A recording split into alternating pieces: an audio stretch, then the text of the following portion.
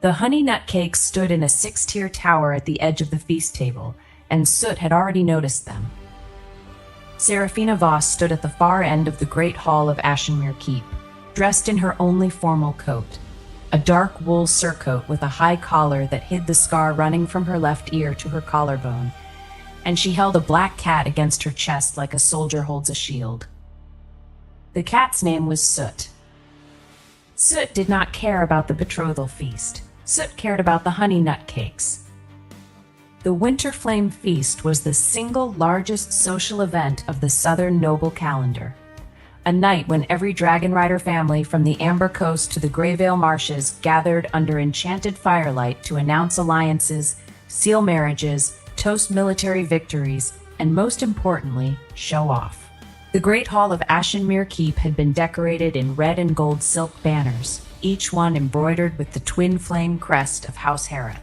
Dragonfire candelabras hung from iron chains bolted to the vaulted ceiling, casting everything in a warm amber glow that made even the ugliest lord look halfway tolerable. Long tables ran the length of the room, loaded with roast venison, spiced wine, crystallized ginger, and towering over it all, the honey nut cake display, which was meant to be served after the betrothal announcement. The betrothal announcement. Serafina shifted her weight from one boot to the other. Her boots were military issue. They had mud on them. She had not had time to clean them because she had ridden 6 days straight from the northern frontier to be here. And when she had arrived at the keep 3 hours ago, the servants had looked at her as though she were a stray dog that had wandered in through the kitchen. No one had prepared a room for her. No one had laid out a dress. No one had told her that the seating arrangement had been changed and her place at the head table had been given to someone else. She had found all of this out by standing in the doorway of the great hall and watching a red-haired woman in a scarlet silk gown take the chair beside Aldrich Hareth, the chair that was supposed to be hers. Aldrich. Herr Betrothed. Her former betrothed, apparently. She watched him now from across the room. Aldrich Hareth was, by any honest measure, a handsome man. Tall, broad-shouldered, with a strong jaw and dark copper hair swept back from a high forehead. He wore a formal military coat of deep crimson with gold braiding at the shoulders, and on his chest. Serafina's fingers tightened around Soot. On his chest, he wore 3 medals: the Iron Fang for holding the Greyvale Bridge, the Silver Gate for the defense of Thornwall, and the Winterflame Star for the 3-day siege of Dragonfire Pass. Those were her medals. She had earned every single one of them on the frontier, leading her cavalry through fire and blood and frozen mud, and Aldrich Hareth had taken them off her record and pinned them to his own coat like decorations for a feast. Soot's ears flattened. The cat could feel the tension in her arms. "Easy," Serafina murmured. Her voice was low and quiet, the kind of voice that did not carry in a crowded room, which was fine because no one in this room was listening to her anyway. She had known something was wrong when the letters stopped. For 2 months before the feast, Aldrich's correspondence had gone from warm to formal to non-existent. His last letter had been 3 lines long. "The Winterflame Feast will proceed as planned. Your presence is expected. Wear something appropriate." She had not owned anything appropriate. She still didn't. The surcoat was clean. The boots were not. The cat was well fed, which was more than she could say for herself. She had given her last ration biscuit to Soot somewhere around the 4th day of riding because the cat had looked at her with those enormous golden eyes, and she was apparently incapable of saying no to a small animal with fluffy ears. This was the great irony of Serafina Voss.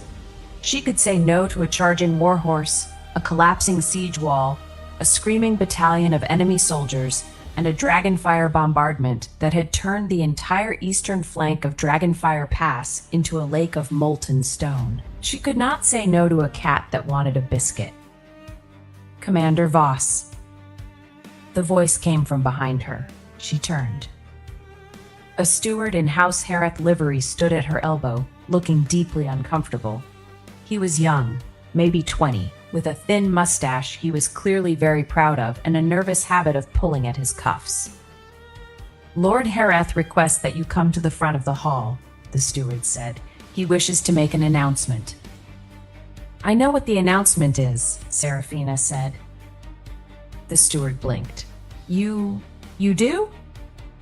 "It's a betrothal feast. He's going to announce a betrothal." She paused. "It's just not going to be ours." The steward's face went through a complicated sequence of emotions. Confusion, then realization, then pity. Then the particular kind of discomfort that occurs when a young man realizes he has been sent to fetch a woman to her own humiliation, and he does not have the rank to refuse the errand. "I'm sorry," he said very quietly. "Don't be." Seraphina adjusted Soot in her arms. The cat had begun to purr, which meant it had spotted something interesting, probably the honey nut cakes. "Lead the way." The walk from the back of the hall to the front was approximately 40 paces. It felt like 40 miles.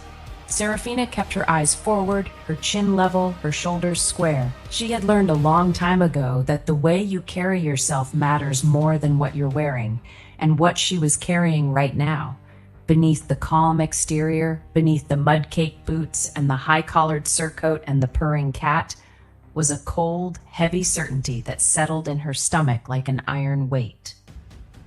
He was going to reject her publicly, in front of everyone. She had considered briefly not coming to the front of the hall. She had considered leaving, walking out the door, mounting her horse, and riding back to the frontier where the people who loved her were waiting, and the only thing that tried to humiliate her was the weather. But Aldrich had her command token. He had her transfer orders, he had her war medals, and, as of tonight, he was going to have her cavalry. The female cavalry of Dragonfire Pass, the Iron Maidens, the common soldiers called them, was technically a noble-sponsored military unit, and the sponsorship was tied to the betrothal contract. If the betrothal dissolved, sponsorship reverted to the male party's house, which meant that if Aldrich rejected her tonight, House Hareth would take command of the 63 women she had trained, bled with, frozen with, and dragged out of burning siege lines with her own hands. She was not going to let that happen. She reached the front of the hall. Aldrich stood on the raised dais where the head table was set, and beside him sat the red-haired woman in the scarlet gown. Up close, the woman was striking. High cheekbones, sharp green eyes, skin like porcelain, and a bearing that suggested she had never in her life carried her own luggage. Her gown was cut from silk so fine it seemed to breathe, and at her throat hung a pendant of red dragon scale set in gold. Red dragon blood. Old money. The kind of family that traced their lineage back to the first dragon rider packs and never let anyone forget it. The woman looked at Seraphina. Her gaze moved from the mud-caked boots to the military surcoat to the black cat, and her expression arranged itself into something that was not quite contempt, but was definitely not respect. "Seraphina," Aldrich said. His voice was warm. That was the worst part. He sounded exactly the way he had sounded when he had asked her to marry him. Gentle, steady, sincere. As though what he was about to do was reasonable. As though she would understand. "Aldrich," she said. "I'm glad you came. I wanted you to hear this from me." "I'm hearing it." He took a breath. The hall had gone quiet. 300 nobles, dragon riders, military officers, and their assorted attendants were watching. The dragonfire candelabras flickered. Someone at a nearby table set down their wine glass with a soft clink. "The betrothal between our houses," Aldrich said, "will not proceed." A murmur rippled through the hall. Not surprise. Seraphina could tell from the way the murmur moved that most of the guests had already known. They had been told before she arrived. The announcement was not for them. It was for her. "I have the highest respect for your service to the kingdom," Aldrich continued. "Your courage on the frontier is beyond question. But a marriage is not a battlefield, and I must choose a partner who is suited to." He hesitated, searching for the right word. Say it, Serafina said. Aldrich's jaw tightened. I will not marry a blood-stained battle axe. The hall went completely silent. Soot stopped purring. Serafina looked at Aldrich Herath, at the man she had loved for 3 years, the man she had written letters to from frozen siege camps, the man she had imagined building a life with when the wars were over. And she felt the last thread of that love snap cleanly, like a bowstring cut with a sharp knife. It did not hurt the way she expected. It hurt the way an old wound hurts when you finally pull the stitches out. A bright, clean sting, and then nothing. All right, she said. Aldrich blinked. He had expected tears. Everyone in the hall had expected tears. The red-haired woman had already arranged her face into an expression of gracious sympathy, the kind of look a woman gives another woman when she wants the audience to see how merciful she is. All right, Aldrich repeated. You don't want to marry me, Serafina said. I heard you. I understand the words. They were not complicated. A ripple of uncertain laughter moved through the nearest tables. Aldrich's expression shifted. He had rehearsed this moment, she could tell, and her reaction was not following his script. Serafina, I know this is difficult. It's not difficult. You said no. I don't beg. She turned to leave, and that was when the ring box appeared. It was sitting on the edge of the head table, a small velvet box in deep red, positioned next to the red-haired woman's wine glass. The new betrothal ring, the replacement. Aldrich must have had it ready, waiting for the moment the old betrothal was formally dissolved so he could announce the new one. Soot saw the box. Soot was a cat. Cats do not understand the social significance of betrothal rings.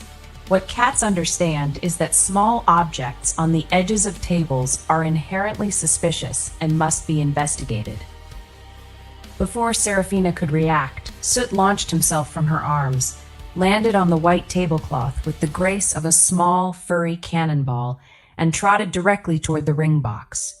His long black tail swept behind him like a banner. Get that animal, the red-haired woman started. Soot's tail caught the ring box. The box tumbled off the edge of the table. The lid popped open, and the ring, a ruby and gold band that probably cost more than Serafina's entire military salary, rolled out, bounced twice on the stone floor, arced upward in a glittering red trajectory, and landed directly in the center of the 6-tiered honey nut cake tower. The hall watched in collective, horrified silence as the ring sank slowly into the top tier, leaving a small crater in the honey glaze. The red-haired woman stared at the cake. Aldrich stared at the cake. 300 nobles stared at the cake. Soot sat down on the tablecloth, curled his tail around his paws, and began to wash his face. The red-haired woman stood up. Her scarlet gown rustled. She looked at the cake tower, then at Aldrich, then back at the cake tower. My ring is in the cake. I can see that, Aldrich said through his teeth. Well, get it out. Aldrich turned to his steward. Get the ring. The steward looked at the cake tower. The tower was 6 tiers high, glazed in honey, studded with candied nuts, and the ring was somewhere in the top tier, buried under 2 inches of almond paste and sticky glaze. There was no way to retrieve it without destroying the display. My lord, if I may, the steward began. I'll get it myself, the red-haired woman said, and she reached into the top tier of the cake with both hands. Her fingers, adorned with 3 gold rings and a dragon scale bracelet, sank into honey glaze up to the second knuckle. She dug. Honey oozed between her fingers. Almond paste stuck to her bracelet. A chunk of cake fell and landed on the tablecloth with a wet splat. The entire Southern Dragon Rider aristocracy watched Lady Virena Ashcliffe of the Red Dragon bloodline fish through a honey nut cake with both hands, while her new betrothed stood beside her looking as though he wanted the floor to open and swallow him. Serafina, standing at the foot of the dais with no cat and no ring and no betrothal, felt the corner of her mouth twitch. It was not a smile. Serafina Voss did not smile in public, but it was close. "Got it," Virena announced, pulling the ring free. Honey dripped from her fingers onto the scarlet silk of her gown. She held the ring up triumphantly, and then noticed the honey. On her hands, on her bracelet, on her gown, on the edge of her chin, where she had accidentally touched her face. A single candied almond was stuck to her left earlobe. Aldrich closed his eyes. At the nearest table, someone made a noise that might have been a cough, but was definitely a laugh.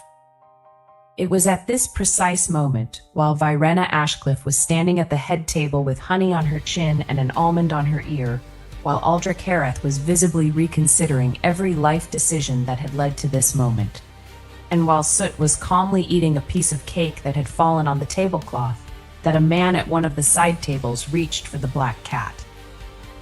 "Filthy animal," the man muttered. He was a minor lord, red-faced from wine, with the thick hands of someone who had never done manual labor, but liked to pretend he had. Someone should drown it. His hand closed around Soot's scruff. Soot yowled. Serafina moved. She did not think about it. 3 years on the frontier had burned away the gap between thought and action. Her body moved the way a blade moves when the hand is trained, and she was across the distance in 2 steps, one hand catching the man's wrist, the other sweeping the scabbard of her sword across the back of his knees. The minor lord went down. His knees hit the stone floor with a crack that echoed through the silent hall. His wrist was locked in Serafina's grip, bent at an angle that was not quite painful, but was 1 degree away from it. She plucked Soot from his other hand, tucked the cat against her side, and held the man's wrist for 1 breath, 2 breaths, 3 breaths. Long enough for every person in the hall to see that she had not struggled, had not hurried, had not broken a sweat. Then she let go. The man scrambled backward, cradling his wrist. The laughter died. The hall was silent again, but it was a different kind of silence now. Not anticipation, not amusement. This was the silence of 300 people remembering, all at once, that the woman standing at the foot of the dais was not a rejected bride. She was the blade of the gate, the woman who had held Dragonfire Pass for 3 days with 63 cavalry soldiers against a force 5 times their number, and the only reason half of them were alive to attend this feast was because she had stood between their lands and destruction and refused to move. Serafina set Soot on her shoulder. The cat settled there like he belonged, his tail curling around the back of her neck. She looked up at Aldrich. "My sword," she said. Aldrich stared at her. "What?" "My sword, my frontier command token, my war medals, and the transfer order for my female cavalry." "Serafina, this is not the time. You dissolved the betrothal. The sponsorship clause is void. My cavalry is mine. My medals are mine. My command token is mine. I want them back, now." "The transfer has already been processed." "Processed by whom?" Aldrich's mouth opened and closed. Beside him, Virena was wiping honey from her fingers with a cloth napkin and watching the exchange with the sharp attention of a woman who has realized that the evening's entertainment has changed direction. "The transfer was filed with the Southern Military Authority this morning," Aldrich said carefully. "The cavalry of Dragonfire Pass has been reassigned to House Herath's direct command." "This morning," Serafina repeated, "before the betrothal was dissolved, before you announced it tonight." Another murmur. This one was different, darker, uneasy. Filing a military transfer before the formal dissolution of a betrothal was technically legal, but it was also the kind of move that made people look at you sideways, because it meant you had planned the rejection in advance and moved to seize the military assets before the other party could object. Aldrich had planned this. He had planned to reject her, and he had planned to take her cavalry, and he had timed it so that by the time she found out, the paperwork would already be done. Serafina felt her disaster sense pulse. It came the way it always came, a cold wash across the back of her skull, a ringing in her ears like a distant bell, and then the lines. She could see them, faint golden threads overlaid on the real world, marking stress points, weak links, imminent failures. It was not magic, not exactly. The military physicians had called it hypervigilance, a survival adaptation from too many years of anticipating siege collapses and ambush angles. Serafina called it useful. Right now, the lines were showing her something interesting. The Great Hall's winter flame hanging frame, a massive iron and oak decorative structure suspended from the ceiling above the dais, hung with banners and dragonfire lamps, was supported by 4 chains. 3 of the chains were solid. The 4th, the secondary support chain on the far left, was not. She could see the stress fracture running through the 3rd link. She could see the slight sway that indicated the bolt had worked loose. She could read the path of the falling frame as clearly as a battlefield map. If the chain failed on its own, the whole structure would swing sideways, crash into the dais, and take out the head table, the cake display, Aldrich, Virena, and approximately a dozen other nobles. 3 breaths. Serafina drew her sword. The hall gasped. Aldrich stepped back. 2 guards near the dais reached for their weapons. Serafina did not attack anyone. She turned, measured the angle, and threw. The sword spun through the air in a clean arc and struck the weakened secondary chain, 2 links above the stress fracture. The chain snapped, not where it was about to fail, but where she had cut it, at a controlled point. The hanging frame lurched, swung on its remaining 3 chains, and came down at a controlled angle, crashing into an open area to the right of the dais where no one was standing. It landed on the Dragonbone display. House Herath's Dragonbone display was a large glass and oak case positioned at the edge of the dais, filled with what Aldrich's family claimed were authentic, ancient dragon bones recovered from their ancestral territory. The bones had been a centerpiece of the family's prestige for 3 generations, proof of their dragon rider heritage and their connection to the old wars. The hanging frame smashed through the glass case. The dragon bones scattered across the stone floor.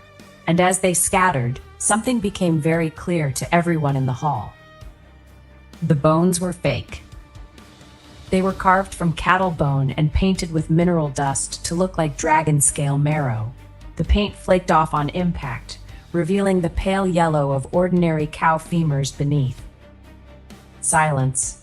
Deep, absolute, mortifying silence. A repair craftsman near the far wall, a thin, nervous man in a leather apron who had been standing by in case any of the decorations needed adjustment during the feast, went pale. "The maintenance funds," someone said. A lord from a nearby table, standing up, pointing at the scattered fake bones. House Herath received a grant from the Southern Military Authority for the upkeep of the Dragonbone collection 3 years running. Where did the money go? All eyes turned to Aldrich. Aldrich's face had gone from furious to bloodless. He looked at the fake bones, then at the craftsman, then at Serafina, who was standing in the wreckage with her hand out. Her sword had embedded itself in the wooden frame. She pulled it free, checked the edge, and sheathed it. "Your maintenance grants were embezzled," she said, "by your household, and those," she nodded at the fake bones, "are cow." The craftsman, under the combined gaze of 300 nobles, cracked. "It was Lord Herath's steward," he blurted. "He told me to replace the bones 2 years ago and keep silent. The maintenance funds went to the household treasury. I have the receipts. I kept them. I kept all of them." The hall erupted.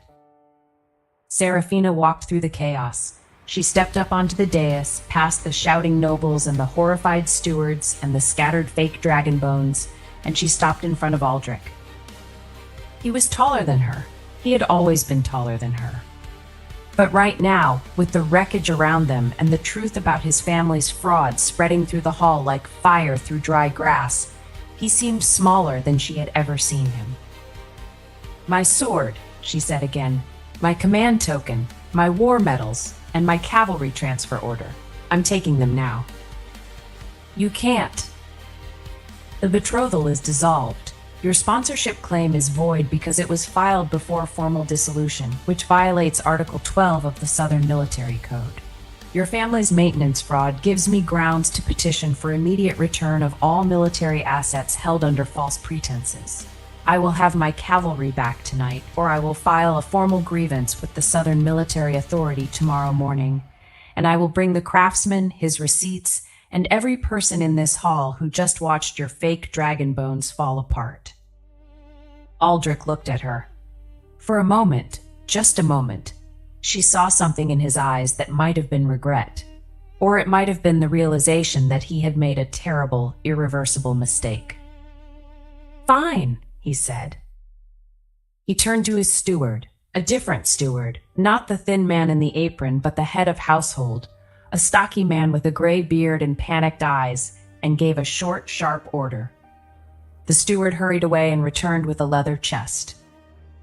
Inside the chest were her command token, a bronze disc stamped with the seal of Dragonfire Pass, her war medals, the Iron Fang, the Silver Gate, the Winterflame Star, all three of them, the real ones, not the copies Aldrich had been wearing on his coat, and the cavalry transfer order still unsigned. Serafina took the chest. She tucked it under her arm, the same way she held Soot, firmly, protectively, with the certainty of someone who would not let go. She looked at the medals on Aldrich's coat, the copies. He was still wearing them. She did not say anything about them. Not yet. She turned and walked down from the dais. The hall parted for her like water. Chapter 2. The Dragon in the Snowstorm. She made it as far as the courtyard before the shaking started.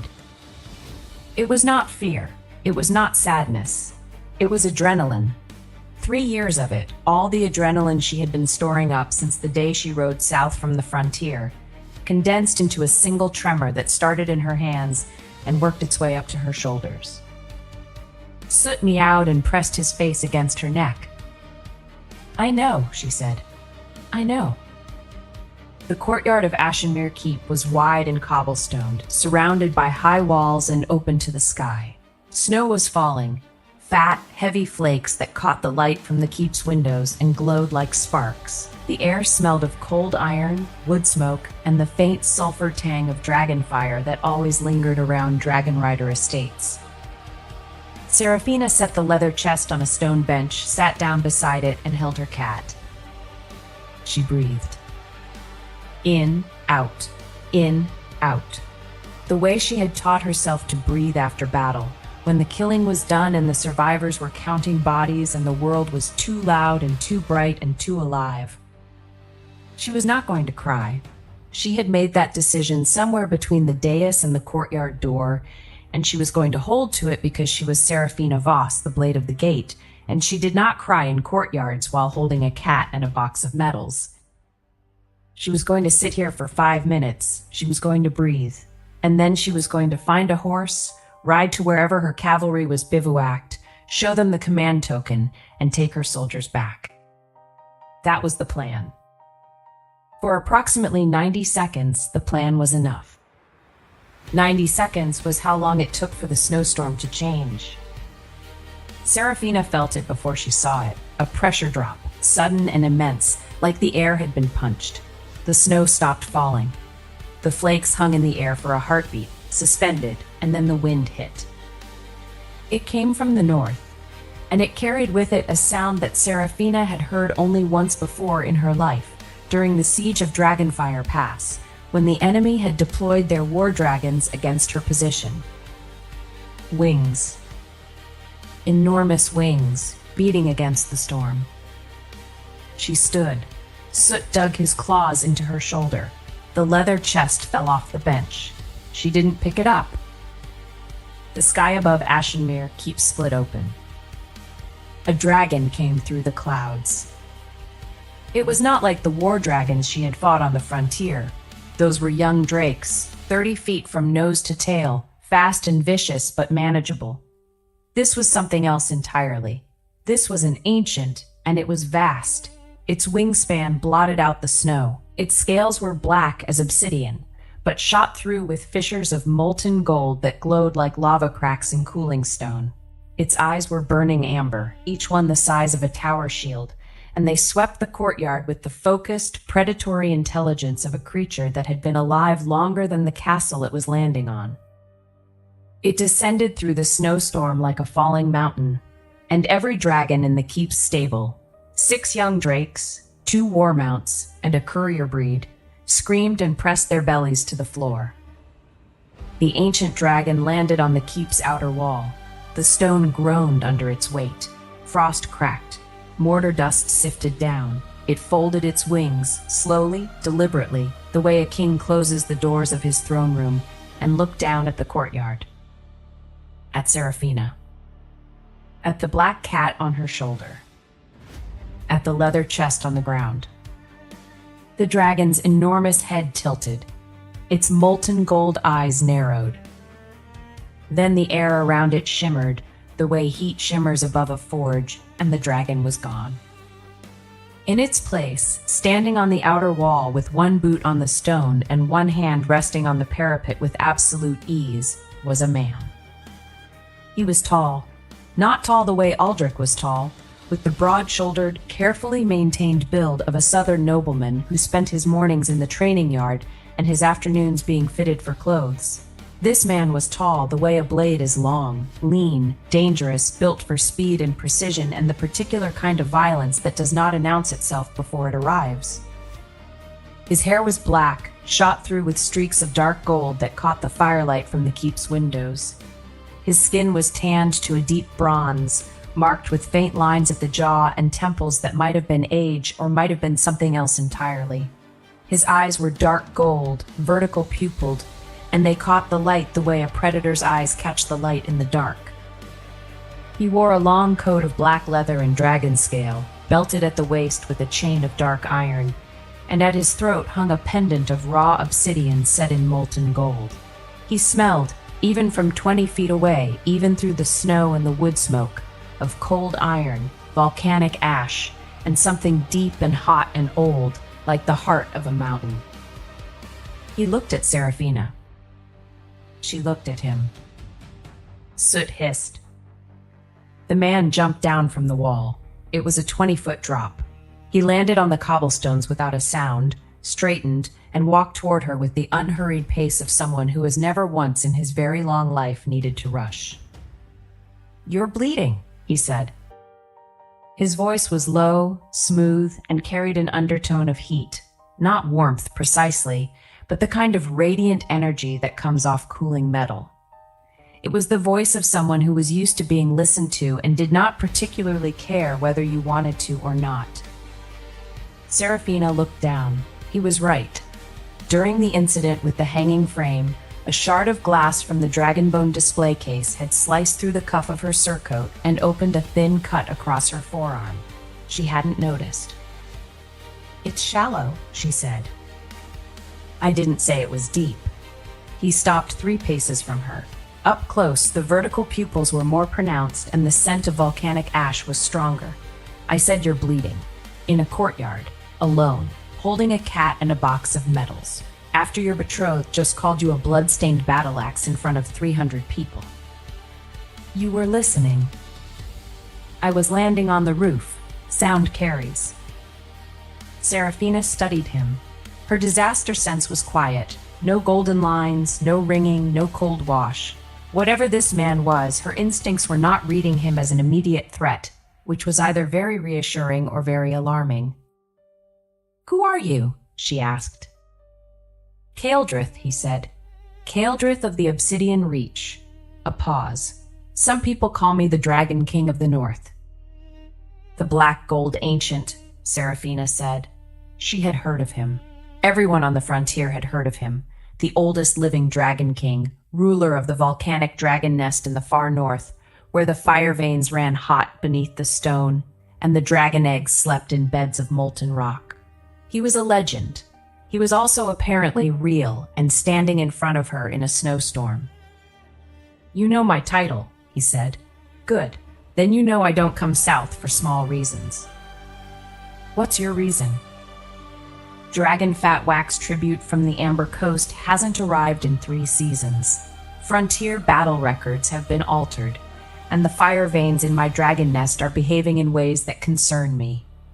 His dark gold eyes moved from her face to the leather chest on the ground. I came to inspect. I landed here because the feast gave me an audience. And I stayed because I saw a woman control a room full of armed nobles with a scabbard and a thrown sword, prevent a structural collapse before anyone else noticed the fault, expose a fraud, and reclaim her military assets, all while holding a cat. Soot, from Seraphina's shoulder, gave a smug chirp. I have questions about the frontier battle records, Kildrith said, and I have a problem in the north that requires someone with sharp eyes, fast reactions, and, he glanced at the cut on her arm, a tolerance for getting hurt. Are you offering me a job? I'm inviting you to the Northern Dragon Nest to investigate the fire vein abnormalities. Your disaster sense is well known on the frontier. My disaster sense is well known everywhere, Seraphina said flatly. The southern nobles call me a disaster bringer. The southern nobles call you many things. Most of them are inaccurate. He stepped closer, not aggressively, but with the deliberate, measured movement of someone testing a boundary. I watched you in that hall, Commander. You saw the chain 3 breaths before it failed. You chose the angle that would bring the frame down safely. You controlled the collapse. That's what disaster sense does. No, that's what you do with disaster sense. The ability is a tool. The judgment is yours. His eyes held hers. Come north. Bring your cat. Bring your sword. Bring your cavalry transfer order if you need it processed by an authority higher than the Southern Military Code. Seraphina considered this. She considered the fact that she was standing in a snowstorm with no horse, no lodging, no allies in the Southern Court, and a freshly dissolved betrothal. She considered the fact that her cavalry was still technically under House Herath's jurisdiction until the transfer order was formally reversed. She considered the fact that the man standing in front of her was the most powerful dragon king on the continent, and he was offering her exactly what she needed: a position, an authority, and a reason to leave the South behind. She also considered the fact that he was objectively the most striking man she had ever seen, and she was absolutely not going to think about that right now. Conditions, she said. His eyebrows rose. Conditions. I bring my cat, my sword, and my cavalry transfer order. I receive an independent tent, a military position, and direct access to the fire vein sites. I am not a maid. I am not a collectible. I am not a decoration for your court. I will work as a military officer, or I will not work at all. Kildrith looked at her for a long moment. The snow fell around them. The wind caught his coat and hers, sending them snapping in opposite directions, his black, hers dark gray, both of them sharp against the white. Then the corner of his mouth curved. It was not a smile. It was the expression of someone who has found something rare and is deciding how much to let the owner know it. Agreed, he said. All conditions. Then I accept. Good. He turned toward the keep gate. We leave at dawn. Try not to bleed on my dragon. He walked away into the snow. Soot, on Seraphina's shoulder, made a low, contemplative sound. The sound a cat makes when it is not entirely sure what just happened, but is willing to go along with it as long as there is food involved. Seraphina picked up the leather chest, held it against her side, and looked at the keep behind her. Through the windows, she could see the winter flame feast continuing. The shouting, the chaos, the scattered fake dragon bones. She could see Aldrich at the head table, trying to restore order. She could see Virena wiping honey from her hands. She could see the stewards scrambling. She turned her back on all of it. Let's go find a warm corner, she told Soot. We have an early morning. Chapter 3. The Departure.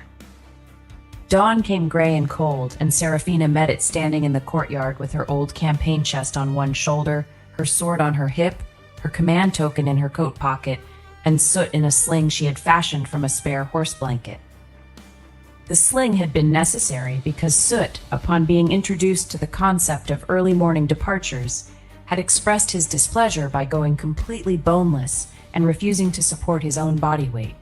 He was currently draped in the sling like a furry black sandbag, his golden eyes half closed, his tail hanging over the edge.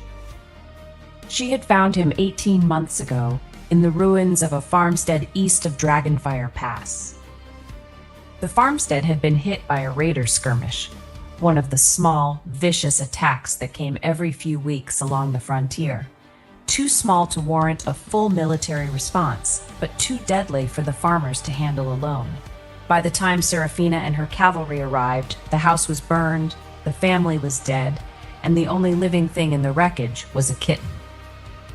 He had been tiny, a palm-sized scrap of black fur and fury wedged under a collapsed roof beam, hissing at the fire. She had reached into the wreckage, pulled him out, and tucked him inside her armor, against her chest, where he had immediately stopped hissing and started purring. He had not left her side since. He did not solve mysteries. He did not rescue people. He did not perform tricks or carry messages or do anything remotely useful in a military context. He was a cat. He slept 18 hours a day. He complained about food. He hated loud noises. He liked hiding inside her cloak, and he had an unerring instinct for sitting on the most important document in any room. He was the only thing in her life that did not require her to be strong, and she loved him with a kind of fierce, uncomplicated devotion that she could not seem to direct at anything else. Commander.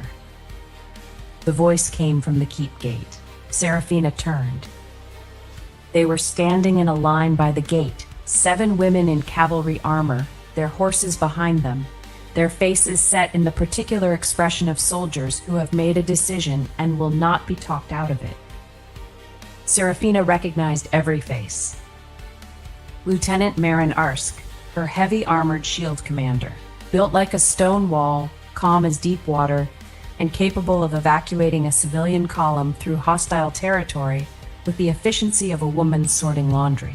She had a wide jaw, brown hair cropped short beneath her helmet, and the kind of steady brown eyes that made frightened people stop running and listen. Captain Dagna Vale, her mounted archer, outgoing, sharp-tongued, and possessed of a laugh that could be heard across a battlefield. She had bright red-brown hair, a spray of freckles, and a gap between her front teeth that she refused to hide because, as she said, it gives my insults better airflow. Dr. Thessaly Cade, the military physician, cold-faced, ruthless with a suture needle, and the only person in the cavalry who had ever made Serafina sit down and submit to a medical examination by threatening to put a laxative in her field rations. She was thin, precise, with steel gray hair pulled back tight and spectacles that she peered over the top of when she wanted someone to feel judged. Behind them were 4 more. Sergeant Hala, the horse handler, Corporal Wynne, the scout, Private Lara, the youngest member of the unit who had joined at 17 and was now 20 and looked like she might cry, and Private Rost, who never looked like she might cry because her face appeared to have been designed specifically to discourage emotion. "What are you doing?" Serafina asked. "Standing in the snow," Dagna said. "What does it look like?" "It looks like 7 soldiers who are supposed to be in their bivouac." "We were in our bivouac," Marin said. "Then we heard what happened at the feast. Then we heard Lord Harith was going to fold us into his household guard.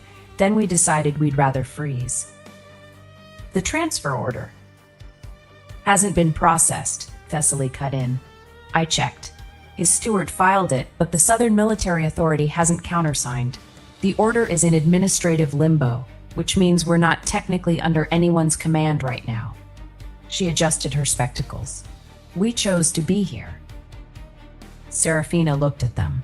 7 women in armor, standing in the snow at dawn, who had walked away from their warm billet and the certainty of House Hareth's protection to stand in a courtyard with a disgraced commander and a cat in a blanket sling. "I can't promise you anything," she said. "I'm going north. The Dragon King has offered me a position in the volcanic nest. I don't know what I'm walking into." "You never know what you're walking into," Dagna said cheerfully. "That's literally every mission we've ever been on. Remember Thornwall? You told us we were going to check on a grain wagon, and we ended up fighting 40 men in a mudslide." "It was 36, Serafina said. "See? You always round down. Makes everything sound more manageable." Young Private Lara stepped forward. Her eyes were bright, and her chin was set with the kind of determination that only the very young can produce. "Commander, you taught me how to hold a sword. You taught me how to ride in formation. You pulled me out of the river at Greyvale when my horse went down. I go where you go." Private Rost said nothing, but she gave a single, firm nod, which from Rost was equivalent to a standing ovation. Serafina felt something crack in her chest, not painfully, but like ice breaking on a river in spring, letting the current through. "All right," she said, "mount up." They rode. The road north from Ashenmere Keep wound through frozen fields and bare oak forests, and as they passed through the village at the base of the keep, Serafina saw them. The people. They stood by the road, not a crowd, not a planned assembly, just ordinary people who had come out of their homes in the early morning cold to watch the cavalry pass. A salt-selling widow named Bren, whose grain wagon Serafina had saved from raiders 2 winters ago, stood by her market stall with a bag of dried meat and a loaf of bread, which she pressed into Dagna's hands as they passed. An old gate craftsman named Torvald, who had been at the 3-day siege and knew the truth about what had happened there, stood at the village crossroads and saluted as Serafina rode by. Not the formal military salute, but the old frontier salute, fist to chest, that meant "I remember what you did." A one-armed veteran named Paul, who had lost his arm at Greyvale and had kept Serafina's old command token for her when Aldrich's steward had tried to confiscate it months ago, stood in his doorway and called out, "Give them hell, Blade!"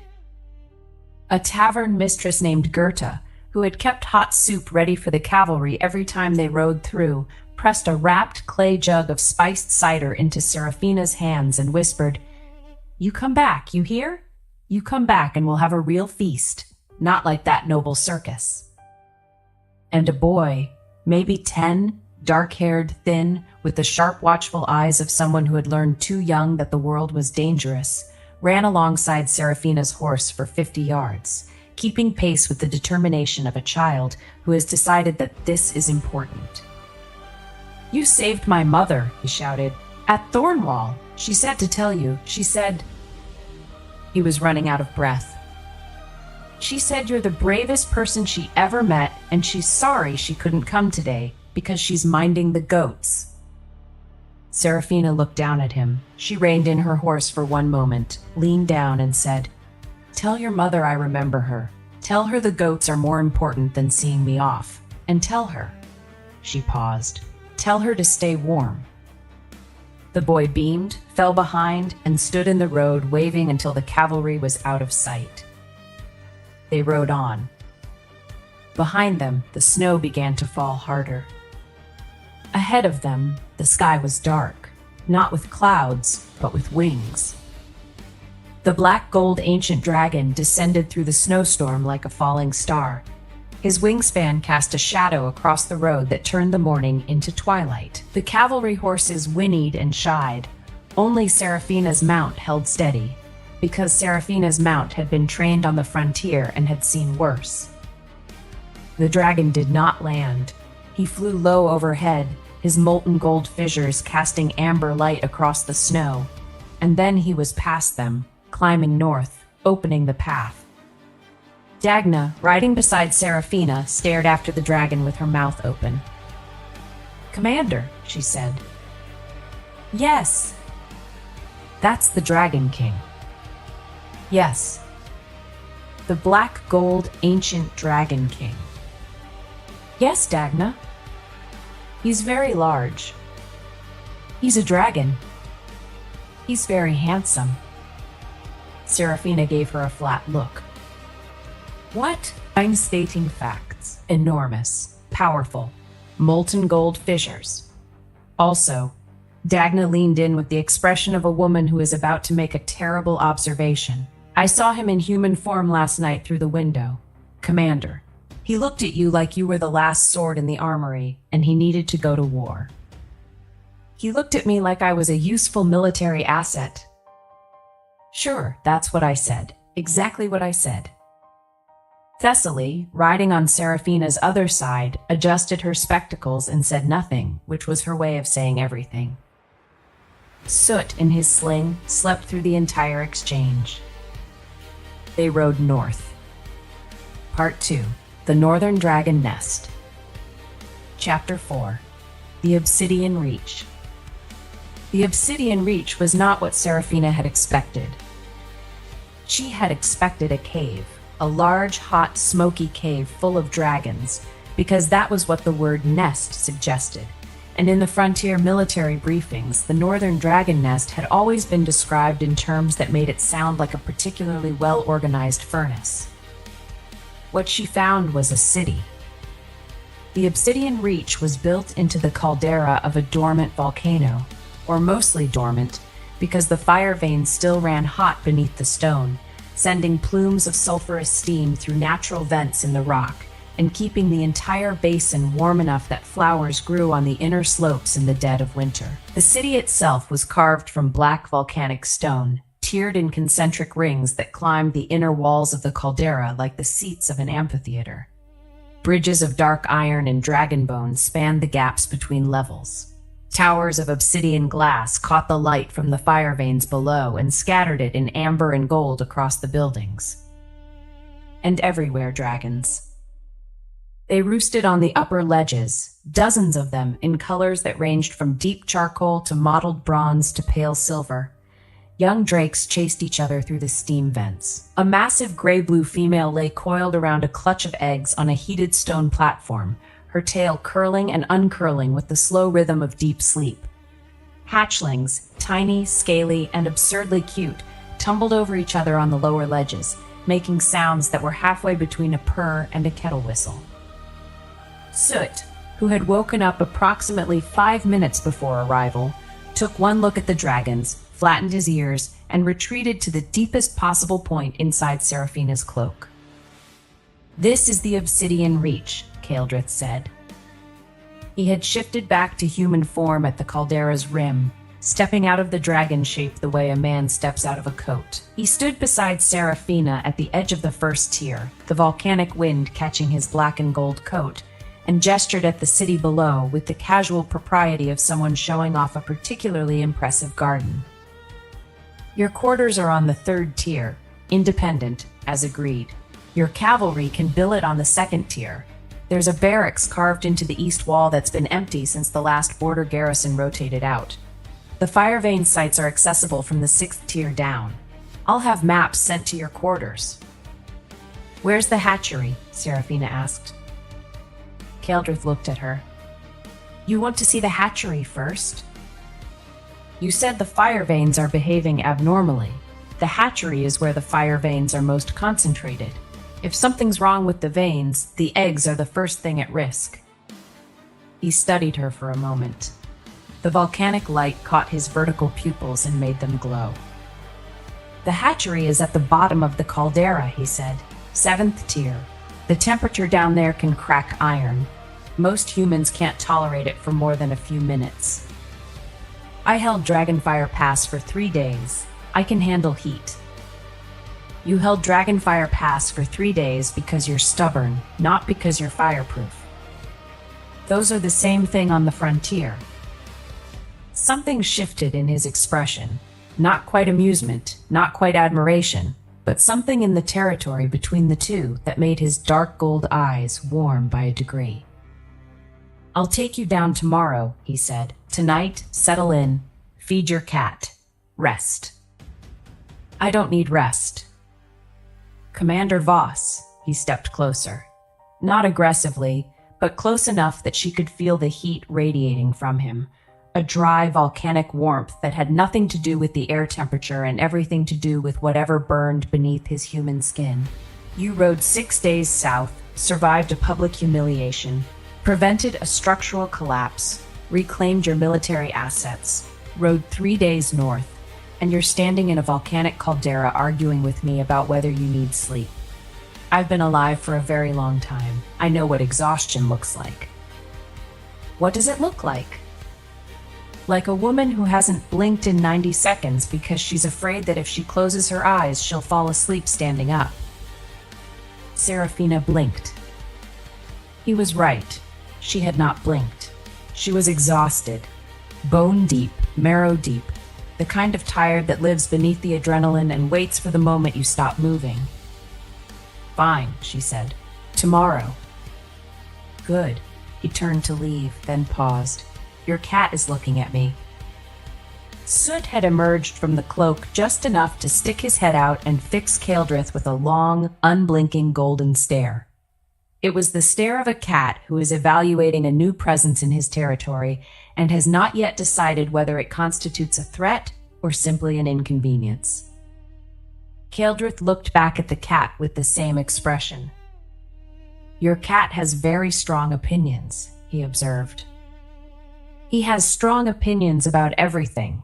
He once stared down a warhorse. Did the warhorse blink first? The warhorse left the stable. Something that was almost a laugh crossed Kaeldrith's face. He turned and walked toward the upper tiers, his coat catching the volcanic wind, and Serafina watched him go. Dagna appeared at her elbow like a red-haired ghost. He was flirting with you, Dagna said. He was talking about my cat. Commander, that man turned himself into a dragon to fly us here. He gave you independent quarters. He asked about your cat by name.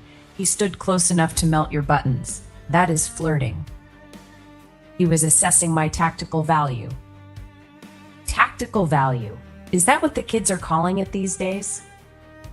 Thessaly, who had somehow materialized on Serafina's other side, the physician had an unsettling ability to appear without being heard, adjusted her spectacles and said, Your pupils are dilated. It's dark. We're in a caldera. Your pupils were not dilated in the caldera. They became dilated when the Dragon King stood close to you. That's a medical observation, not a romantic one. It's both, Thessaly said, and walked away to find the barracks. Dagna grinned, slapped Serafina on the shoulder, and followed. Serafina stood alone on the first tier of the obsidian reach, holding a cat in a blanket sling, and stared at the volcanic city below. I am not going to think about this, she told Soot. Soot purred. It sounded skeptical. Chapter 5. The Hatchery. The next morning, Kaeldrith took her down. The descent to the 7th tier was exactly as uncomfortable as he had promised. The temperature rose with every level, and by the time they reached the 6th tier, Serafina could feel the heat through the soles of her boots. The air tasted of sulfur and hot stone. Fire veins, visible here as glowing orange-gold lines running through the black volcanic rock, pulsed with a slow, rhythmic light that reminded her of a heartbeat. Soot had been left in the quarters, under the watchful eye of Private Lara, who had volunteered for cat duty with an enthusiasm that suggested she had found her true military calling. Kaeldrith walked ahead, and Serafina noticed that the heat did not seem to affect him. His coat was open at the throat, his sleeves pushed back, and the fire vein light played across his skin in a way that made the gold in his hair glow and his vertical pupils contract to thin, sharp lines. The fire veins feed the hatchery, he said as they descended the final staircase, a narrow spiral carved into the living rock, wide enough for one person. He went first. She followed. The walls pressed close, and the heat was a physical presence, thick and heavy. They've been stable for centuries. 3 months ago, they started fluctuating. Random surges, pressure drops, temperature spikes. The eggs are sensitive to changes in the fire vein flow. If the flow destabilizes, the eggs stop developing, Serafina finished, or they develop wrong. He glanced back at her. You know about dragon egg incubation? I know about siege logistics. Same principle. If the supply line is disrupted, the endpoint suffers. They reached the bottom. The hatchery was a vast, cathedral-like chamber carved from the heart of the volcano. The ceiling soared 100 feet overhead, ribbed with natural stone formations that looked like the inside of a dragon's ribcage. The floor was smooth and warm to the touch, heated from below by the fire veins that converged here from every direction, their glowing lines running across the stone like a map of golden rivers. And in the center of the chamber, arranged in concentric circles on heated stone platforms, were the eggs. 37 dragon eggs. Each one was roughly the size of a large wine barrel, smooth-shelled and colored in deep jewel tones: emerald, sapphire, ruby, topaz, and 3 that were the same obsidian black shot with gold as Kaeldrith's scales. They sat in depressions carved into the stone, each one positioned precisely above a junction of fire veins, drawing heat and energy from the volcanic flow. They were beautiful. They were also silent. Serafina walked to the nearest egg, a deep emerald one, its shell gleaming in the fire vein light, and placed her palm against it. Nothing, no vibration, no pulse, no heartbeat. "When did they stop?" she asked. 12 days ago. Kaeldrith's voice was different down here, lower, rougher, with a vibration beneath the words that she could feel in her chest. He was closer to his dragon nature here, in the heart of his nest, and it showed. All 37 within the same hour. The adult dragons felt it. They've been restless since. "All at the same time," Serafina repeated. "That's not natural degradation. That's interference." "I know." She closed her eyes. She let her disaster sense open. It came slowly this time, not the sharp, sudden pulse of imminent danger, but a gradual unfolding, like opening her eyes underwater. The golden lines appeared, overlaid on her vision, tracing paths through the stone, the fire veins, the eggs, the air itself. She saw the fire veins. She saw the flow.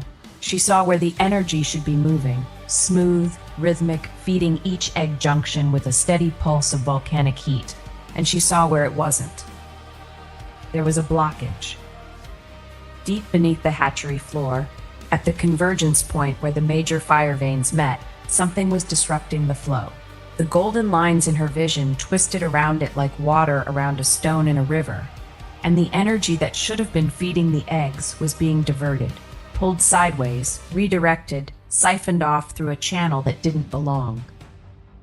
Someone had built a channel into the fire veins, deliberately, recently. And the energy that was being siphoned through that channel was not clean volcanic heat.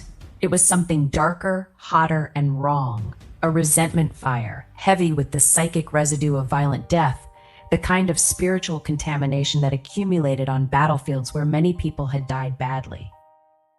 She knew that energy. She had felt it at Dragonfire Pass, at Thornwall, at Greyville. It was the death energy of southern frontier soldiers, the ones who had died in battles that should never have happened, in sieges that could have been prevented, under commanders who had ignored her warnings. Someone had gathered that death energy and pumped it into the dragon nest. Her eyes snapped open. Golden cracks flickered across her irises, bright enough to cast light on her own cheeks. The ringing in her ears was sharp and immediate. "The fire veins have been sabotaged," she said. "There's an artificial channel beneath the convergence point, redirecting energy, and the energy being pushed through it is resentment fire, battlefield death energy, from the southern frontier." Kaeldrith went very still. "How much?" he asked. "Enough to poison 37 eggs." "Source?" "Someone collected it. Gathered it from the frontier battlefields. Dragonfire Pass, Thornwall, probably Greyvale too. Concentrated it. Built a channel to inject it into your fire veins." She pressed her palm harder against the silent egg. "If the hatchlings absorb that energy, they won't develop normally. They'll hatch feral, aggressive, uncontrollable."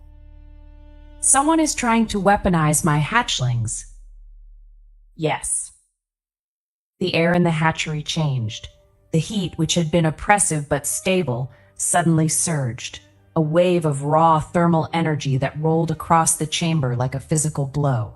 The fire vein lines in the floor flared from amber to white gold. The stone groaned. Seraphina's disaster sense screamed. She looked at Kaeldrith. He was standing 10 feet away, and he was not human anymore, not fully. His eyes had gone entirely gold, pupilless and blazing. The air around him shimmered with heat distortion. His hands, at his sides, were clenched into fists, and from between his fingers, molten gold light seeped like blood from a wound. He was angry. And when a black gold ancient dragon king was angry inside his own volcano, the volcano noticed. Kaeldrith, Seraphina said. The heat surged again.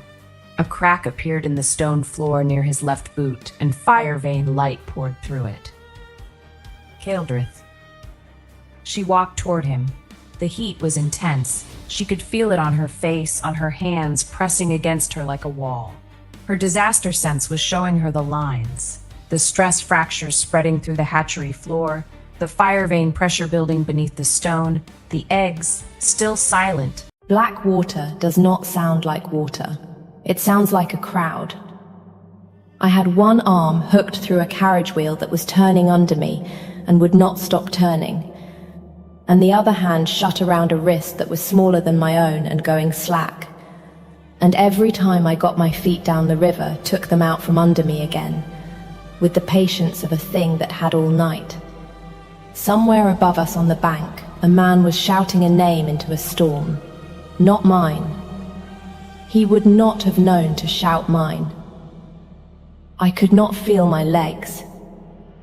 I could feel exactly one thing, which was a pulse in that small wrist, going slower, and the arithmetic in my head had gotten very simple. I could keep the wheel, or I could keep the wrist. I let go of the wheel. It started 11 weeks before that, in a winter garden, over a plate of small cakes nobody was eating. I had been at Stone March 4 days when I saw the girls do it. There were 9 of them in the glass garden that afternoon, daughters of the northern houses, wintering at the hold the way noble daughters do lessons. Needlework, the long, slow apprenticeship of learning who you are permitted to sit beside. And there was a 10th, on the stone bench at the far end, alone, with a book she was not reading. I was 26 years old, and 4 days into a post as underkeeper of the household linen, which in a hold that size means you go everywhere and nobody sees you. I stood in the doorway with an armful of tablecloths and watched a room of children perform a maneuver they had clearly performed 1,000 times. They did not point. They did not laugh. They simply moved a small tide, entirely soundless. One girl, and then another, and then the rest of them, until 11 feet of empty stone had opened up around the 10th child, and not one of them had appeared to do anything at all. She turned a page she was not reading. She was 11. She had a burn scar down the right side of her face and neck that had knitted the way burns knit on a growing child, tight and shining and pulling the corner of her mouth.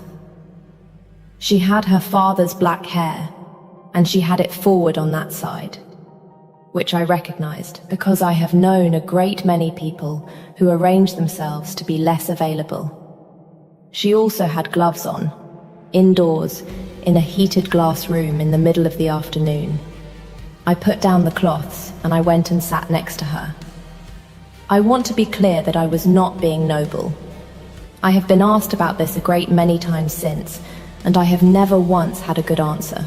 I sat down because there was a seat and because sitting is free, and because I had spent 4 years being the person the room arranges itself around, and I know what it is to have your own name given to you slightly wrong by everyone who says it. That is a bad book, I said. She did not look up. It is the only book. It is still a bad book. What is it? Improving letters for young women of rank. She turned another page. 12 of them are about posture. How many have you read? All of them. 4 times. She turned another. My posture has not improved. I laughed, out loud in a room where 9 girls had just moved 11 feet, and every head in that garden came around, and the girl on the bench went very still, in the way a creature goes still when a thing has happened that it does not have a category for. You are the new linen woman. I am. You are not allowed to sit there. Nobody has told me that. She looked at me for the first time. She had eyes like a lawyer. They will, she said. There was a man in the doorway. I had not heard him come. Nobody in that garden had. And I understand now that this is a thing he does deliberately and has done since he was 20. He was enormous and dark and dressed like a man who had been on a horse that morning, and he had one hand on the doorframe, and he was looking at the bench with an expression I had absolutely no way to read at 4 days' acquaintance. 9 girls stood up at once. "My lord," said the eldest of them, in the voice of a child who has been coached.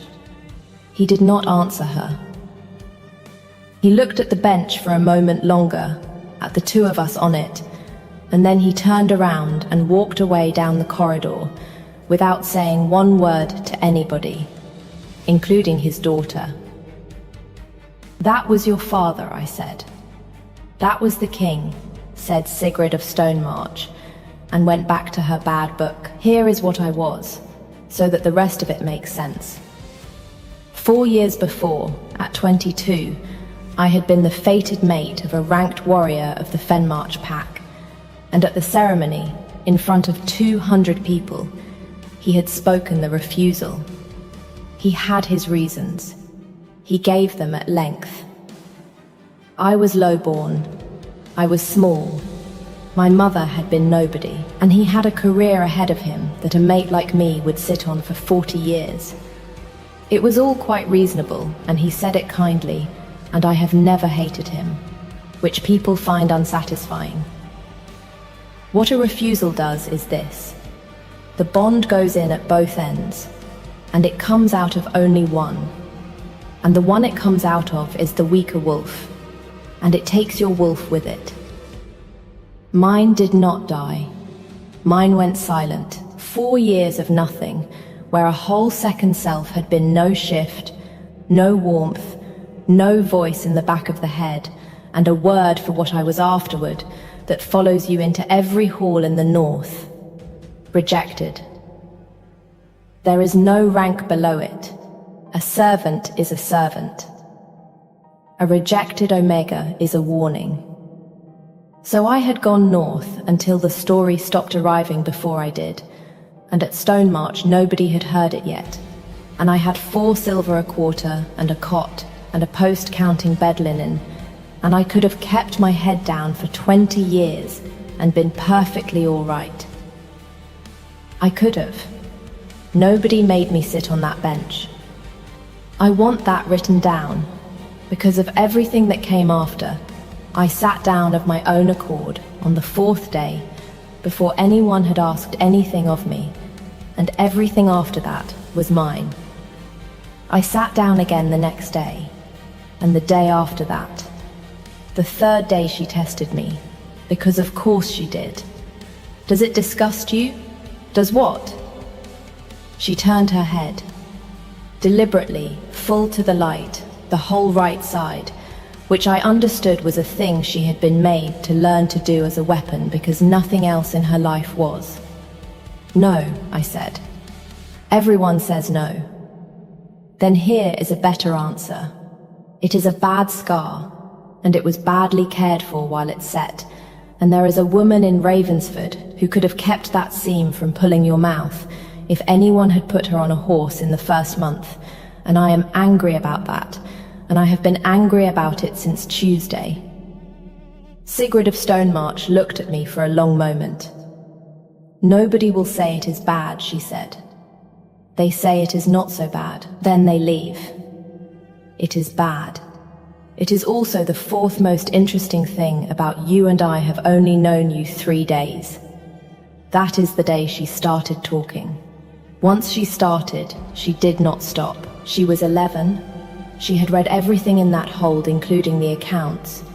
She had a running feud with the falconer. She knew the name of every horse in the stable and the political opinion of every man in her father's council. And she had been so entirely alone for 3 years that all of it came out of her at once like a dam going. And here is the thing I noticed on the 5th day and did not understand for another 8 weeks. When the 9 noble daughters did their soundless tide, they did not look at her face. They looked at her hands. Lady Halla of the Marches found us in the glass garden at the end of the 2nd week. She was the dead Luna's sister. She had run the king's household since the fire, and she had the specific beauty of a woman who has been extremely useful to people for a long time. How kind, she said, and the word did something unpleasant on its way out. Sigrid, your gloves. I am wearing them. You are wearing one. Halla's voice did not change at all. Both, please, and an 11-year-old girl with a face the whole court flinched from put on a second glove, in a heated room, in summer weather, and said nothing. Halla turned to me with enormous warmth. You are the linen keeper. Bryn, is it? I do like to know everyone's name. She patted my arm. She is such a lonely thing. It is a great kindness. Do be careful not to raise expectations you cannot keep. She takes attachments badly, and there is always so much movement in a household. Then she went, and Sigrid took the second glove off and put it in her pocket, and did not look at me for the rest of the afternoon. If you want to know what a scarred girl at the top of the north was actually being punished for, because it was not her face, and it took me 8 weeks and a river to find out, stay with me and follow along so you do not lose the thread. It gets much worse before it gets kind. The king, meanwhile, had begun a campaign. I want to be fair to him. He was the finest field commander in the north. He had held 4 borders for 11 years, and I have watched him take apart a council of grown men with 3 sentences and a map. What he did with me was this. Week 3, a chair appeared in the glass garden, a good one, carved with a cushion, delivered by 2 men who would not meet my eyes, positioned exactly beside the stone bench. No note. When I sat in it, he was in the doorway again, and when I looked up, he was not. Week 4, I received formally in writing, sealed, an invitation to attend the king in the map room to discuss the household linen. I attended. We discussed the household linen for 40 minutes. He had prepared. He had figures. At the end of it, he stood there with his hands behind his back and said, "That was satisfactory." And I said, "Yes, my lord." And he said, "We might do it again." And I said, "About the linen?" And he said, "Yes," in the voice of a man watching a bridge go down under him. Week 5, he arranged, through his second, to be walking through the lower court at precisely the hour I crossed it.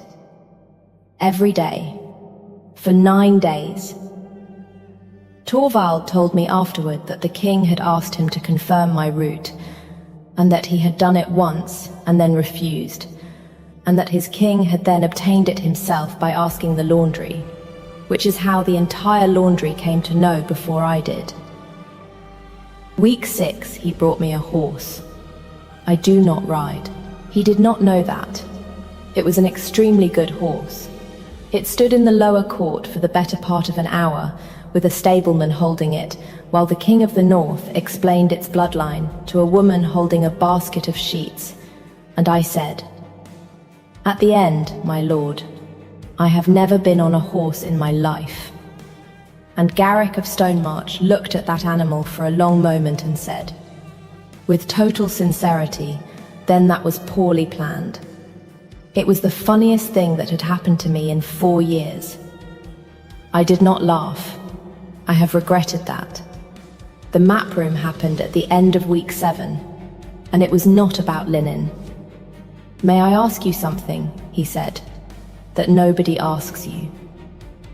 "You may ask. I may decline. What does it do?" He was not looking at me. He was at the table with both hands flat on a map of a border he was not thinking about. The refusal. What does it actually do? I have heard it described by 9 men, and none of them have had it done to them. Nobody had ever asked me. 4 years. People arranged their faces and changed the subject, and I had begun to think the whole thing had happened to somebody else. "It takes your wolf," I said, "not kills. Silences.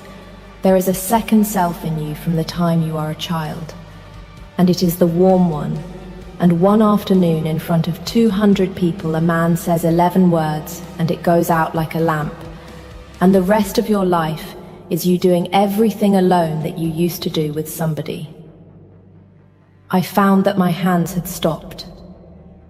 The worst part is not the pain. The worst part is that everyone who hears about it moves one step back.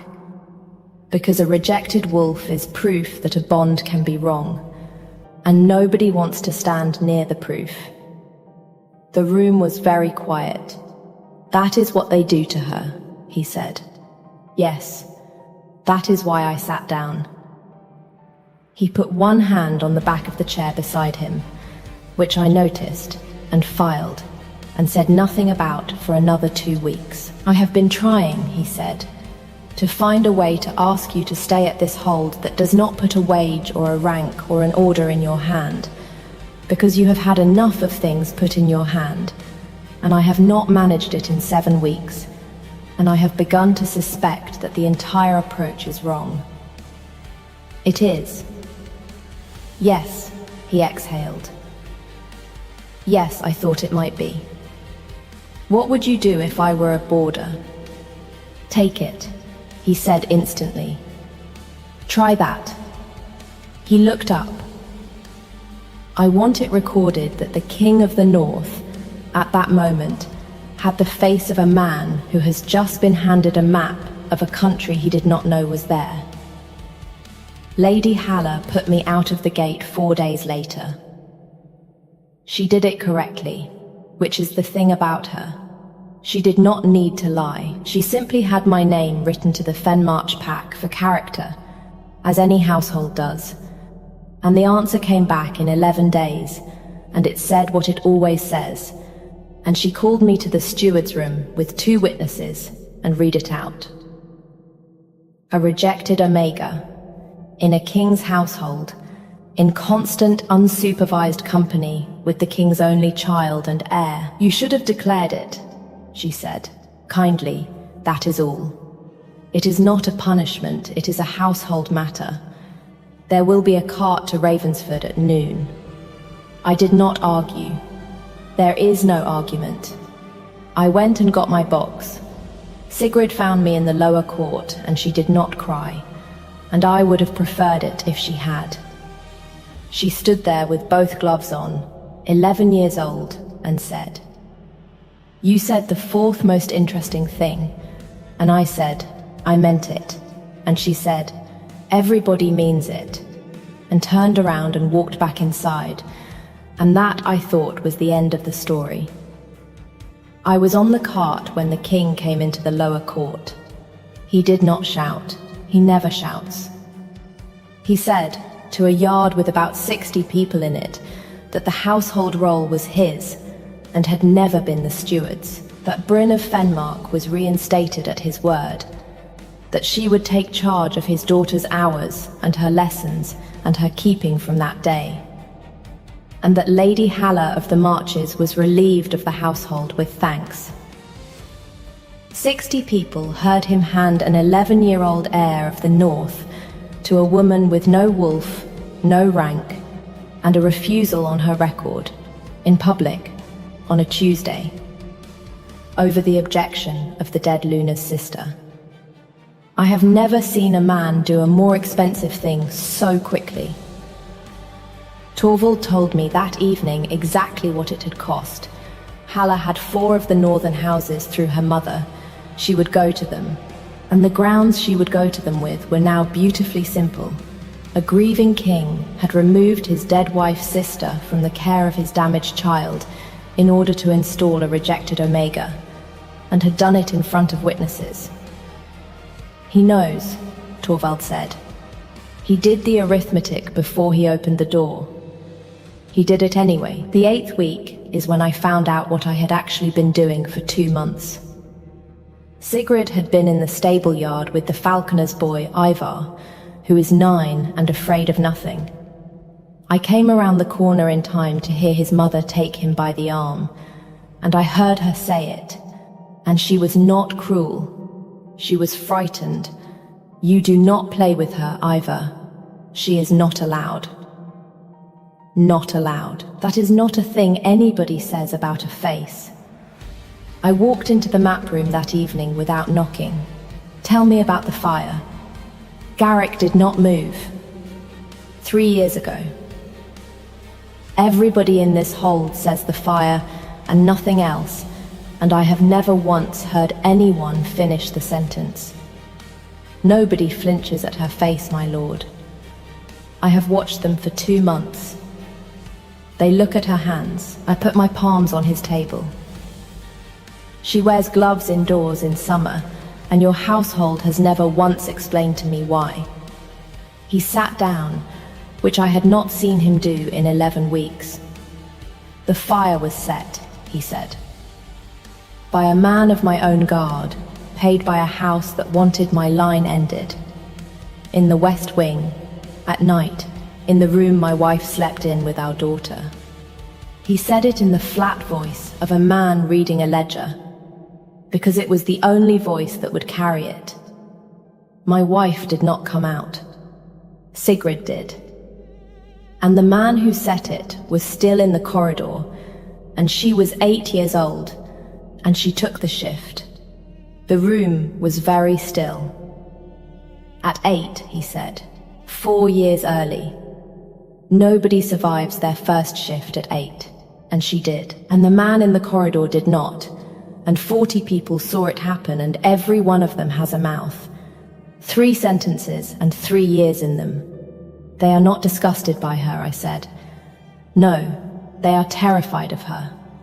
Yes, he put both hands flat on the table. And she does not know it.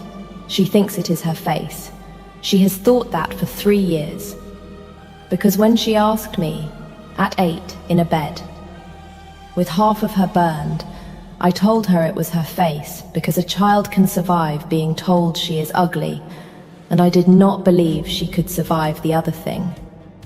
His hands did not move, and I have not been able to take it back since.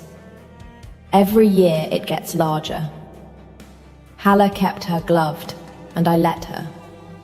Because gloves are a small lie, and the truth is not. Something in me that had been gentle stopped being gentle. You have to tell her. She is 11. She is 11, and every child in this hold already knows. And they will tell her in a stable yard, in front of people, out of spite, on a day you do not choose. I straightened up. It has to be somebody who loves her, and it has to be indoors, and it has to be this week. He looked at me for a long moment. You said the word, he said. I did. The Guardianship Council sat on a Thursday, and Halla had the 4 houses she needed. Her petition was very fine. The king's judgment was compromised by grief. The air of Stonemarch was unsafe, and there she put the fire in front of the council in plain words for the first time in 3 years, and I watched 11 grown men lean back at the same moment, and the child was in the sole daily keeping of a woman whose own pack had refused her. She wanted Sigrid removed to the marches. Guardianship, not custody. Very reasonable. For the child's safety. 2 houses were going to vote for her. I could see it on them. I had told Sigrid the night before. I want to say what that was, because people talk about the ford and not about the room. I sat on the end of an 11-year-old's bed, and I told her that the court had never been afraid of her face, that they had been afraid of her since she was 8, that her father had lied to her for 3 years out of love and cowardice in that order, and that she had killed the man who set the fire, and that it had been the correct thing to do, and that she had been 8 years old. She did not cry then either. She said, "I remember it." Then she said, "I thought I dreamed it." Then she was sick, and then she cried for about an hour, and I sat there and did not say any of the things people say. And at the end of it she said, "Is that why nobody sits down?" "Yes, you sat down." "I did not know," I said, "because she deserved that. I would have anyway. But I did not know, and you are owed the truth about that too."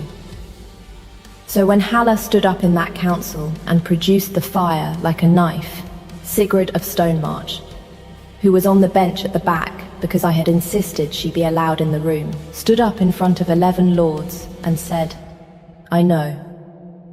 She told me, "You are 3 years late. You could have heard a pin drop on the other side of that hold." And then the 2 houses that were going to vote for Halla did not, and Halla lost. And if the story ended there, it would be a good story.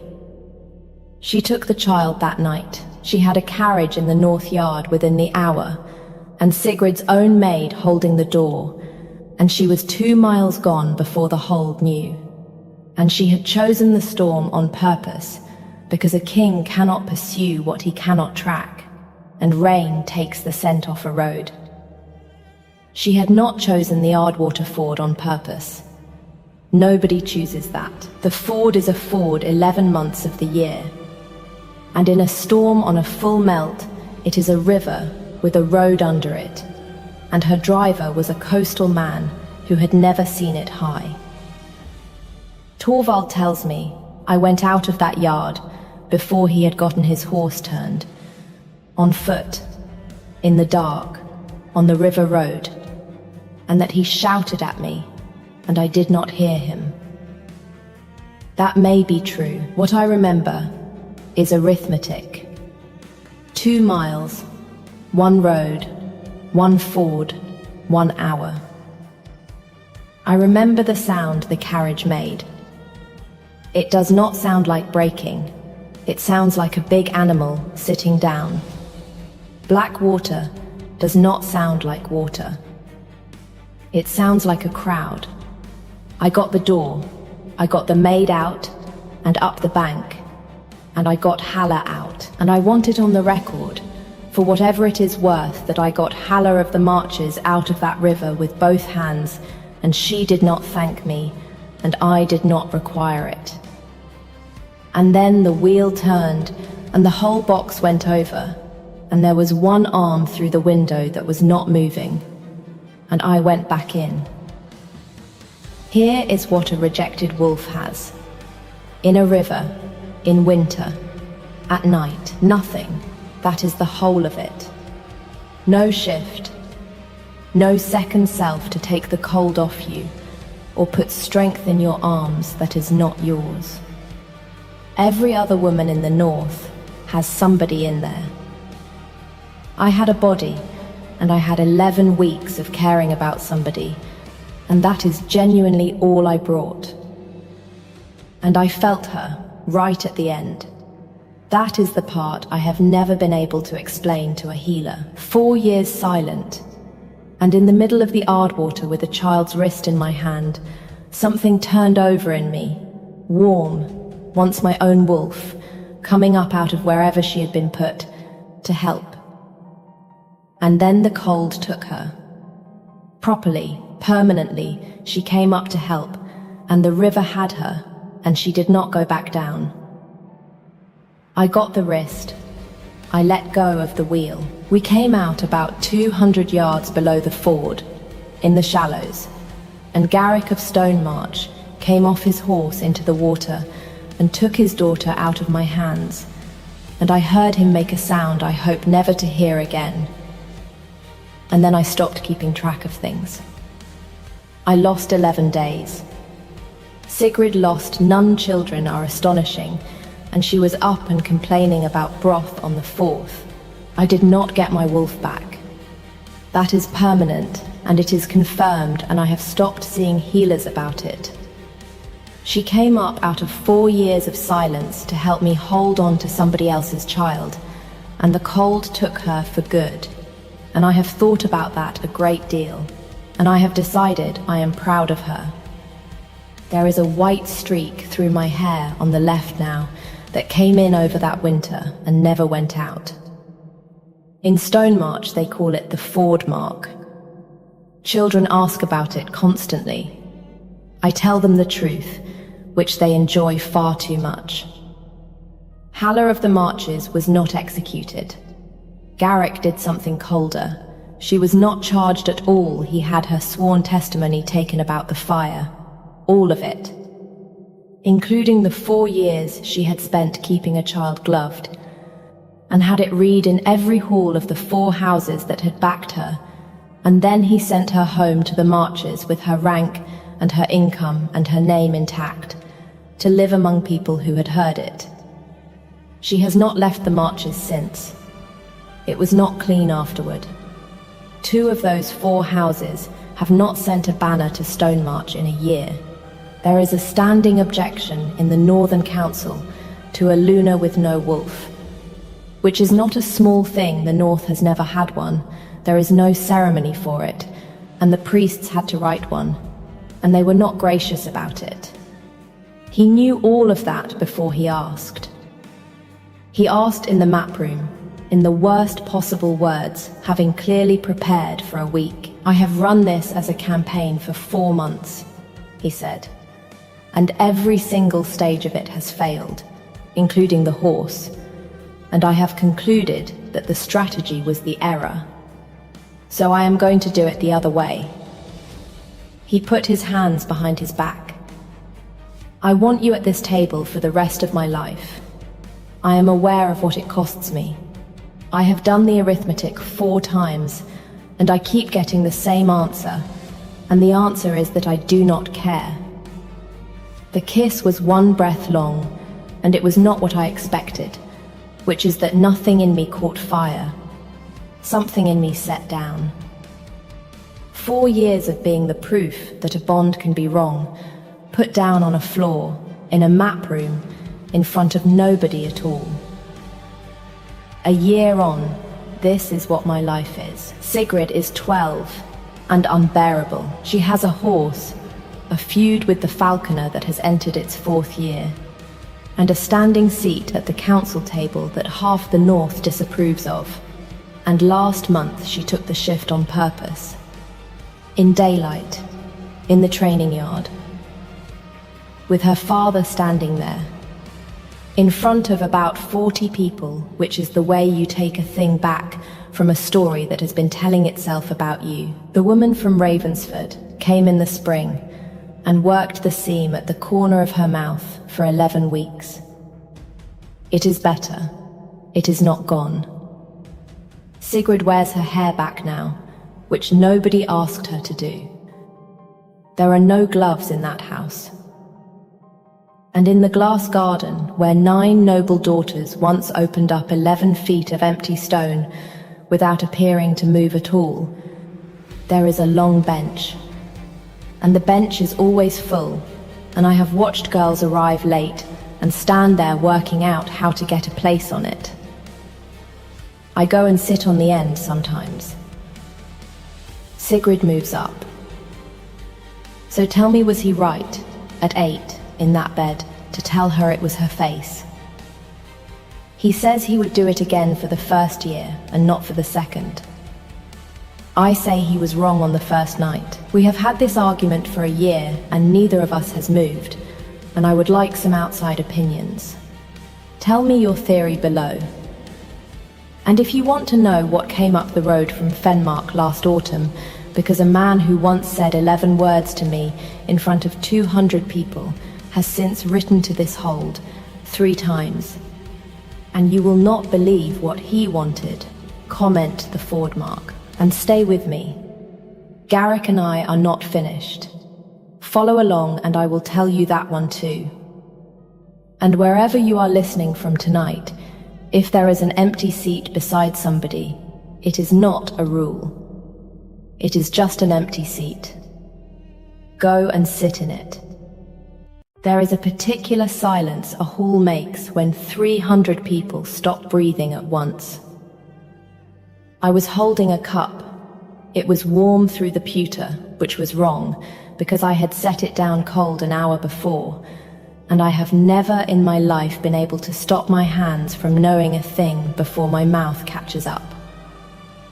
Every torch in that hall was behind me. Every face in front of me was waiting to watch me hand it over. He was already reaching. He had that look he got when his body had decided something and his mind was arriving late, and I understood with terrible clarity that if I let him take it from me, he would drink it, because he trusted my hands more than he trusted his own. So I did the only thing left. I lifted the cup, and I drank first. It started 19 days before that, on a road, with a chicken. Her name was Bramble. She was the worst creature the goddess ever put breath into, and she had gotten out again. I was 23 that autumn, and I had spent most of it on my knees in the dirt behind the still room, which will tell you something about how my life was going. I had a place, and the place was small, and it was mine. Old Maud kept the still room for the village of Hollow Ash, and I kept Old Maud, which mostly meant grinding, straining, labeling, and being blamed for weather. In exchange, I had a cot, a shelf of my own, and one hen who had never once given me an egg without making me earn it in a foot race.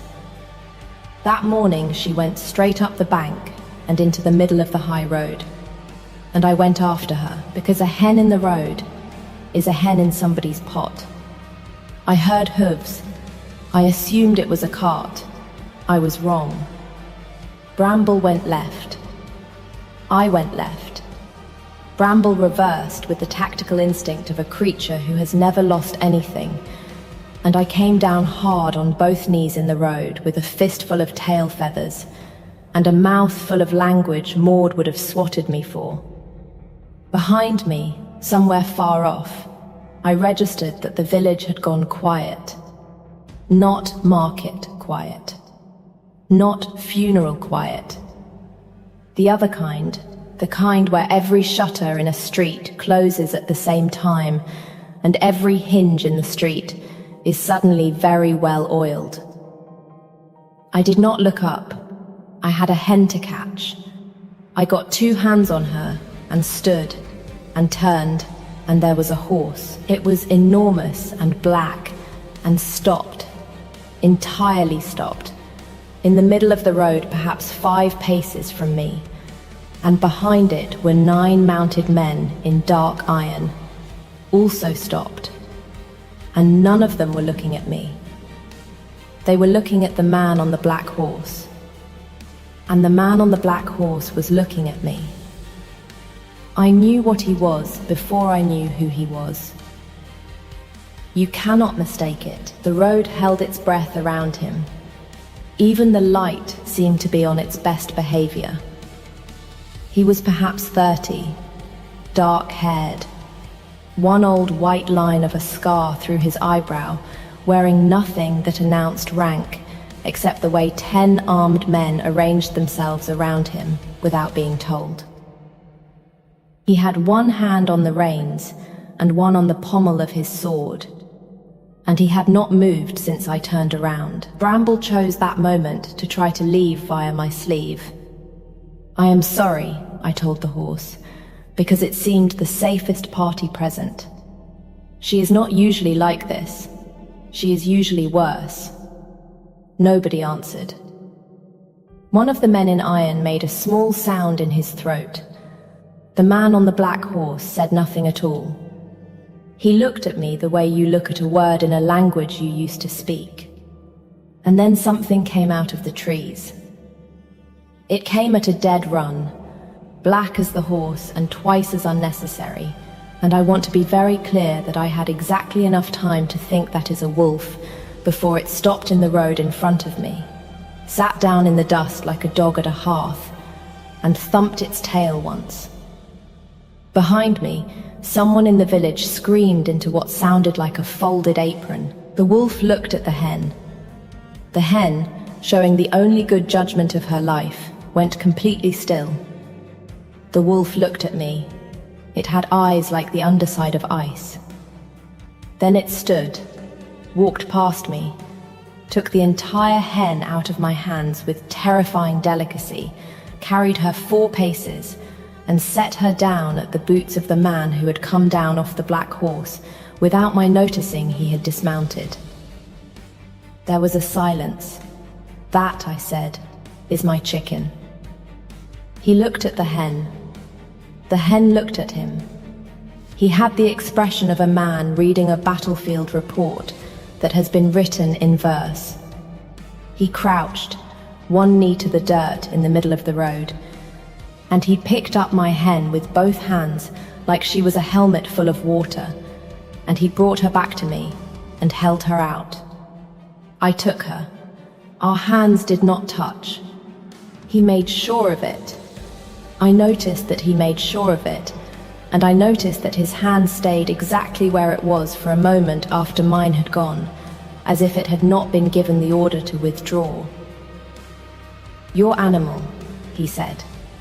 "Your animal," I said, and nodded at the wolf, who had lain down across the road as though it intended to stay there through the winter.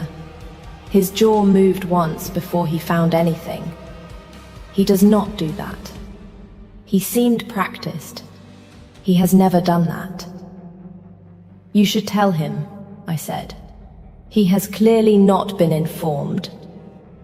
There is a moment when a very powerful person decides how to take a thing, and everyone in earshot can hear the decision being made. The 9 men in iron had gone the particular kind of still that men go when they are about to have opinions later.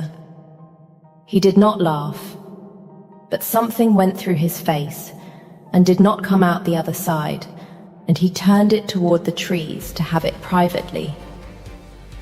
"You are not afraid of me," he said. "I have been on my knees in a road for the last while, my lord. I have used up my dignity. Fear is expensive." "My lord," he repeated. Was that wrong? Behind him, the largest of the iron men cleared his throat and said, without any inflection whatsoever, "That is the king." Everything in me went very cold and very calm, which is what I do instead of sensible panic. I looked at the king of the Iron Territories, in the road, in the dirt on one knee of his trousers where he had crouched for a hen. "Then I apologize for my chicken," I said. "Do not." He said it too fast. He heard himself say it too fast. I watched him hear it. "She is. The road is public." "It is. You had every right to be in it." "I did." "Chasing a hen," he said, as though testing whether the sentence could hold weight. "She is a bad hen." "Yes," he said, "I could see that." He got back on the black horse. The wolf did not move. He had to say the animal's name twice, and the second time it stood with the specific slowness of a creature making a point. And it went to him. And it looked back at me once from the bend in the road, and then they were gone. And Hollow Ash opened its shutters one at a time, to stare at me. Maud hit me with a cloth when I got back. Then she sat down. "Wren," she said, "do you know what you have done? Caught a chicken. You spoke to the king. He spoke first," I said. "Mostly he spoke second. It is difficult to say." 2 days later, a rider came from the fortress with an offer, and this is the part everyone gets wrong when they tell the story now. It was an offer. The king's household wanted a still room hand for the winter. Maud's tinctures went up to the fortress twice a year, and someone had finally decided to keep the source closer. And I could say no. I asked the rider 3 times whether I could say no. He looked increasingly haunted and confirmed each time that I could. I thought about the cot and the shelf and the small good life on the edge of the road. I said yes. Nobody made me. I want that written down somewhere. Because of everything that came after, I chose the door, and I walked through it myself, and I took the hen. The fortress at Greywater sits on stone above a valley the color of wet iron, and inside, past all that grimness, there is a kitchen the size of a barn where it is always warm and always 4 in the afternoon. I liked it immediately, which felt like a moral failure. The king's second was the enormous silent one from the road. His name was Gunnar. He met me at the gate, looked at the crate under my arm, and did not ask. "That is a hen," I said. "I can see that it is a hen. She is not a gift. No one," Gunnar said, with feeling, "has suggested that she is a gift." The court found out about me by the end of the week. Because courts are made of ears, I was carrying a tray of dried yarrow across the back of the Great Hall on the 4th evening. The hall was full. The tables were down. The king was at the high seat listening to a man from the Eastern Holdings explain something about grain, with the expression of a man being slowly buried in it, and the wolf came off the dice. 300 people watched a wolf the size of a plough horse cross the hall and come to me and lie down across my feet. Not near my feet, across them. Full weight, a living hearthstone with opinions. I stood there with a tray of yarrow and a wolf on my boots, while the king of the Iron Territories closed his eyes very briefly, like a man asking the goddess for a favor he knew he had not earned. "He is," Halvar started. Everyone in the hall leaned forward to hear how that sentence ended. "Warm," I offered. "It is a cold hall. I do not blame him." Halvar looked at me down the length of that room, with something naked passing over his face, there and gone, and then Lady Dagny of Ashfell laughed the way you throw a stone. She was seated at his right hand, which told me everything about what she had been promised and by whom. Gold at her throat, 3 generations of grain treaties behind her, and the specific beauty of a woman who has never once had to be interesting. "How charming," she said to the hall. "The beast has found the kitchens." "The still room," I said. "I beg your pardon? I am from the still room, my lady." "The kitchens are through the other door." I shifted the tray. "It is an easy mistake if you have not been." I felt the hall take that in. I felt Gunnar, 20 feet away, stop breathing on purpose. I got out of there with my tray and my dignity, and a wolf following me the whole way to the still room door, where it lay down and stayed until nearly dawn. That was the first night something was left outside my door. If you want to know whether I survived my first winter in that court, whether the king ever managed to finish a sentence near me, and what his wolf did on the night of the naming feast, in front of everyone, stay with me and follow along so you do not lose the thread. It gets stranger from here. It gets much stranger before it gets kind. The gifts arrived like weather. A hair, first, laid out on the threshold with obscene pride. Then a boot, not a pair. One boot, belonging to a knight who came looking for it at midday and could not meet my eyes. Then a knife. I picked it up out of habit, and my hand told me before my head did. It was a still-room knife, thin-bladed, weighted at the heel. Exactly the shape you want for scraping root without bruising it. I had been using a mutton knife for 3 weeks and complaining about it to nobody. He is a wolf, I told Bramble. He does not know what a paring knife is. Bramble had no theory. Fourth night, a book. Herb Law, the good northern one, worth more than my mother's house. It smelled of ink, and there was a smudge of it fresh on the leather where a thumb had been. I told myself wolves live in libraries. I told myself a great many things that autumn. The king, meanwhile, had begun malfunctioning at close range. I do not mean he softened. In the hall he was law itself. I watched him settle a blood dispute between 2 holdings in under a minute with 4 words and no visible effort. And I watched grown warriors go quiet when he came into a room the way water goes flat. And then he would turn around and find me holding a basket and set down a cup with such enormous care that it made a noise, and say something like, "The corridors are cold." They are. They have always been cold. That is often the way with corridors. Yes, he would say. And then stand there. And then leave. He left his library door open. Every night. A hand's width, light spilling into a corridor I had no business in, and I told myself for 11 days that it was a draft. On the 12th night I stopped in it. He did not look up from the map he was not reading. You may come in or you may go. The doorway is the coldest part of the room. I came in. That was my choice too. The library at Greywater smelled of pine resin and old paper, and the particular smoke a fire makes when it has been going all day. He had a chair. There was a second chair. The second chair had no dust on it, which I noticed and filed, and did not say, "May I ask you something no one asks you?" He set down the pen.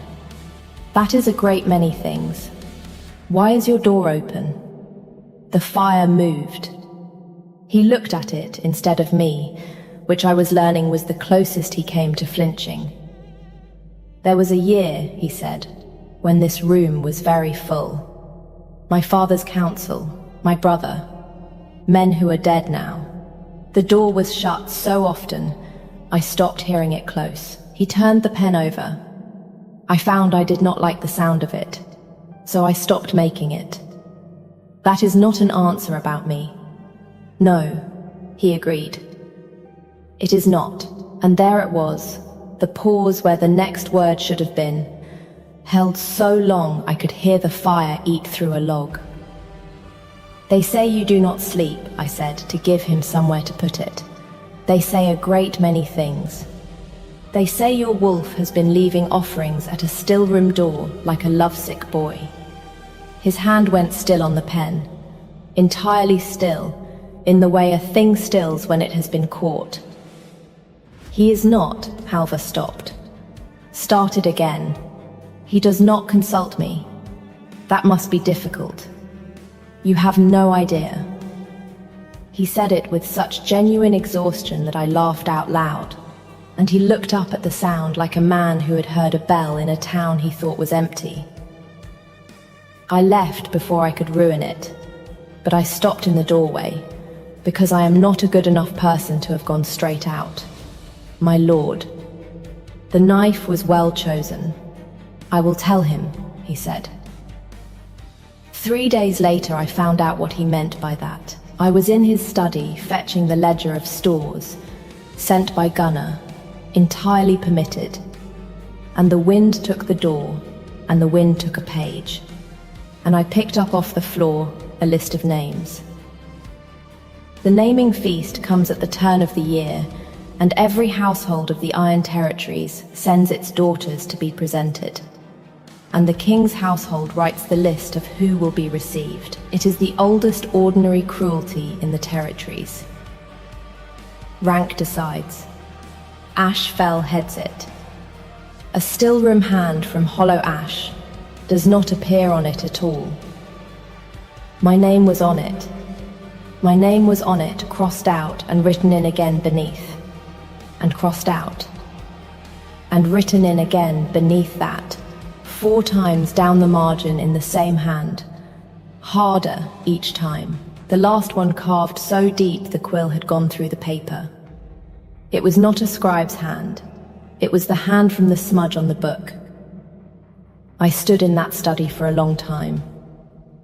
And I thought about a knife with the right weight in it, which no animal alive has an opinion about. I thought about a book of northern herb lore that answered a thing I had said aloud to a hen. I thought about a door that had been open for 11 nights, and a chair with no dust on it. I thought about a man who could end a blood feud in 4 words, and could not tell me the corridor was cold without needing 2 attempts. It had never been the wolf. It had been him. Every time. He had hidden a courtship behind an animal's reputation, because an animal is forgiven anything, and a king is forgiven nothing, and because if I refused a wolf, no one would ever have to know he had been refused. Something in me that had been amused stopped being amused. I put the list back exactly where it had been. I went down to the still room, and I ground bitterroot until my arms burned, and by the time the bowl was empty, I had stopped being a woman, watching a strange and funny thing happen at a distance. Let him leave his gifts. Let him leave his door open until the snow came in. If he wanted me on that list, he could come down to the still room and say so with his own mouth. Lady Dagny made her move 4 days before the feast, and she made it well. I came down at dawn to a still room that had been opened in the night. 6 months of work on the floor. Every jar of the king's winter tincture broken, the good silver measures gone, and a purse of Ashfell coin sitting in the wreck of it like an egg in a nest. By noon I was standing in the great hall, being accused of theft. Dagny did it beautifully. She did not raise her voice.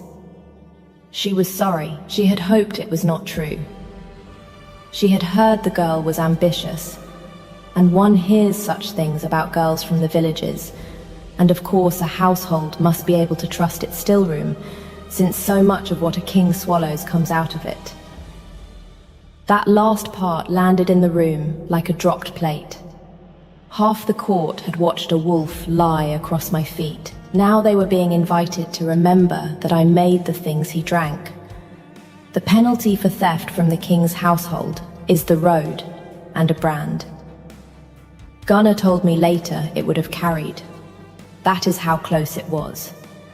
Halvar stood up. "The still room is under my hand," he said. "Not the household's.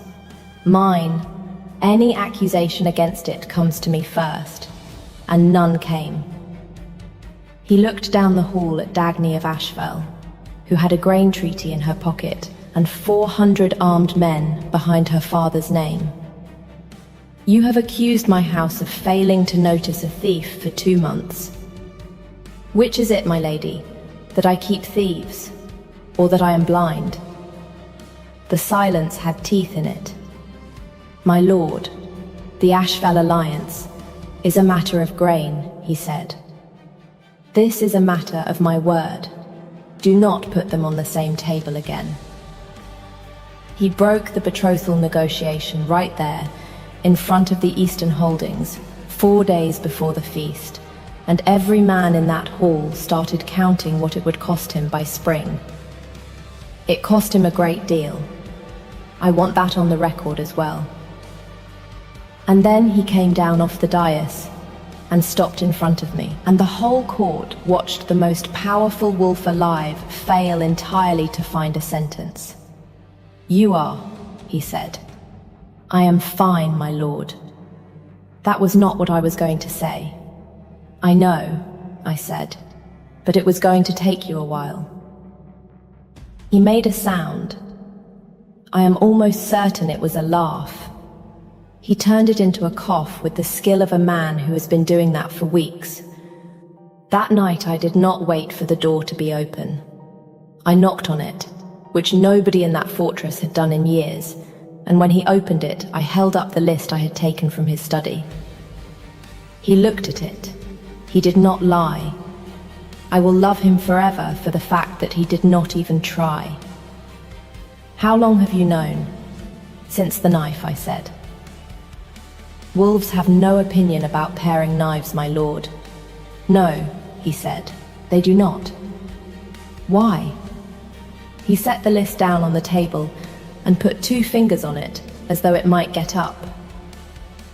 "Because I have been Alpha King for 11 years and everything I want, someone hands me before I have finished wanting it." He looked at the fire. "You cannot ask a woman with no rank if she wishes to be looked at by the man who owns the road she stands on.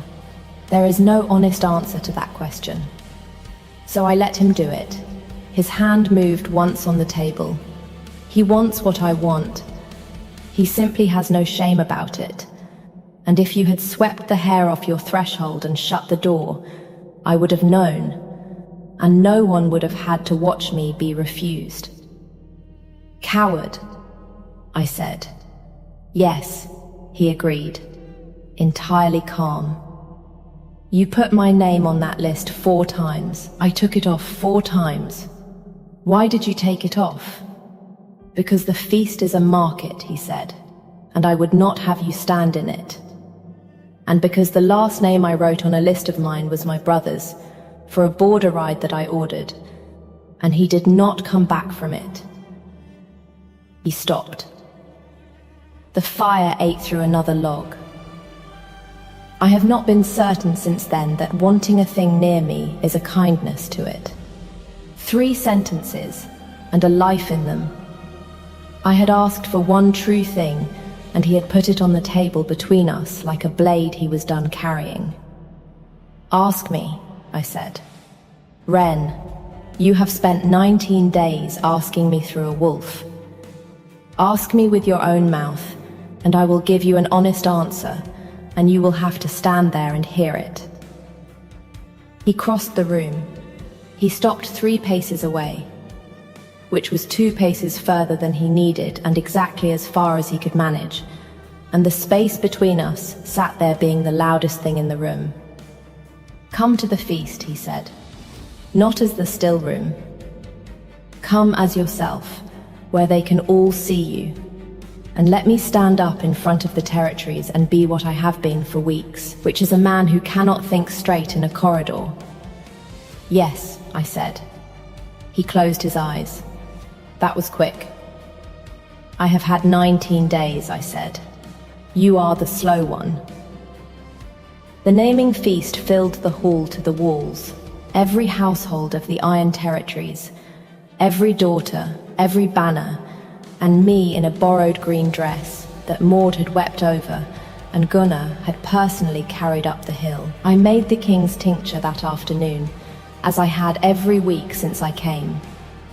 Bitter root and yarrow for the old wound under his ribs that stiffened in cold weather, and he took it after the first course, publicly, every time. Because a king who is seen taking medicine is a king nobody is poisoning quietly.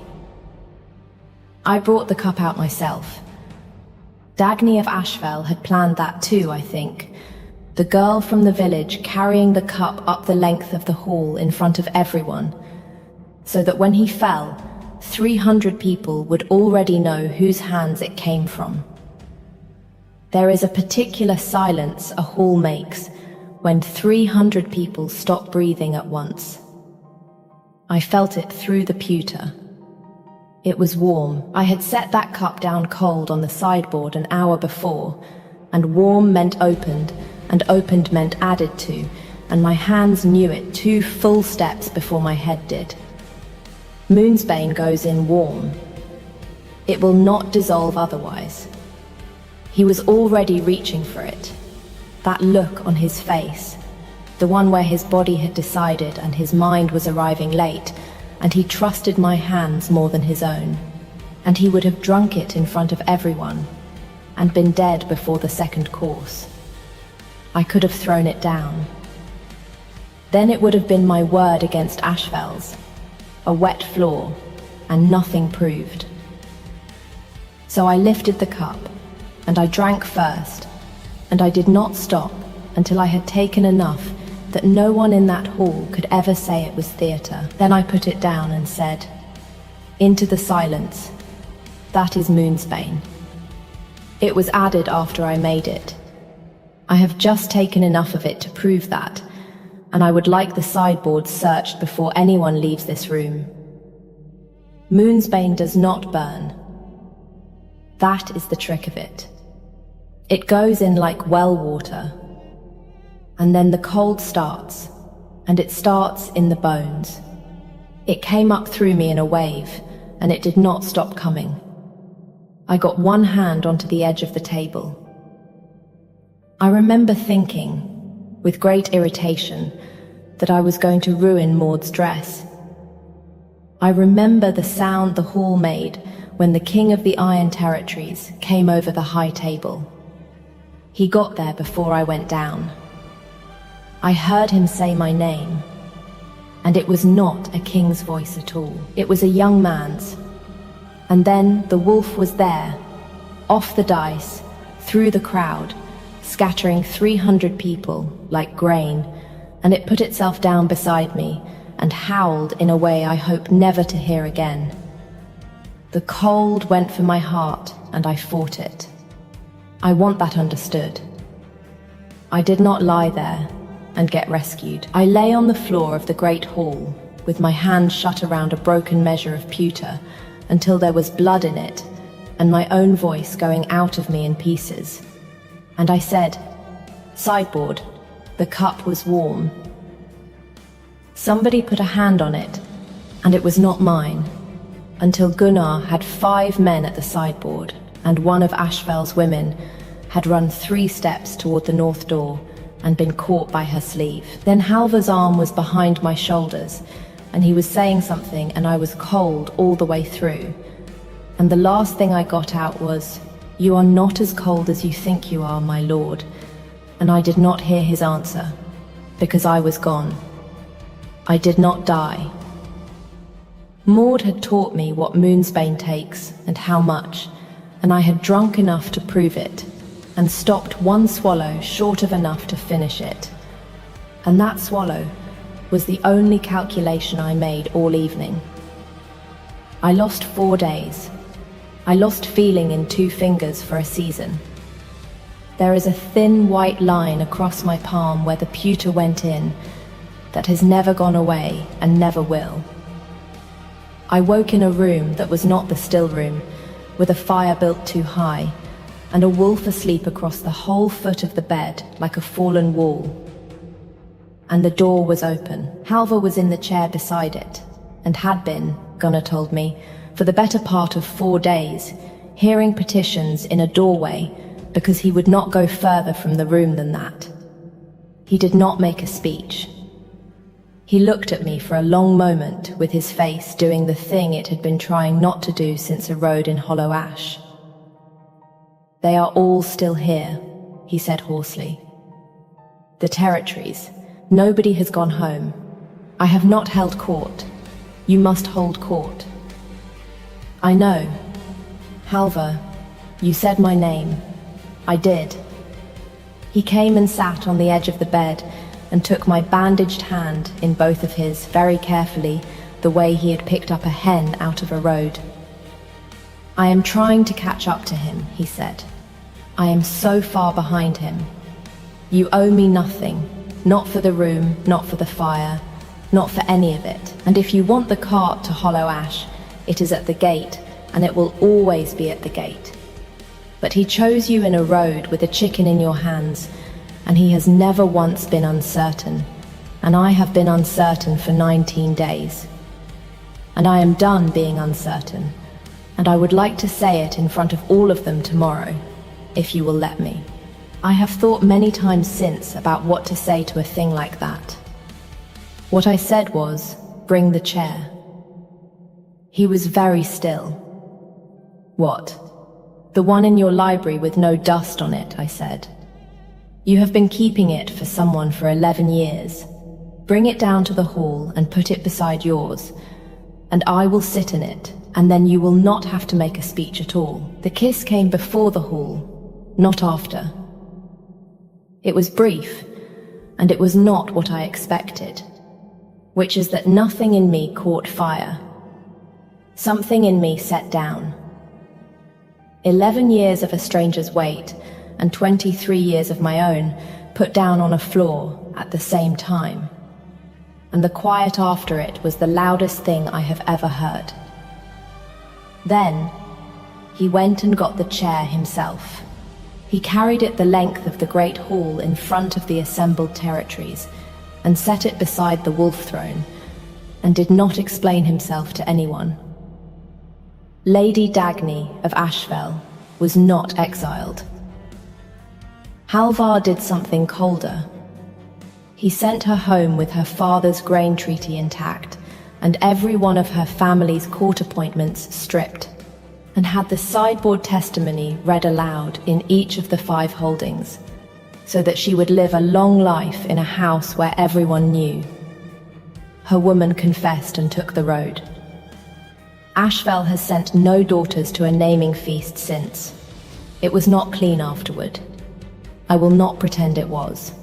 2 of the eastern holdings sat out the spring muster to see whether a king who put a still-room hand beside him could still hold a border. He could. Gunnar handled the first one, and Halvar handled the second personally, and I am told the second holding has been extremely agreeable ever since.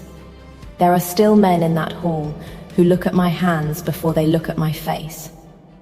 There are women who came to me for a headache tincture in the first month, specifically, to see whether I would flinch, and I did not, and they come now for real ones.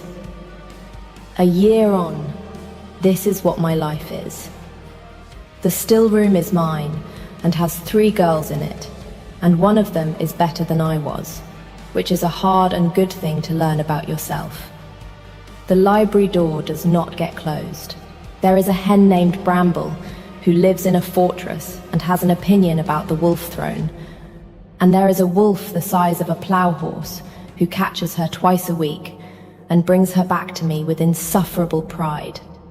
And a king who has stopped apologizing for him. A letter came from Hollow Ash in the spring. Old Maud, 4 lines, no greeting. I hear you are Luna. I hope you are still labeling your jars. The road is fine. Send Yarrow. I sent Yarrow. Last night I came up the corridor late with cold hands and found the light lying across the stones, the way it has every night for a year. A hand's width of it. Waiting, he was at the map table pretending to read. He did not look up. You may come in, he said, or you may go. The doorway is the coldest part of the room. I did not go. I never do. He knows that. He leaves it open anyway, and that, if you want the truth of the whole thing, is the entire story of how the most feared man alive came to be married to a woman who was, on the day he met her, losing a fight to a chicken. So tell me this, because the court is still divided on it, and I would like to settle a wager, do you think he truly meant to hide behind that wolf, or was he hoping, every single night, that I would notice the ink on the book? Tell me your theory below. And if you want to know what happened the winter Ashfell's brother came to Greywater with an old claim and a very short temper, comment the wolf. And stay with me, Halvar and I are not finished yet. Follow along, and I will tell you that one too. Where are you listening from tonight? Hand, small, silver, warm with spiced milk, and the next it was on the floor. And he was in my arms, and the room had gone the particular silence that comes right before every grown man in it starts shouting at once. Someone was screaming for the healer. Someone was screaming my name like an accusation, and underneath it, so quiet only I could have heard it, a voice I had learned better than my own said one word, and it was not the child's name. It was mine. I would like to say I was brave. I was not. I was terrified, and holding on and doing the only thing I have ever been good at, which is not letting go of what needs holding. It started 11 weeks earlier, on a Tuesday, with a boy who was not supposed to be afraid of anyone, and a king who had forgotten how to walk into his own nursery. My name is Ren, and before any of this I was nobody in particular. 23 winters old, laundry rough hands, the kind of face servants have, forgettable on purpose. I had worked in Ashfell Keep since I was 11, first in the washhouse, then the kitchens because I had a way with children too young to know they should be afraid of me, the nursery. I liked it there. Children did not care that I had no name worth mentioning and no dowry worth counting. They only cared whether you sang the lullaby with the right ending. I had never once spoken to the king. Ashfell was Alpha country, which meant the king's word moved through the keep like weather. You did not question it. You simply dressed for it. Halvar Ashfell had ruled since before I was born, the strongest wolf in 4 territories, a man other alphas addressed carefully, even when they outranked him in everything but the ability to break a man's spine with one hand. None of that was the part the kitchen girls whispered about. The part they whispered about was his son. Prince Bram was 4 years old and had gone through 11 nursemaids in as many months. Noble girls, mostly daughters sent by fathers, hoping a place in the nursery might become a place beside the throne. Each one lasted a matter of days. The boy did not bite, did not scream, did not so much as raise his voice. He only had to look at you wrong, eyes going gold at the edges, teeth changing shape in his mouth before the rest of him caught up, and the girl in question would be gone by supper, weeping into her father's coat about a monster in a crib. He was not a monster. He was a boy whose mother had died shifting to save him from a fever no herb could touch, and whose wolf had come into the world a full season before he had any way to understand it. I did not know that yet, the day they sent me in. I only knew that the housekeeper looked at me the way you look at someone you are fairly sure will not be missed. They did not tell me what had happened before I arrived. I only saw it in pieces, 2 noble girls near the stairwell, both crying, one of them missing a slipper. A steward wringing his hands, and through the open nursery door, low growling that did not sound like it belonged to anything 4 years old. "Go carefully," the housekeeper said, which was not comforting. I went in anyway, because someone had to, and because I had never yet met a child I could not out-stubborn. The room smelled of scorched wool and fear sweat, and in the corner, half-shifted, crouched something that was mostly boy and partly wolf, and entirely undone. Fur along his forearms, one eye gone gold, his small chest heaving too fast, the growl coming out of him steady and low, like it was the only thing holding him together. I did the only thing I could think to do. I sat down on the floor, cross-legged, right where I was, and I did not try to touch him. Then I started singing. It was an old washerwomen's lullaby, the kind with no fine language in it, about a moon that always came back no matter how far it wandered. I did not have a good voice. I had a steady one, which I have since learned matters more. Bram stopped growling somewhere around the second verse. By the third, the fur along his arms had gone back to skin, and his eye had gone back to brown, and he was watching me with the wet, astonished look of a child who has just realized no one is going to run. By the fourth verse, he had crawled into my lap without asking permission from either of us, and by the time I reached the part about the moon coming home, he was asleep, one fist closed in the front of my apron like he intended to hold that too. I did not notice the king in the doorway until I finished singing. He was not a small man made smaller by worry, the way I had half expected, imagining some anxious father from the stories. He filled the doorway the way weather fills a valley, and he had not moved, not one step closer, not one step away, for however long he had been standing there. I found out later it had been the whole song. "You didn't run," he said. It was not a question, and it was the first thing the King of Ashval ever said to me. "No, Your Grace. Everyone runs." I looked down at the boy asleep in my lap, one fist still fisted in my apron, breathing slow, and even for what I was later told was the first time in a month. "He's 4, I said. "He's not everyone. Something happened in the king's face that I did not have a word for yet. I would spend the next several weeks learning that word was the sound a very old door makes the first time someone tries the hinge. I was given the nursery permanently within the week. No one asked if I wanted it, but I did not correct them. Because I did, Bram wanted his door left open at night, and someone within call if he woke reaching for a mother 2 years gone. I could give him both.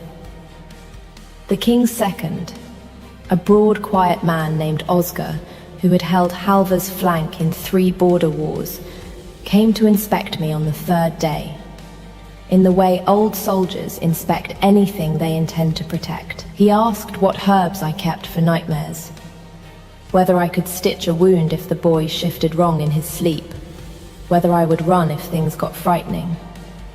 I said I already hadn't. He nodded once, like a man closing a ledger, and after that he brought me tea from the kitchens most evenings, unasked. And I thought, for longer than I should have, that this meant he was on my side, lower in the pack. Everyone still knew where I belonged, and it was not standing close enough to the Alpha's heir to matter. Ashval's hierarchy ran the same as every pack's. The king at the top, his second below him, ranked warriors, the pack proper, and then the ones like me, who existed mostly to make the ranked comfortable. A laundry girl with her hand in the crown prince's future was not a story. It was a scandal, waiting for a reason. Lady Odessa Vantry gave it one within a month. She arrived from the Eastern Territories with 3 trunks and the settled confidence of a woman who had been told her whole life she would one day be Luna. She had very nearly been. 2 winters before Astrid. Before the king's heart had been spoken for elsewhere, and Odessa's family had swallowed the insult and waited, the way families like hers always do, for the world to circle back around to what they were owed. She found me in the corridor outside the great hall the day of the autumn gathering, Bram's small hand in mine, and she looked at the 2 of us the way you look at a stain you intend to have someone else remove. "How touching," she said to the 3 ladies flanking her rather than to me, the kitchen girl playing nursemaid to the whole future of the territory. I do wonder what the king imagines he's teaching his son, being raised by someone who empties his chamber pots. Bram's hand tightened in mine. I felt the small tremor start up his arm, the one that meant his wolf was listening too. "I don't empty his chamber pots," I said, pleasant as anything. "I have a girl for that. I only handle the parts of him that matter." One of her ladies laughed before she could stop herself. Odessa did not. The king found me in the library 3 nights later, which I would come to learn was where he went when the crown got too heavy to wear in front of anyone else.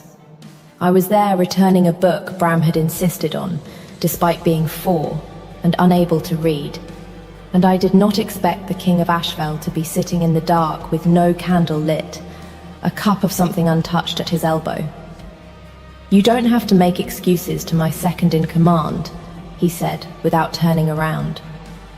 "Oscar reports everything to me. I know what Lady Vantry said in the corridor. I wasn't making excuses, Your Grace. I meant it. I know you did." A pause where the next word should have been. "That's rather the problem." I did not ask what he meant.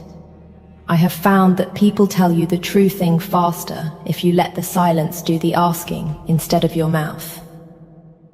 "My son has not slept a full night since his mother died," he said finally. 2 years, 11 nursemaids. I had begun to think it was permanent, that I had a son who would grow up half a wolf with no one able to reach the boy underneath it, because I could not reach him either. Not since Astrid. His hand closed slowly around the untouched cup. And then a laundry girl sat down on my floor and sang to him like it was nothing at all. "It wasn't nothing," I said. "It's a very good lullaby." That surprised a sound out of him that was almost a laugh. The first I had heard, low and rusted, like a hinge that had not moved in some time. "Why does he trust you?" he asked. "Everyone else, he smells the fear on. Why not you?" I thought about lying or being clever and decided against both. "Because I'm not afraid of him," I said. "I don't think anyone's told him that's possible." He looked at me for a long moment in the dark, the kind of look that in a bawdier story would have ended in something neither of us could take back. He did not close the distance between us. Neither did I. He set his cup down instead, gently, the way you set down something you have decided not to break yet, and wished me good night. The days after that fell into a shape I had not let myself want. Bram found reasons to be wherever I was, insisted his lessons happen in the kitchen so I could listen, brought me things from the gardens with the fierce seriousness only a 4-year-old can manage.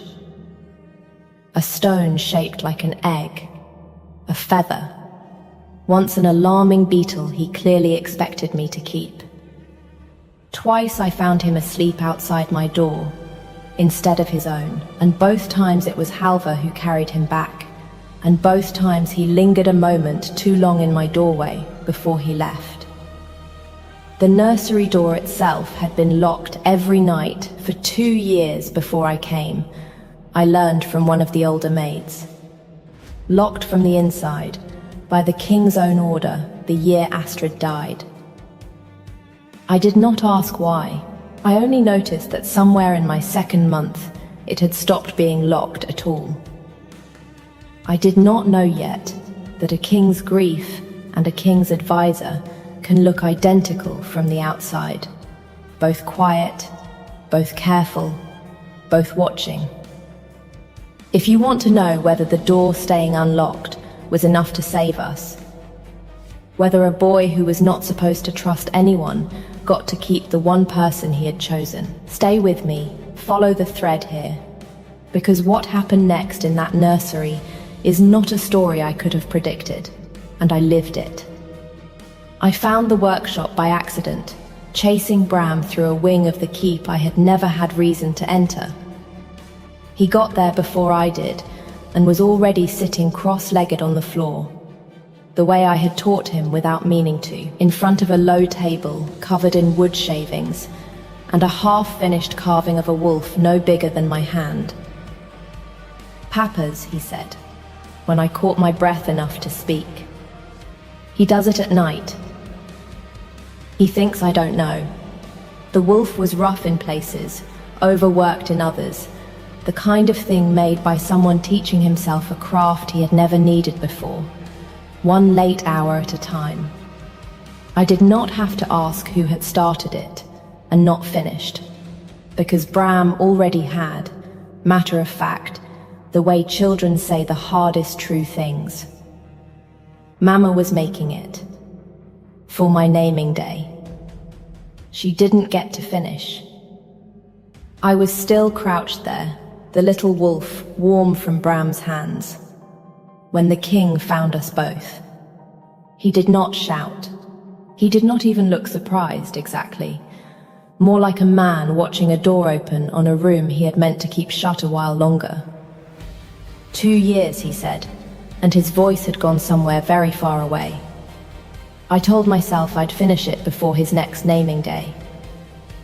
And then I didn't. And then I told myself I'd never be able to give it to him at all, because every time I picked it up, I was giving myself permission to feel something again, and I had decided that was a debt I did not get to collect. Not after what loving her cost him. His eyes went to his son, then, unwillingly, to me. Not after what it might cost the next person. I understood, all at once, the shape of the thing I had walked into. This was not a man who did not feel. This was a man who had spent 2 years convincing himself that feeling was a weapon aimed at everyone he pointed it at. Something in me went very still and very clear. "With respect, Your Grace," I said, "that's the most cowardly thing I've ever heard a king say." He looked at me like I had struck him, which, in a manner of speaking, I had. "You don't get to decide his grief is a debt, only you get to pay," I said. And I did not soften it, because I was done softening things for people who outranked me.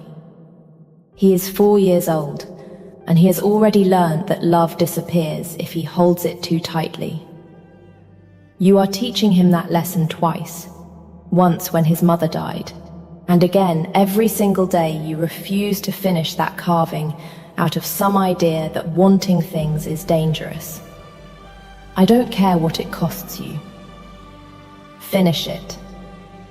He needs his father back, more than the pack needs you protected. I had never spoken to anyone that way in my life, let alone a king. A month earlier, I would not have dared. He did not answer for a long moment. Then he crossed the room, picked up the half-finished wolf, and set it in his son's open hands. "Happy early naming day," he said, and his voice cracked on it in a way I do not think he intended anyone to hear.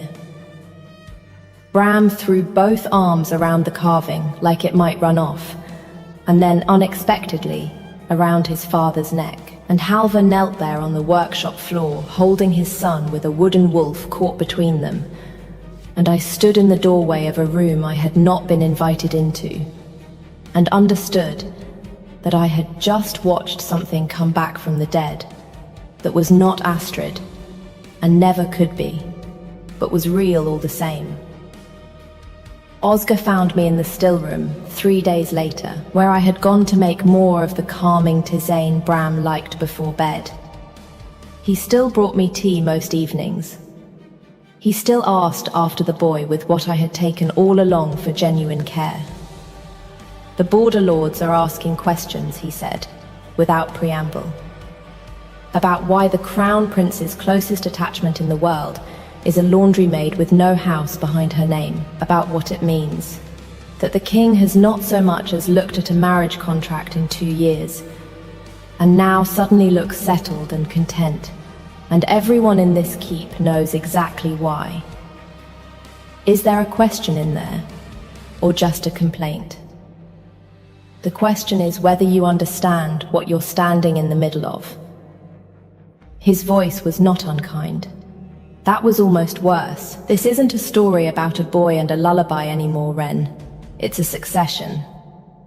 Ashfell needs an alliance in the east before winter, or the border lords start wondering if a king without a Luna is a king worth testing. I am asking you, as someone who has watched this pack survive 2 wars, to consider stepping back. For the boy's sake. For all our sakes. I told him I would think about it, because it seemed the safest thing to say to a man built like a door frame. I did not tell him that I had already decided, in the workshop 3 nights before, that I was done stepping back from anything. The naming day ceremony was set for the turn of the season, the formal presentation of the Alpha's heir to the full pack, and Lady Odessa made certain the whole court knew she considered it obscene that the king's chosen nursemaid, her word, chosen, said like an accusation, would be anywhere near the dais.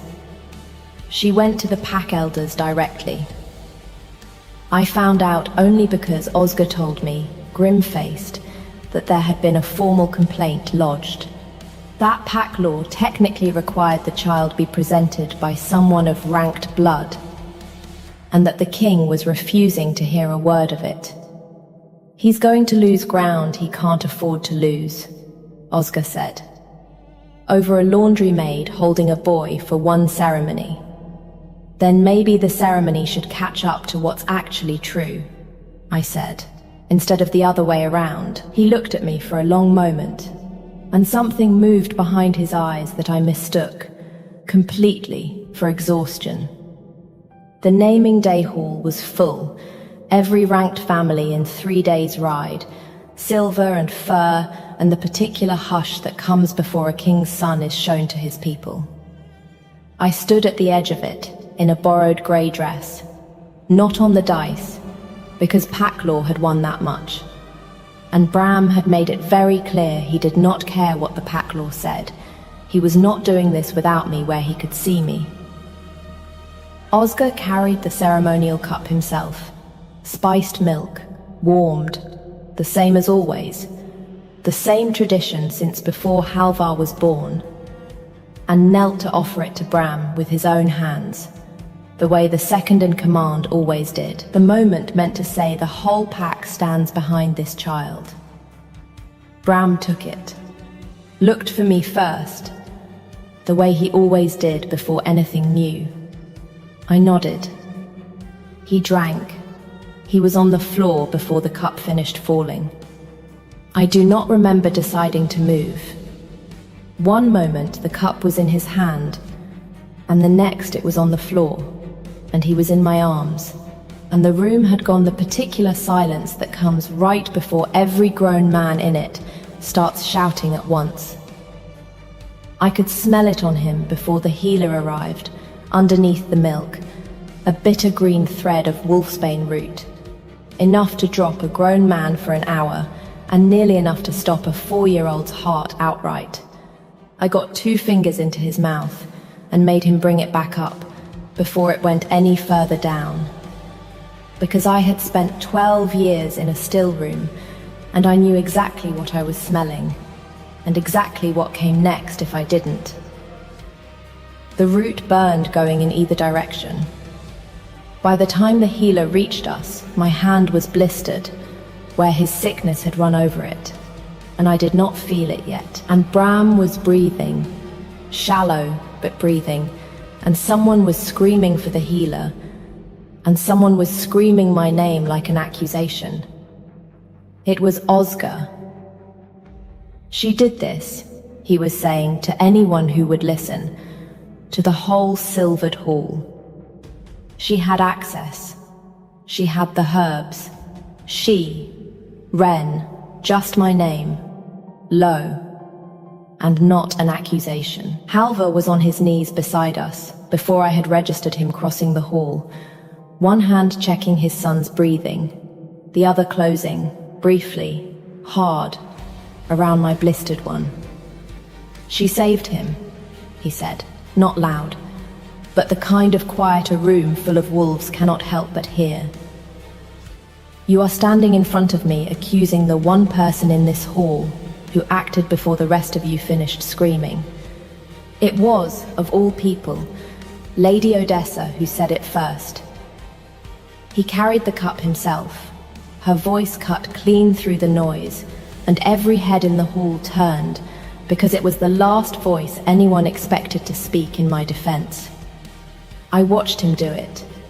No one else touched that cup between the kitchens and the dais but Ozga.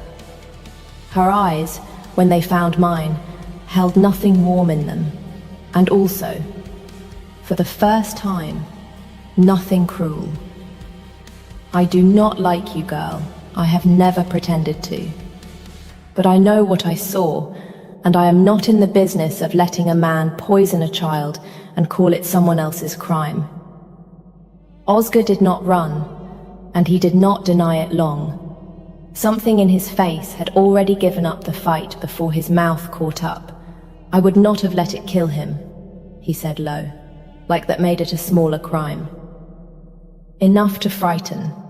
Enough that the whole hall would see this keep is not safe, with a commoner running its nursery.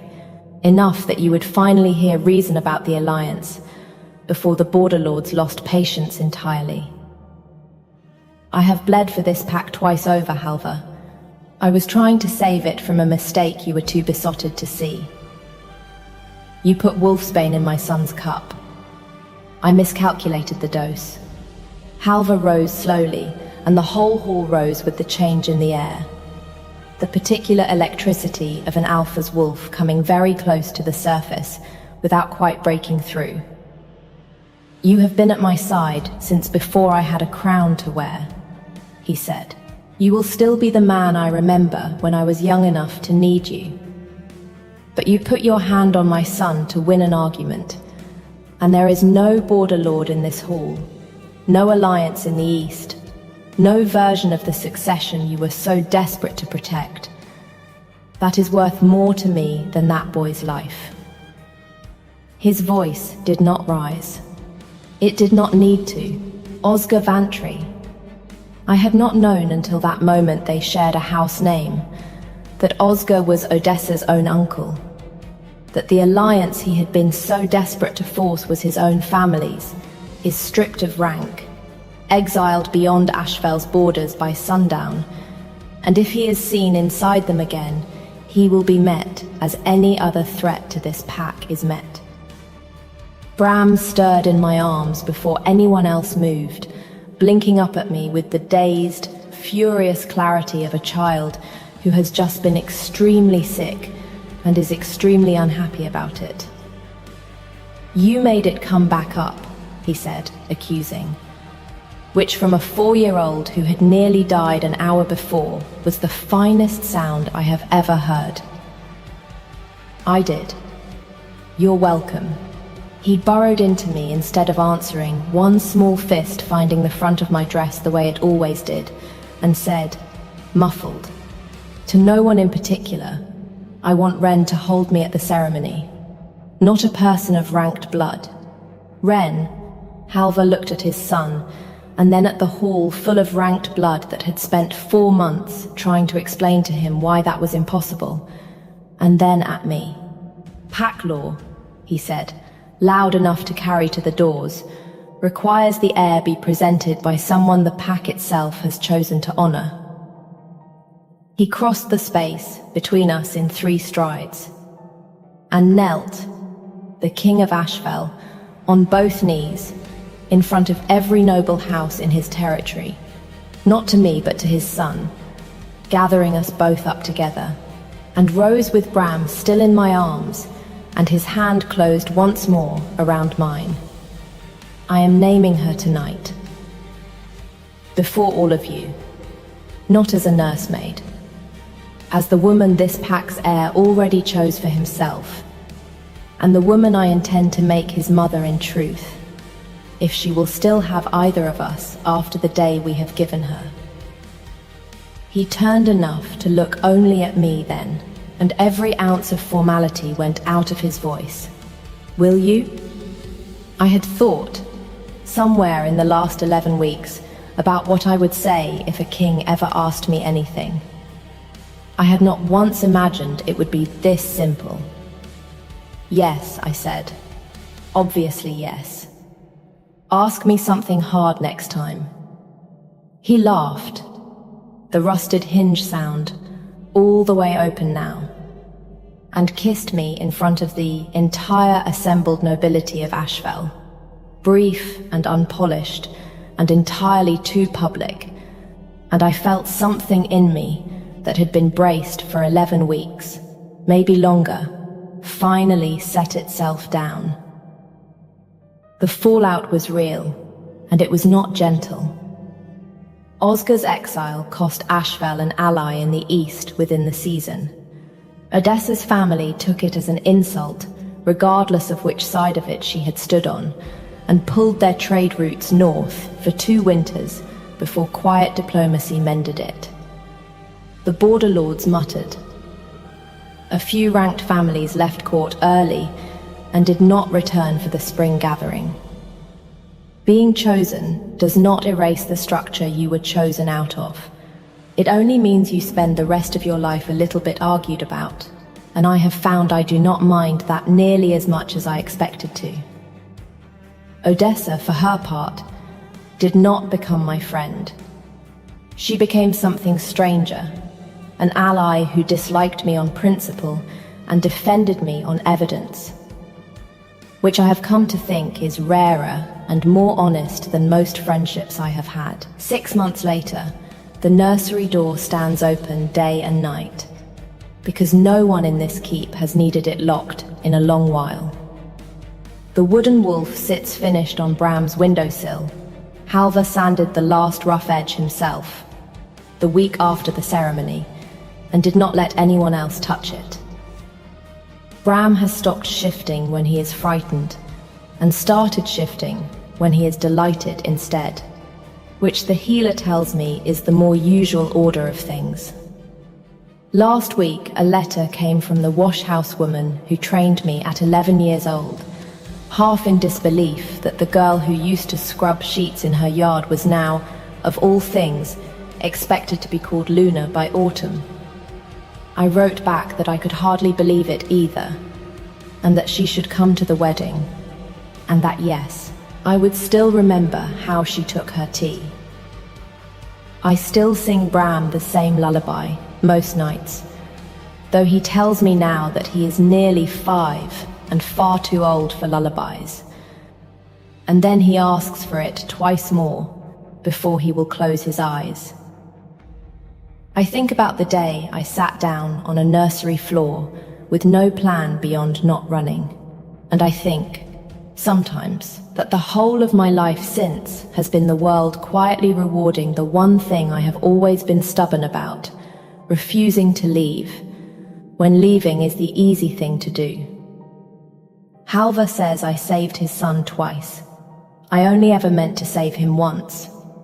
I have decided not to correct him. A king should be allowed to be wrong about something, every now and then, especially when it means I get the credit twice. I still wonder, some nights, what would have happened if Oscar's dose had been a little more precise, or if Odessa had chosen her family over the truth in that hall. I do not like where that thought ends, so I do not finish it. But I wonder about you, too. Whether you saw Odessa coming, or whether she surprised you as much as she surprised me. Tell me your theory in the comments. Comment the wolf if you want to hear what Bram says the day he finally meets a sibling. And if you want more nights like this one, a king learning how to be brave in the small ways, a boy learning that love does not have to disappear, a girl who never once ran, stay close. There is more of Ashfell left to tell, and I would rather tell it with you listening. Where are you tonight, while you are listening to this? I would love. The 4th time I packed that bag, nobody stopped me. I want you to understand what that meant. After everything, no wolf at the gate, no enormous grey shadow materializing out of the dark to take the strap in his teeth and haul 4 days of my dignity back up the stairs. The gate simply opened, and the road simply lay there in the moonlight, and for the first time in 4 days, I got to walk through it exactly as I had been demanding to. I made it about a mile before I understood that I had not won anything. There were 3 men on that road who had no business being on it, and they were not surprised to see me, and one of them said my name. My name, out loud, on an empty road at midnight, like a man reading it off a list, and I finally understood why the wolf had never once let me reach that gate. 11 weeks earlier, I had arrived at Carrow Keep owing a dead man's debt, and I had counted every single day until I could leave it. My name is Linnea, and I break horses, which is a trade people find charming until they watch me do it and realize it mostly involves being thrown into a fence by something that weighs 800 pounds and has opinions. I was 4 and 20 that spring, stable-born, no house, no rank, no dowry beyond a good hand with a difficult animal. My father died owing the crown 90 silver he could not pay, and in Carrow a debt does not die with the man. It passes down. So it passed to me, and I came to the king's stables to work it off the only way I knew how. And for 2 years I broke the crown's horses and counted my days, and did not once let myself think of that place as anything but a sentence I was serving. Carrow was Alpha country, which meant the king's word was weather and the king's debts were law. King Dacian ruled from the keep, the strongest wolf in the northern reaches, and in 2 years I had spoken to him precisely never, because a woman working off a dead man's debt does not chat with the man who holds it. That is the part everyone gets wrong when they tell this story. They tell it like a romance. It started as a ledger. The day my term ended, the debt master signed my release, and I walked out of that office lighter than I had been in 2 years, and I went straight to my room over the stables and packed my bag. It was not much of a bag. Everything I owned fit in it, with room left over, which tells you most of what you need to know about my 2 years at Carrow. A change of clothes, my father's knife, a coil of good rope, the whole of my life, and it did not even strain the strap. I carried it to the west gate at dusk. I got perhaps 9 steps past the gatehouse before something very large came out of the dark. I have worked with animals my entire life. I know exactly how a predator moves when it intends harm, and this was not that. The king's wolf, and there was no mistaking whose he was. The thing was the size of a plough horse and had eyes like a struck match, walked out of the shadows, sat down directly in my path, and looked at me. Then he took the strap of my bag in his teeth, quite gently, and pulled. "Let go," I said. He did not let go. He pulled, with the patient, unhurried certainty of a creature who has all night and knows you don't. And my bag came out of my hand, and he turned around and carried it back through the gate. I want to be clear that I followed him, not because I had decided anything, because he had my father's knife. He carried that bag up 2 flights of stairs into the room I had just emptied and dropped it on the bed. Then he sat down next to it, tail curled around his paws, and looked at me with an expression of enormous personal satisfaction. "That's stealing," I told him. He yawned. I packed it again the next morning. He took it off me at the same gate, at the same 9 steps, and carried it back to the same bed. I tried the east gate on the 3rd day, because I am not stupid, and discovered that he was apparently capable of being at the east gate too, and that he found my attempt at strategy so delightful that he brought the bag back at something close to a trot. By the fourth day, the entire stable yard had started placing bets, which is how I ended up in the king's own study, 4 days into the most humiliating standoff of my life. Demanding an audience, I had no standing whatsoever to demand. Your Grace.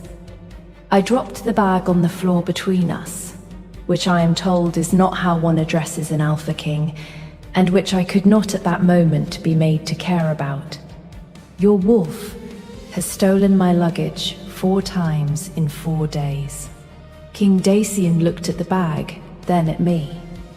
He was younger than I had expected from 2 years of hearing about him, and considerably better looking than was strictly fair. And he had the specific stillness of a man holding something enormous, very carefully in check. That does sound like him, he said. That's it? That sounds like him? I'm not certain what else you'd like me to say. I'd like you to say why. I heard my own voice getting away from me and let it. I've paid the debt. I've got the release signed. I am the only person in this entire keep who is legally, formally, on paper, allowed to walk out of it. And every single time I try, your animal takes my bag off me like I'm a puppy that's wandered too far from the litter. So call him off. Whatever this is, tell him to stop. Something moved behind the king's eyes. It was there and gone, and I did not have a name for it yet, but I have thought about it a great deal since. I have no idea what he's doing, Dacian said. That was the first lie. I did not know it yet, but I clocked it, because I break horses for a living, and I have spent my whole life reading exactly the small flinch a body makes when it is saying a thing its own bones disagree with. He said it too smoothly. He said it like a line. You're the Alpha King, I said. He's your wolf. He is, and in 11 years he has obeyed me in everything, in battle, in council, in every moment that has ever mattered. Dacian looked at the bag on his floor, and his jaw did something complicated. And apparently, the one thing in the world he will not do is let you through my gate, and I cannot explain that to you in a way that will satisfy either of us. So order him. I'd rather not. No, he said. I find I would rather not. And then, before I could get my mouth around any of the several things I wanted to say to that, he picked up my bag himself and handed it back to me with the grave courtesy of a man returning a dropped glove, and said, I'm told you're very good with the grey mare. Nobody else can get a saddle on. Is that true? And I stood there with my own luggage in my hands, entirely outmaneuvered, and understood that I had just been dismissed by a man who had answered nothing, and somehow left me feeling like I'd been given something. His wolf was a liar, and I was beginning to suspect he was too. The days after that fell into a shape I had not planned for, and did not know how to refuse. I kept packing. He kept not explaining. The wolf kept intercepting. And, I will admit, because this story does not work if I lie to you, that somewhere around the 6th attempt, it had stopped being a fight and become something closer to a conversation. I would carry the bag out. He would take it. I would tell him exactly what I thought of him the whole way back up the stairs, and he would listen with his ears forward, like a creature receiving high praise, and drop it on the bed and sit on it. He started sitting on it. That was new. Apparently 4 days of returning it had not been sufficiently clear. I tried in the 2nd week to outthink him.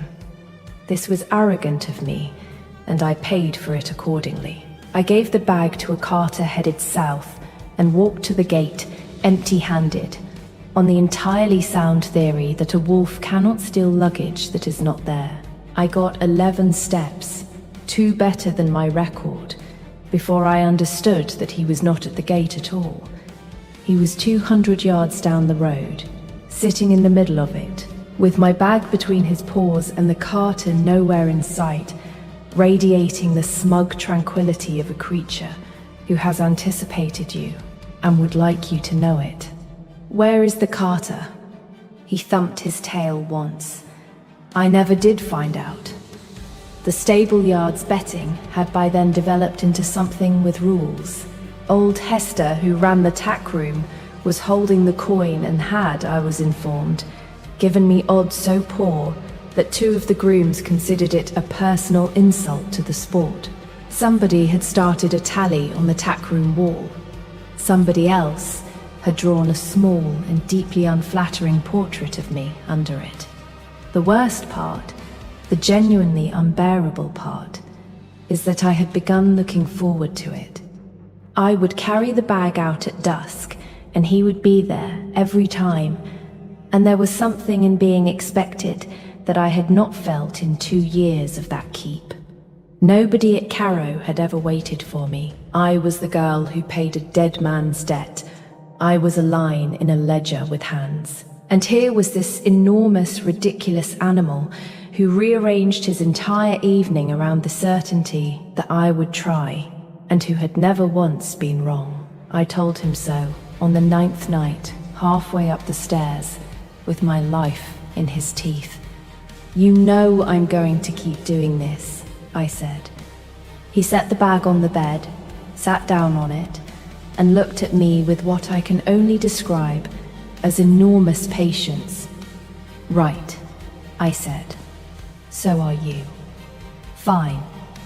And in between, there was the king, who did not once ask me to stay.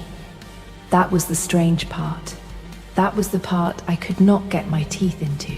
A man whose wolf was physically preventing my departure had a great many things he could have said to me, and he said none of them. He did not order me to remain. He did not offer me wages, or a position, or the 1,000 small hooks a powerful man uses to keep a person where he wants her. He asked me about horses. He asked me what I would do with my freedom, and listened to the answer like it mattered. Once, when I told him I meant to buy a paddock in the south and break horses for people who paid in coin rather than in ledgers, he went quiet for a long moment, and then said, "That's a good plan. You should have it," in the voice of a man reading his own sentence aloud. He never touched me. He never once closed the distance between us in all those weeks, and I noticed the not closing more than I have ever noticed anything a man actually did. Master Ferren was the only person in that entire keep who seemed to be on my side.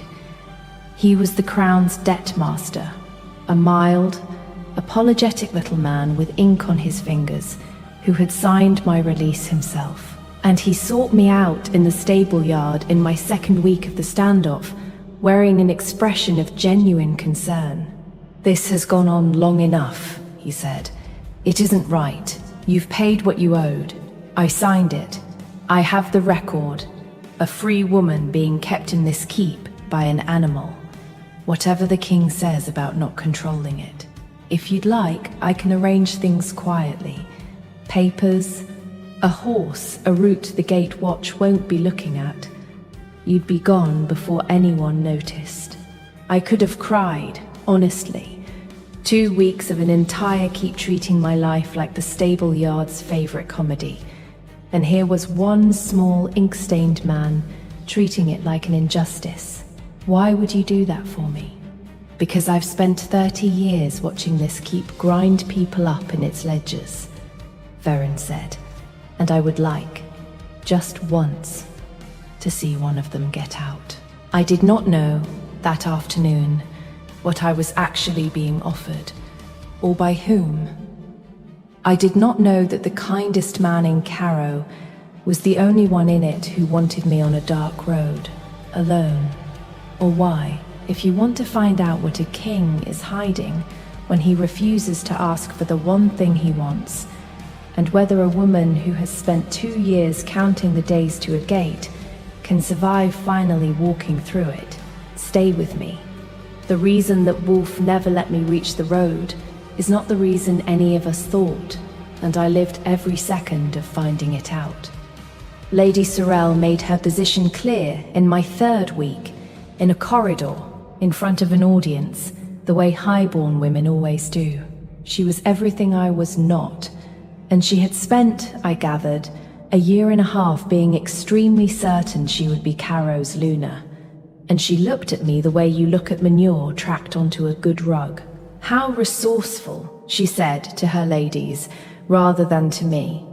I did wonder how a stable girl would manage it. Training the beast, apparently since she couldn't train the man. I don't train anything that doesn't want training, I said. That's rather the difference between us. You've been trying to saddle him for a year and a half, and he still won't take the bit. One of her ladies made a sound she tried very hard to turn into a cough.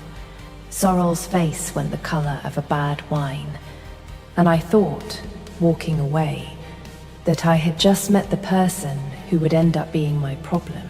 I was wrong about that, and it very nearly cost me everything. The thing that changed it all, I found the way I have found most of the important things in my life. By being somewhere I had no business being, on an errand nobody had given me. Orin sent me to the king's study with a report on the grey mare, because Orin was the king's second, and had apparently decided somewhere in the third week that the stable girl was going to be a permanent feature, and might as well be useful. Dacian was not there. His desk was, and on his desk, weighted under an inkwell, was a document with my name on it. I read it. I am not sorry. It was a writ of free passage signed and sealed by the king himself. Safe conduct through every gate and every road in Caro. Immunity from any claim, crown or otherwise. Beneath it, a deed, a paddock. 40 acres in the south, good grazing, bought outright and held in my name, with a purse attached sufficient to stock it with the kind of horses I had told him once, in an unguarded moment, that I meant to spend my life breaking. Everything I had ever said I wanted, all of it, bought, signed, and sitting on his desk. Dated 11 weeks ago, the same week I first tried to leave. He had been sitting on it for 11 weeks. He had never sent it. And I stood there in his study, holding proof that the man whose wolf would not let me through the gate had, that very same week, quietly bought me a life I would never need to come back from. You weren't meant to see that. He was in the doorway. I do not know how long he had been there. 11 weeks, I said. You've had this 11 weeks. You could have handed it to me the first night, and I'd have been gone before the frost. Why is it still on your desk? And Dacian, who had lied to me smoothly and easily for 11 weeks about a wolf we both knew perfectly well, was doing exactly what he was told not to, finally stopped. Because if I hand it to you, you go, he said. And if I ask you to stay, you stay. And I will never know for the rest of my life whether you stayed because you wanted to, or because a king asked you to. You came here owing me 90 silver.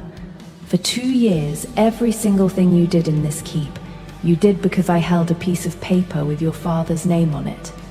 His voice had gone rough. There is no version of me asking you for anything that isn't the crown asking. You cannot say no to me, Linnea. Not really.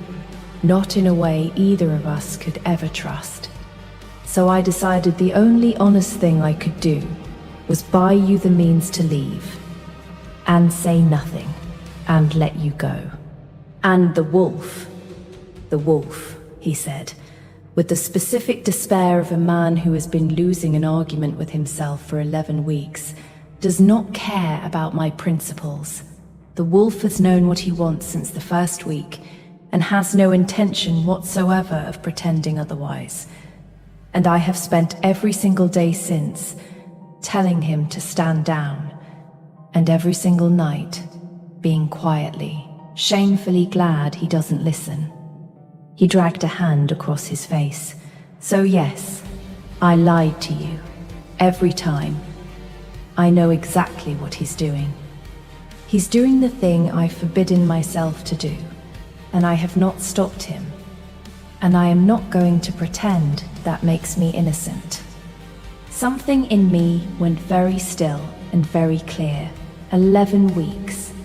11 weeks of a man tying his own hands so thoroughly that the only part of him free to want me was the part that couldn't speak. 11 weeks of me packing a bag out of pure spite at a man I had decided was toying with me, and the truth was that he had been the only person in that entire keep, treating my freedom as though it were actually mine, and I was furious.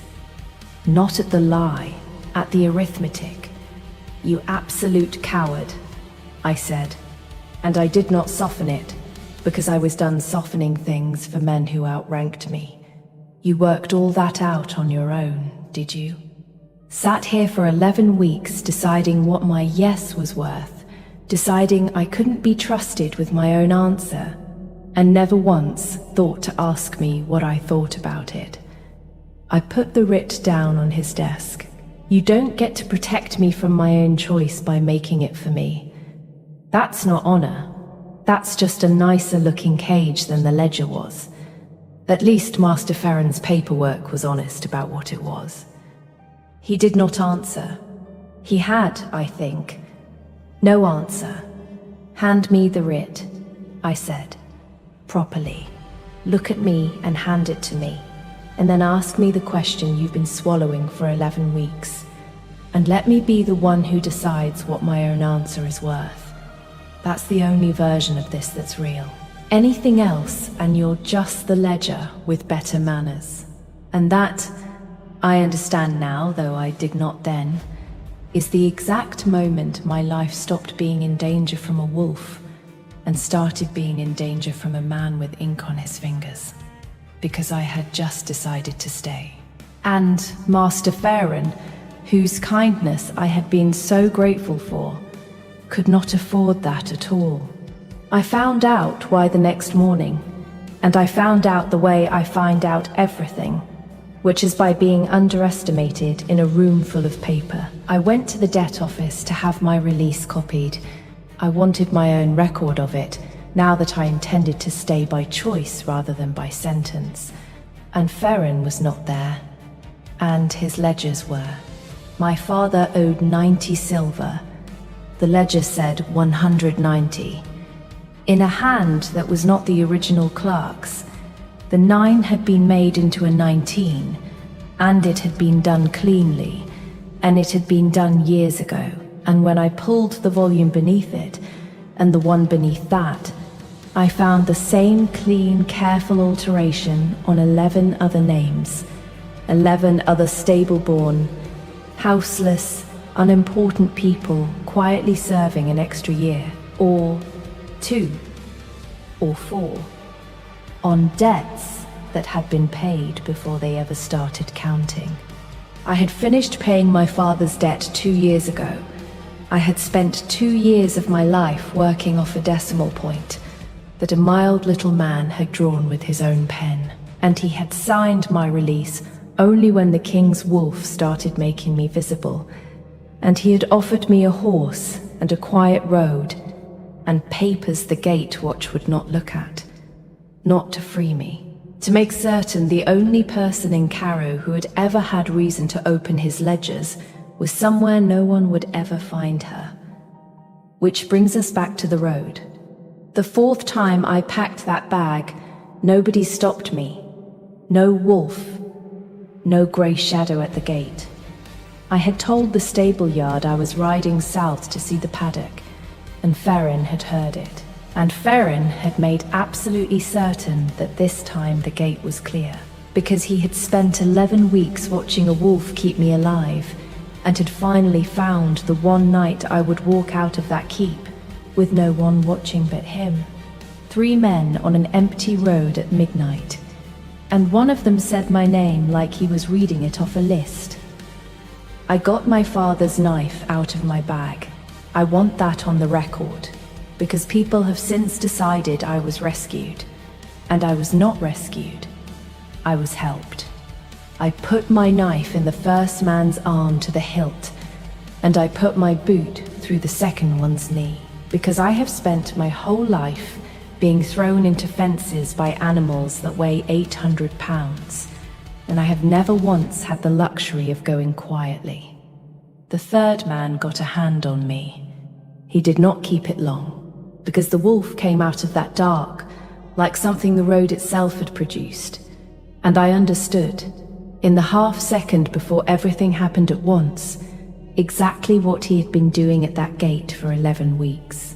He had not been keeping me in, he had been keeping me alive. Some part of him had known, the way animals know, the way the king never did, that the day I walked through that gate unaccompanied would be the day someone had arranged for me to. What followed was fast and brutal and mercifully brief. Dacian was a minute behind him, on foot, having apparently run a mile in the dark from a keep he'd left the instant his wolf did. And I have since had a great deal to say to him about the fact that he did not stop to bring guards, and he has never once apologized for it. Farron did not run. That was the thing about him. He had never once needed to run in 30 years, because nobody looks twice at the man holding the pen. He was still in his office at dawn, ink on his fingers, when Orin brought him the 11 ledgers I had stacked on his own desk, with the alterations marked in my hand. He tried, at the reckoning, to say it was clerical. 30 years of small, mild errors, all of them, coincidentally, in the Crown's favor and in his own pocket. All of them, coincidentally, on people whose names no house would ever speak for. It did not work. There were 11 ledgers, and there were 11 people, and by the end of that season, every one of them was standing in Caro's great hall, being handed back the years he had stolen, which the Crown could not actually give them, and paid for instead in silver and land, and a formal apology from a king who read every single name aloud himself, slowly, looking at every single face, because he had decided that a man who signs a ledger he has not read is a man who deserves exactly what his kingdom becomes. I stood at the back for that, and I did not go up when my own name was read.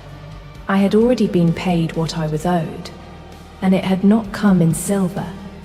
It had come 11 weeks earlier, from an animal who had decided the girl in the ledger was worth 2 flights of stairs a night, at a time when not one person in that keep, including the man who signed her release, including the king himself, including, if I am honest, the girl, had thought she was worth anything at all. Orin found me at the back of that hall and stood beside me without saying anything for a while, which I have come to understand is how that man says a great deal.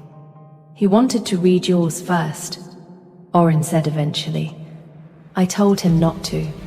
Told him you'd hate it. I'd have hated it. That's what I said. He watched Dacian work down the list, name by name, face by face. 11 weeks I watched that man sit on a writ he'd bought you and say nothing. I thought he was a fool. I've served him 11 years, and I've never once thought that before. And I told him so, twice. Orin's mouth moved, barely. He said he'd rather be a fool than a man who'd taken a yes that wasn't free. I didn't understand it at the time. Watching him read those names, I think I do. 11 other people spent years in a cage nobody checked, I said, because everyone was too busy being frightened of the king to bother reading what they were signing for him. Orin nodded slowly, and now he reads everything. Every ledger, every order, every name. It's made him unbearable to work for and considerably better at his job. He glanced at me. You did that. Not the wolf. You. Lady Sorrel, I should say, had nothing to do with any of it. She disliked me thoroughly and honestly, and to my face for a year and a half. And it turned out that was the most trustworthy relationship I had in that keep, because at least I always knew exactly where her knife was. It was the man who brought me tea and called my situation an injustice who put me on that road. I have thought about that a great deal since. The people who tell you plainly that they want you gone are almost never the ones who arrange it. They stitched my arm in the king's own study, and the healer told me it would scar. And I decided I did not mind. A woman who spent 2 years working off a debt she did not owe ought to have at least one mark that she chose. Dacian did not leave while they worked. When it was done, he took the writ of free passage off his desk. 11 weeks of a man's cowardice, sealed and signed, and he knelt in front of my chair, and he handed it to me, properly, looking at me. There, he said. It's yours, the road, the paddock, the 40 acres, all of it. No claim, no debt, no crown, nothing owed to me or to anyone. You can be gone by morning, and there is not one thing in this world I would do to stop you. And I want you to hold it in your hand while I ask, so that you know exactly how free you are when you answer. Ask, then, stay. His voice cracked on the one word, a man who had not let himself say it in 11 weeks. Not as my subject. Not as anything you owe. Stay, because I have been quietly, unforgivably in love with you since the week you told a king his wolf was a thief, and his excuse was worse. And I would rather be told no by you honestly tonight than be said yes to for the rest of my life by anyone who was never free to say anything else.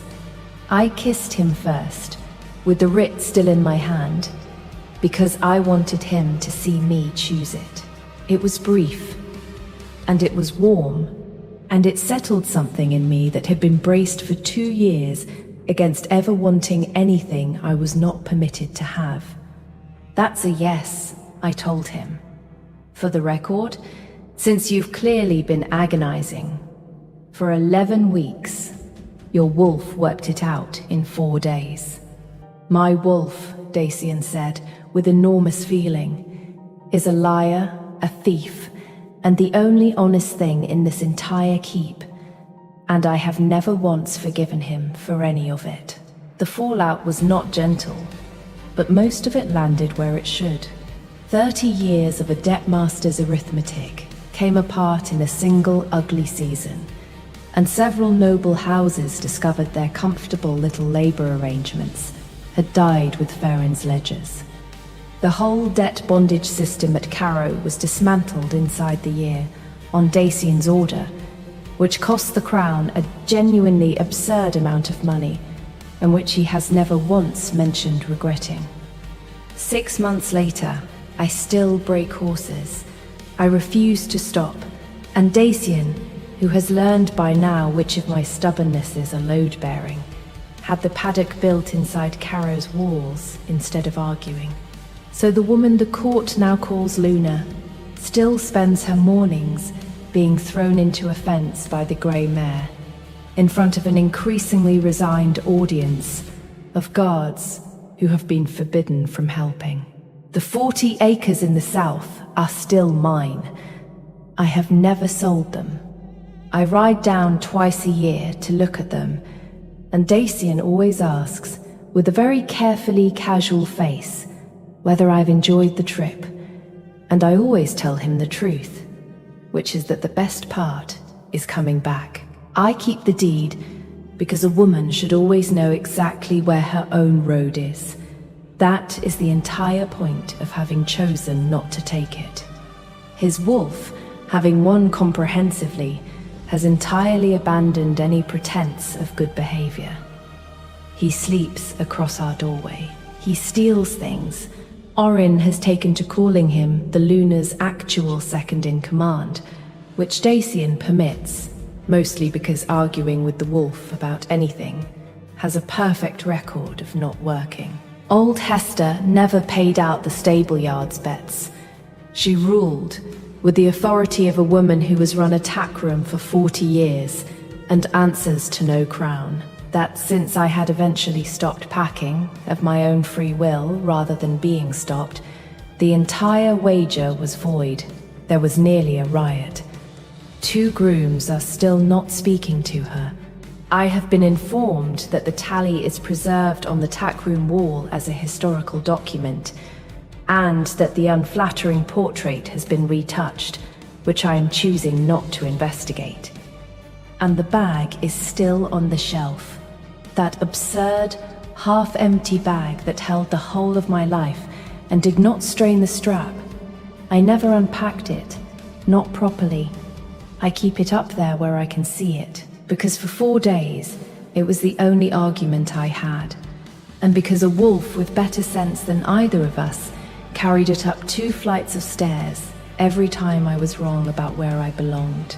I still wonder what would have happened if Farron had been a little less kind to me, or if I'd taken his horse and his quiet road the first week he offered. I do not like where that thought ends, so I do not finish it. But I wonder about you. Did you see Farron coming, or did you spend as long as I did, being certain the danger was the woman who insulted me in the corridor? Tell me your theory in the comments. Comment the bag if you want to hear about the first time Dacian tried to help me with the grey mare and ended up in the water trough in front of his entire war council. And if you want more nights like this, one, a king who tied his own hands rather than take a yes he hadn't earned, a woman who packed the same bag 9 times out of spite, and a wolf with no principles whatsoever and considerably better instincts than either of them. Stay close. There is more of Caro left to tell. Where are you listening from tonight? I would love to know. Everyone in that hall knew which door not to open. I was the only one who hadn't been warned. But that is not where I want to start. I want to start with the night the whole court went silent. He was on his knees on the dais, and the cup was already falling. I remember the sound it did not make, no clatter, because I caught it against my palm before it struck stone, and the wine that should have been in his blood by morning ran down my wrist instead. 100 faces, his among them, looking up at me with an expression I had no name for yet. Lady Sorrel's voice, high and certain, saying the word witch. And the king's wolf, enormous and gold-eyed, stepping between me and every blade in the room before its own master could rise. I did not know, in that moment, whether I had just saved his life or ended mine. Let me go back. It started 3 weeks before any of that, with a door I was told to sweep past and did not. I had been in the king's household 4 days when they sent me to the wrong wing. That is the honest version. The healer's mistress, a brisk woman named Edda, who had inherited me the way one inherits a draft, handed me a tray of clean linen and a pot of steeped willow, and told me to leave it outside the 3rd door and not to knock. I was 22 years old, newly bound to a household I had not chosen, the lowest ranked person in a fortress full of wolves who could hear my heartbeat from across a corridor. Omega. The word followed me like a smell I could not wash off. In the village I came from, it meant gentle hands and a soft throat. Here, it meant last to eat and first to be forgotten. I had made peace with that. Peace is cheaper than pride, and I could not afford pride. What I could not make peace with was a wound left to rot behind a closed door because everyone was too frightened to tend it. Because I could smell it, even through oak, even under the smoke and pine of the pack house. I could smell the particular sweetness of a wound that had been dressed wrong and left too long. My grandmother taught me that smell before she taught me my letters. It means someone is dying slowly enough that the people around them have stopped noticing. So I knocked. Nobody had told me that the third door in that corridor was the one door in the entire kingdom you did not open.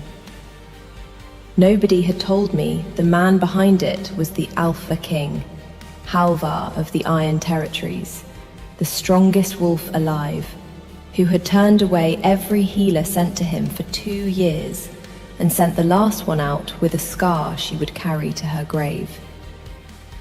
Nobody had told me he did not permit anyone to see him weak, because a weak alpha is a dead alpha, and a dead alpha is a leaderless pack, and a leaderless pack is a war. I knew none of it. I knocked, and when no one answered, I went in. The room was dark and cold as a cellar. The fire burned down to sullen orange. And in the bed, propped against the headboard like a felled tree someone had leaned upright, was the largest man I had ever seen, watching me with eyes the color of a coin held to a flame. "You are not Edda," he said. "No," I agreed. I set the tray down. "Edda is afraid of you. I don't have the seniority to be afraid of you yet. Give me a week." I did not know he was the king. I want that understood. I thought he was some old warrior the household kept out of sight, some uncle too proud to die politely. If I had known, I would still have gone in, but I would not have said that, and he knew it. And I think that was the first thing about me that he could not put down. He did not laugh, but something moved at the corner of his mouth that had clearly forgotten how. "The wound on your side is killing you," I said, because there was no point being delicate about a smell that filled the room. "May I look at it?" It was not a question. He noticed that too. His jaw worked. No one looks at it. Then no one has been doing their job. I was already rolling my sleeves. I'm new. I haven't learned yet which jobs I'm allowed to refuse. There is a particular silence a powerful man makes when he has forgotten what it is like to be spoken to as though he is simply a person with a problem that has a solution. I have come to know that silence very well. That night, it was only a stranger's silence, and I filled it with the practical noise of a healer at work, unstopping the willow, tearing linen, asking him to turn toward the light. And here is the thing I have never told anyone. When I peeled back the old dressing, and the wound was exactly as bad as my nose had promised, a deep, ragged thing along the ribs that should have closed months ago, and had instead been kept open like a mouth that would not stop speaking. I did not flinch. Not because I am brave, because I was concentrating. Fear is a luxury of people who have the leisure to imagine outcomes. I had a wound in front of me and 2 hands, and the 2 occupy the whole of a person if you let them. He watched me not flinch, and something in the room, something that was not the man, went very still and very attentive. The way a wolf goes still when it has heard a sound it has been waiting years to hear. I would learn what that stillness was soon enough. I cleaned it, I packed it. I told him it would have to be reopened properly and drained, and that it would hurt, and that I would not lie to him about the hurting. Because people who lie to you about pain cannot be trusted about anything. He listened. When I finished and stood to go, he spoke to my back. "What is your name?" "Ren." "Ren." He said it the way you test the weight of a blade you did not expect to like. "You truly do not know who I am." "You're the man in the third room," I said, "who is going to let me back in tomorrow. Because your side is going to feel worse before it feels better, and you're going to want the one healer who isn't scared of your temper." I paused at the door. "Whoever you are." I found out who he was the next morning, when Edda saw where I had come from and dropped an entire tray of tinctures. The whole household knew by midday. The Omega. The new one. The one who walked into the king's sick room and walked back out with all her skin. They looked at me in the corridors the way you look at someone standing on thin ice who does not appear to know it. Osric found me by the well before noon, the king's second, a broad, quiet man with a scar through one eyebrow and the wary patience of someone who has spent years managing a grief he is not permitted to name. "You went into the third room," he said. "I did. Do you understand what you did?" "I dressed a wound that 6 of your healers were too frightened to touch," I said. "And I'm going back this afternoon to do it again, because it is going to kill him inside the month if someone does not, and I would rather it not be on the week I arrived." I hauled my bucket up. "Is there a reason you'd prefer he die tidily behind a closed door? Because I've met men like that, and I've never understood them." Osric looked at me for a long moment. Whatever he had come to warn me away from, he set it down. "He let you back in," he said, half to himself. "He has not let anyone back in since." He stopped. That stop had a shape to it, a person-shaped hole. I noticed it and filed it away, the way I file away everything I am not yet meant to understand. "Since who?" I said. "Come to the hall tonight," Osric said instead. "The king takes his meal there when he is well enough to sit. He has not been well enough in some time. If he is tonight, it will be because of you, and the court will need to see who did it." A grim flicker. "Wear something you don't mind being looked at in." I owned 2 dresses. I wore the less patched one, and I told myself I was not nervous, which is the particular lie you tell yourself right before you learn how nervous you are. The Great Hall of the Iron Territories is built to make you feel small, and it succeeds. Stone the colour of a storm cloud, a fire pit you could roast an ox in, and at the head of it, a throne carved into the shape of a rising wolf, so that whoever sat there sat in the jaws of it. Long tables, 100 wolves who had all heard the story of the Omega and had all come to look at her. And on the table, at the king's right hand, beside his own cup, a second cup, empty, turned very slightly inward, the way you set a place for someone. No one touched it. No one filled it. No one looked at it. Which is how I knew everyone in that hall was always looking at it. I did not know whose it was. I would. The king came in on his own feet, which I gathered was a thing that had not happened in weeks. And I watched a room of hardened warriors try to hide their shock behind their cups. He was pale and moving like a man carrying something heavy and invisible. But he was upright, and his eyes found me at the low end of the hall before he had taken 3 steps. That was mistake enough. An alpha king does not look for the lowest ranked person in the room. But it was not the king who disgraced us both. It was his wolf. I had not seen him shift. I did not see it then. He did not shift, not fully, that is the point. The great gold beast simply seemed to arrive, pacing out from behind the throne as though it had been waiting, and the hall went silent, in the particular way a hall goes silent when the natural order has just been broken over someone's knee.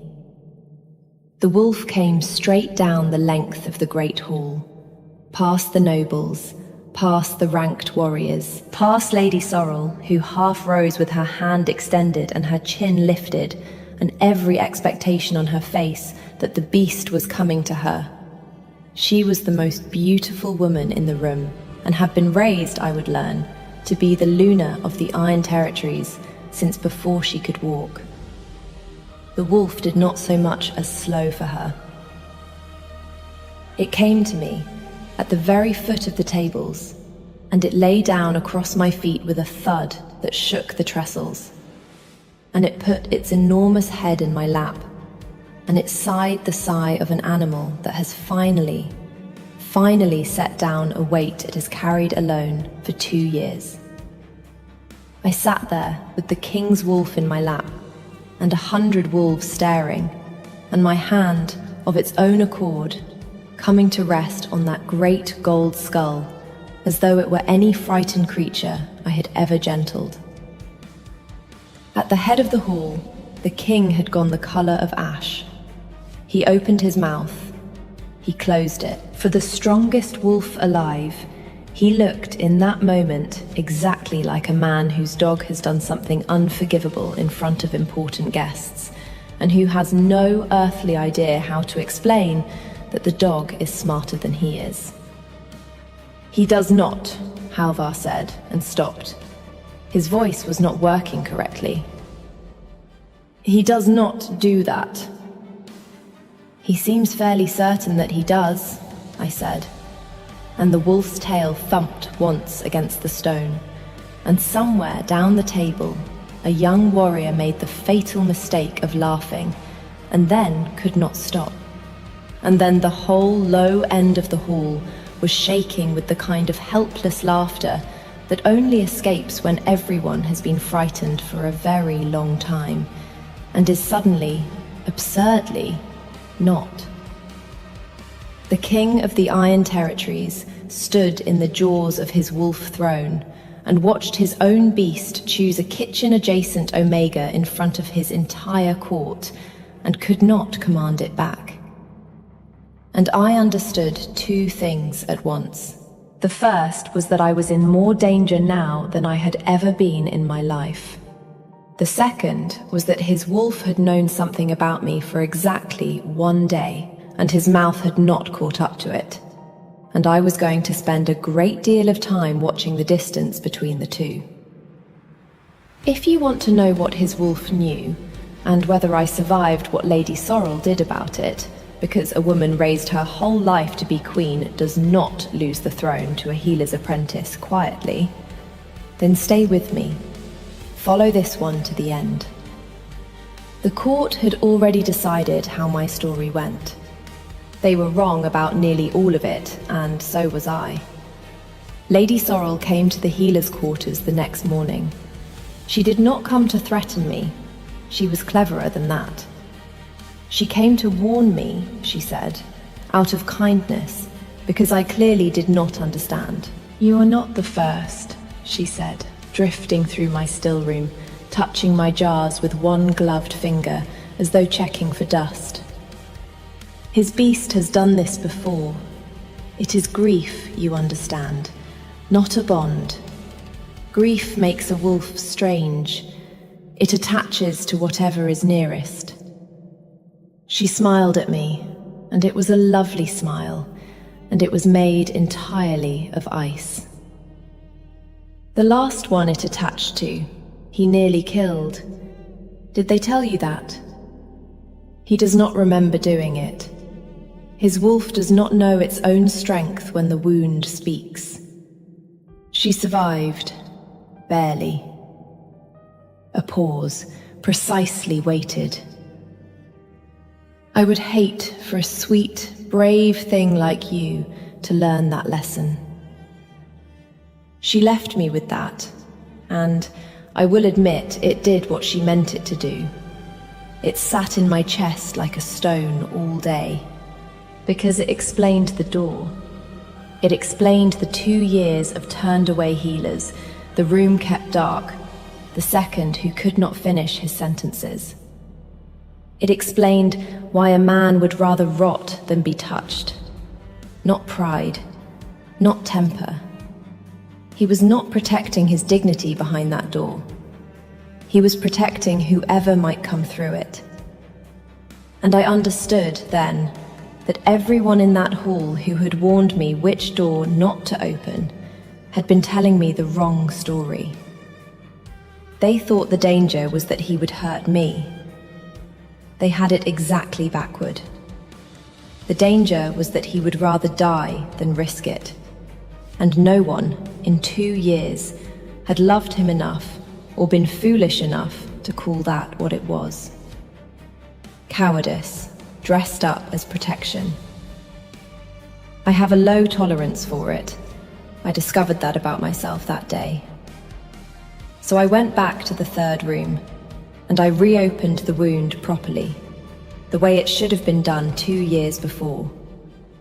And it was as bad as I had promised him. His whole body locked. The gold wolf paced the walls. And at the worst of it, when I had my hands inside a hurt that would have made a battlefield surgeon blanch, the room went cold. Not chilly. Cold the way a grave is cold. Frost bloomed on the inside of the window in the middle of a summer morning, and the air thickened until it was like breathing wet wool, and the king's eyes rolled to me, gold and enormous and afraid, not of the pain, of me being near it. "Get back," he said, and his voice had the wolf in it, doubled, wrong.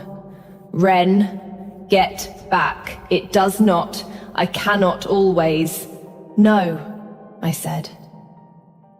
The frost crept across the floor toward my knees. My grandmother had a word for this. Some wounds are not only in the flesh. Grief that is refused long enough stops being a feeling and starts being a weather. And it will do what any storm does to whatever will not get out of its way. "Your wolf will not hurt me," I said, through teeth that wanted to chatter, keeping my hands exactly where they were.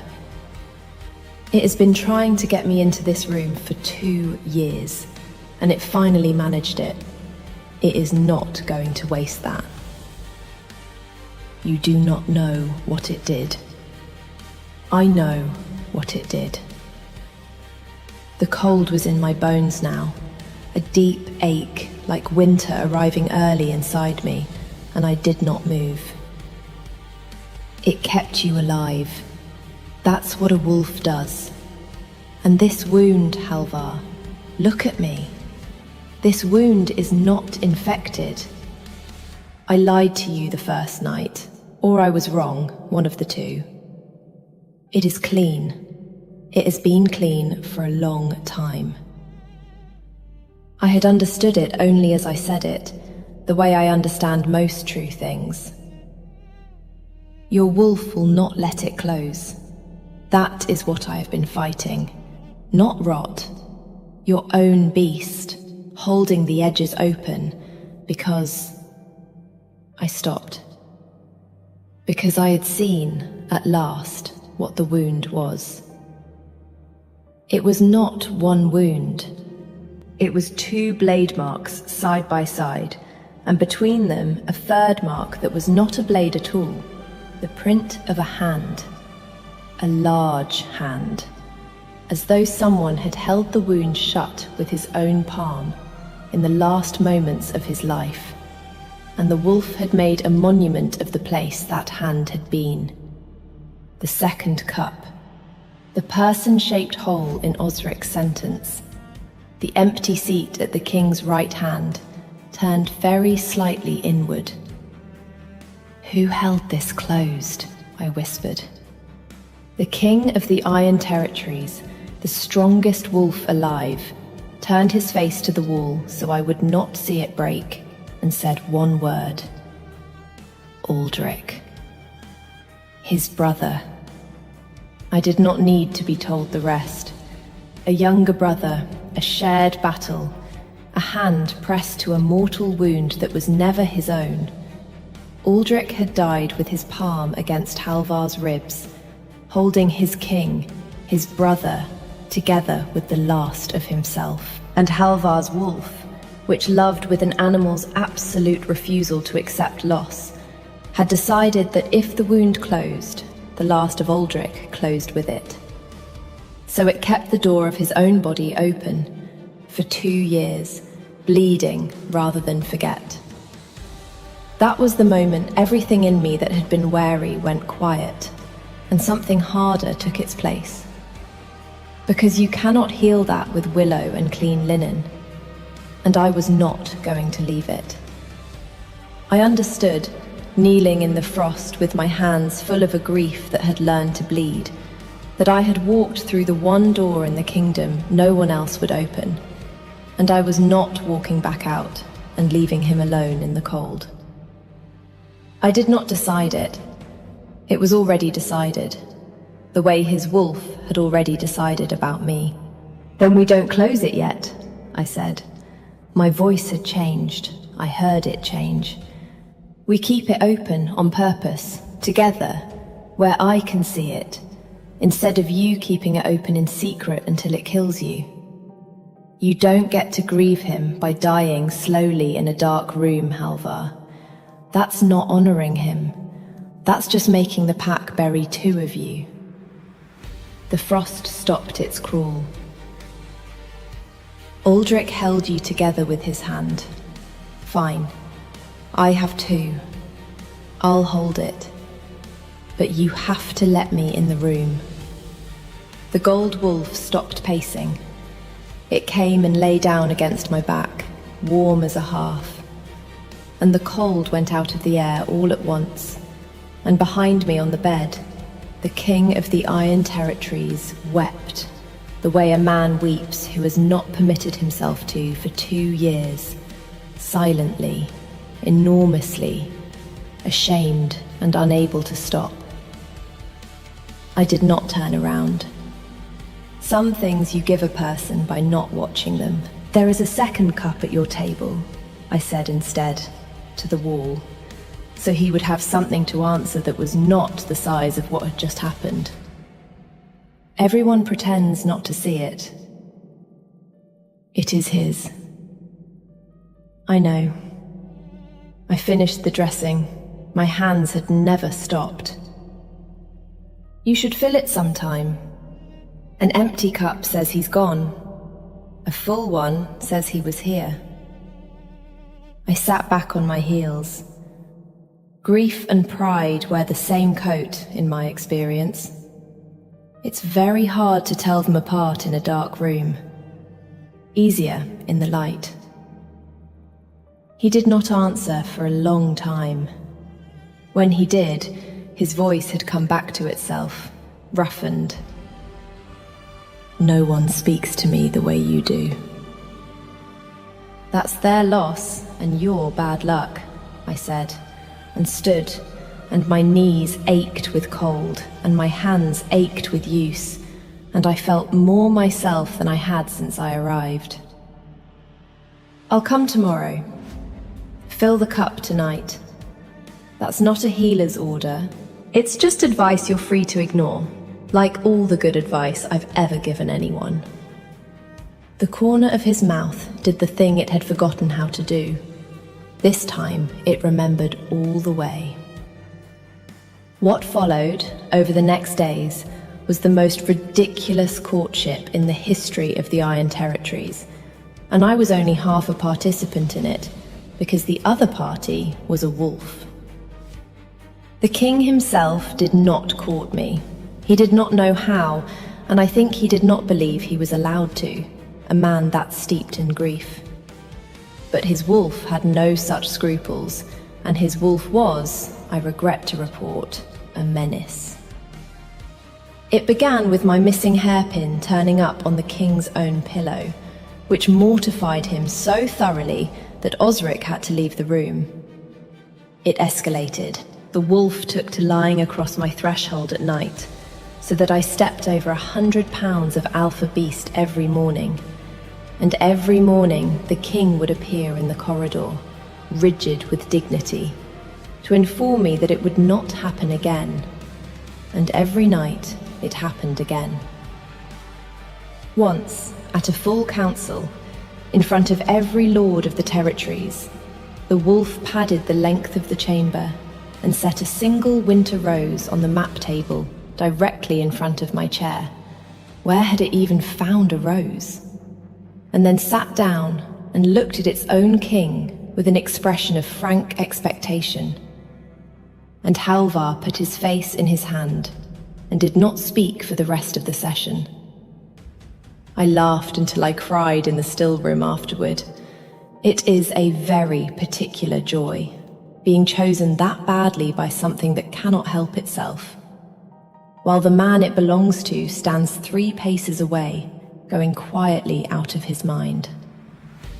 Because that was the tension of it, and it was better than any nearness. He stood 3 paces away when one would do. He handed me a book on wound law across the width of a table, when he could have passed it to my hand. He held my eyes across the great hall until the holding said everything, and then broke it deliberately. Always him, always first, because he had decided he did not have the right, and his wolf had decided he was an idiot. And the second cup, from the second night onward, was full. I noticed. I did not remark on it. Some things you give a person by not watching them. Osric found me again by the well, a week on. He looked younger. It frightened me a little. How much lighter a man can look when a grief he has guarded finally has help carrying it. "Whatever you are doing," he said, "do not stop." "I'm not doing anything," I said. "I'm just the only one who didn't know which door to avoid." "No." He shook his head slowly. "Everyone knew which door to avoid. You're the only one who decided the man behind it was worth the risk. There's a difference." He looked at me steadily. "There are those at court who noticed that too, and they are not glad of it." He meant Sorrel. I knew he meant Sorrel. What I did not yet know was how far a woman raised to be a queen will go when the throne walks past her outstretched hand for the second time in her life. I found out at the naming. It is an old ceremony of the Iron Territories, a formal court gathering where the king confirms the standings of his household for the year. Who is raised, who is kept, who is cast down. Halvar, well enough now to hold court, well enough now to laugh once in a while where people could hear it, had called it for the first time in 2 years. The whole territory came. I stood at the low end of the hall in my less patched dress, because I was still an Omega, still the lowest ranked person in the room, and I had no expectation of being named at all. Lady Sorrel had other plans. She rose before the king could speak. It was a breach of every custom, and she made it look like grace. She held a cup, a beautiful thing, chased silver, and she offered it up the hall toward the dais, toward the king, and she spoke in a voice pitched to carry to the farthest wall. "A gift for my king," she said, "to his health, to his recovery, and to the healer who restored it." The word came out of her like a splinter. Let him drink to her, before us all, and settle the question the whole court is asking. It was cleverly done. To refuse was to insult her house. To make me drink was beneath the dignity of the moment. So of course he would drink, the king, to end it graciously. And none of us, would think about the fact that Lady Sorrel's grandmother had been the most gifted poisoner in 3 territories, and that skill is a thing that runs in blood. I knew. I do not fully know how I knew. A healer knows the smell of most things that kill, and under the wine and the crushed mint there was the faintest ghost of something bitter, something my grandmother had made me memorize with a switch across my knuckles. Monkshood. Enough to stop a heart and be called a bad night's rest by morning.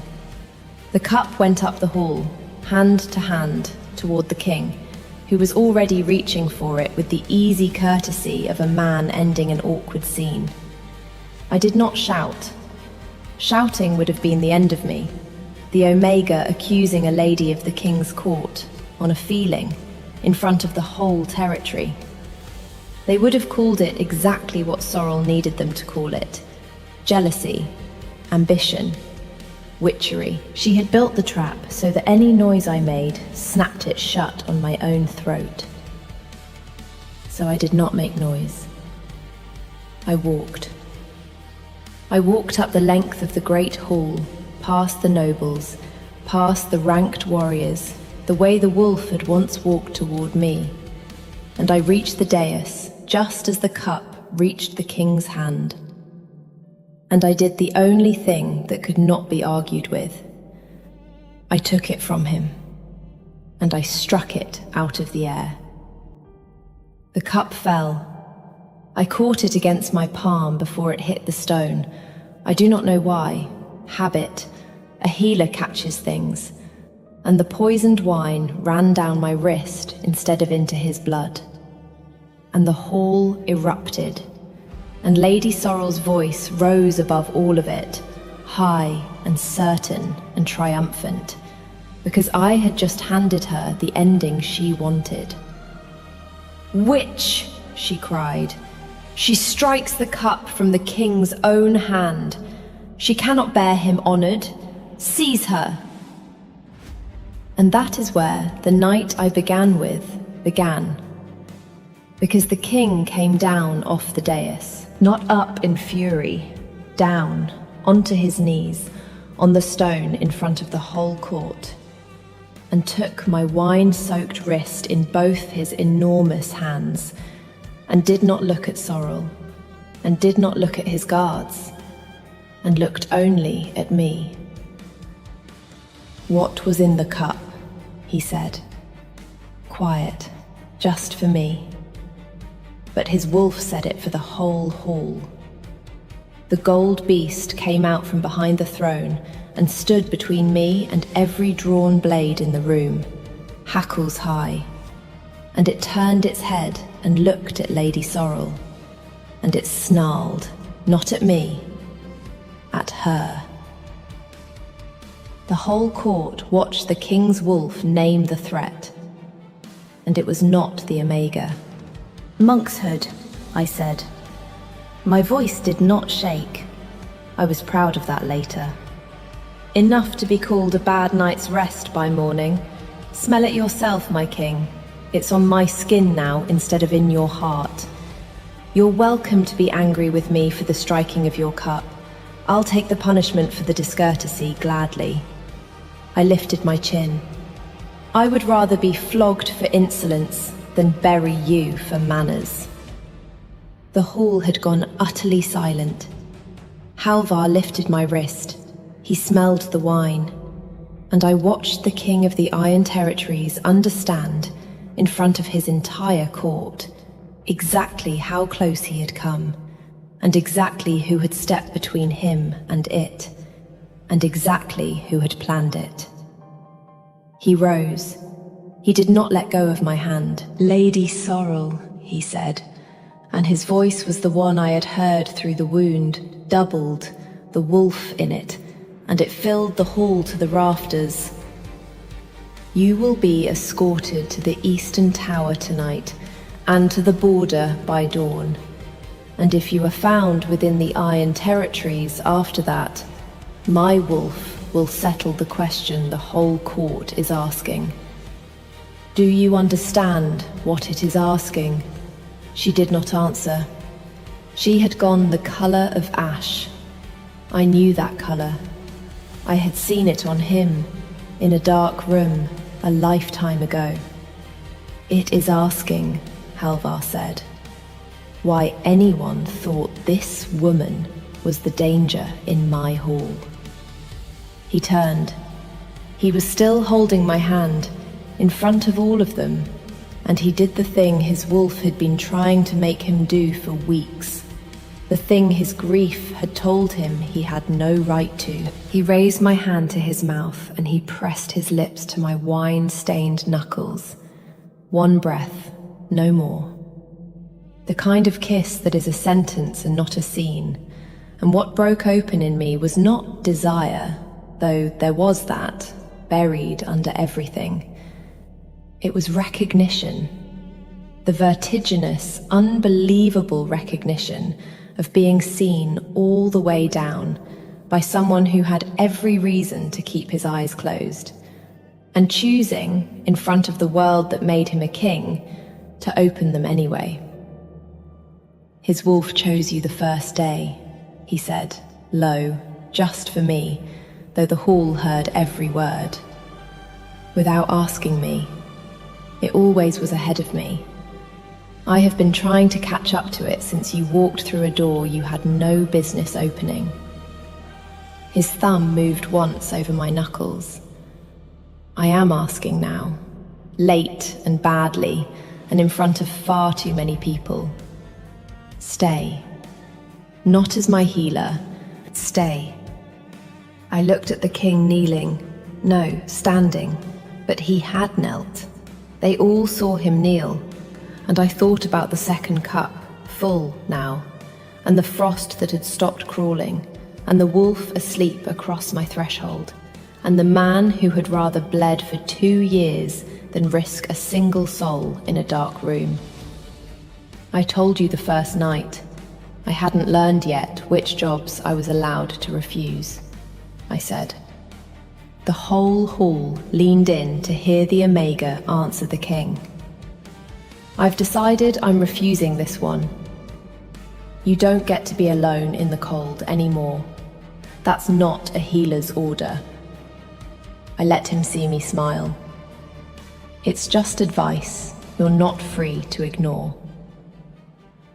The gold wolf sat down between us and thumped its tail against the stone, insufferably pleased with itself, and the great hall of the Iron Territories, which had come to watch an Omega fall, watched instead the strongest wolf alive be caught, at long last, by the one person too new to know she was supposed to be afraid. They mated us under the next full moon, which is the proper way of it, and I will not describe that night, except to say that the second cup at the king's table has stayed full ever since, and that we drink to Aldrich before every meal, out loud, by name, so that no one in that hall ever again mistakes grief for something to hide behind a closed door. The wound closed. I want to be clear that it cost something, the night it finally knit. The cold came back one last time, worse than before, the whole chamber white with frost and the air gone to stone in my lungs. The wolf's grief making its final argument, that to close the wound was to lose the hand that had held it. I held on.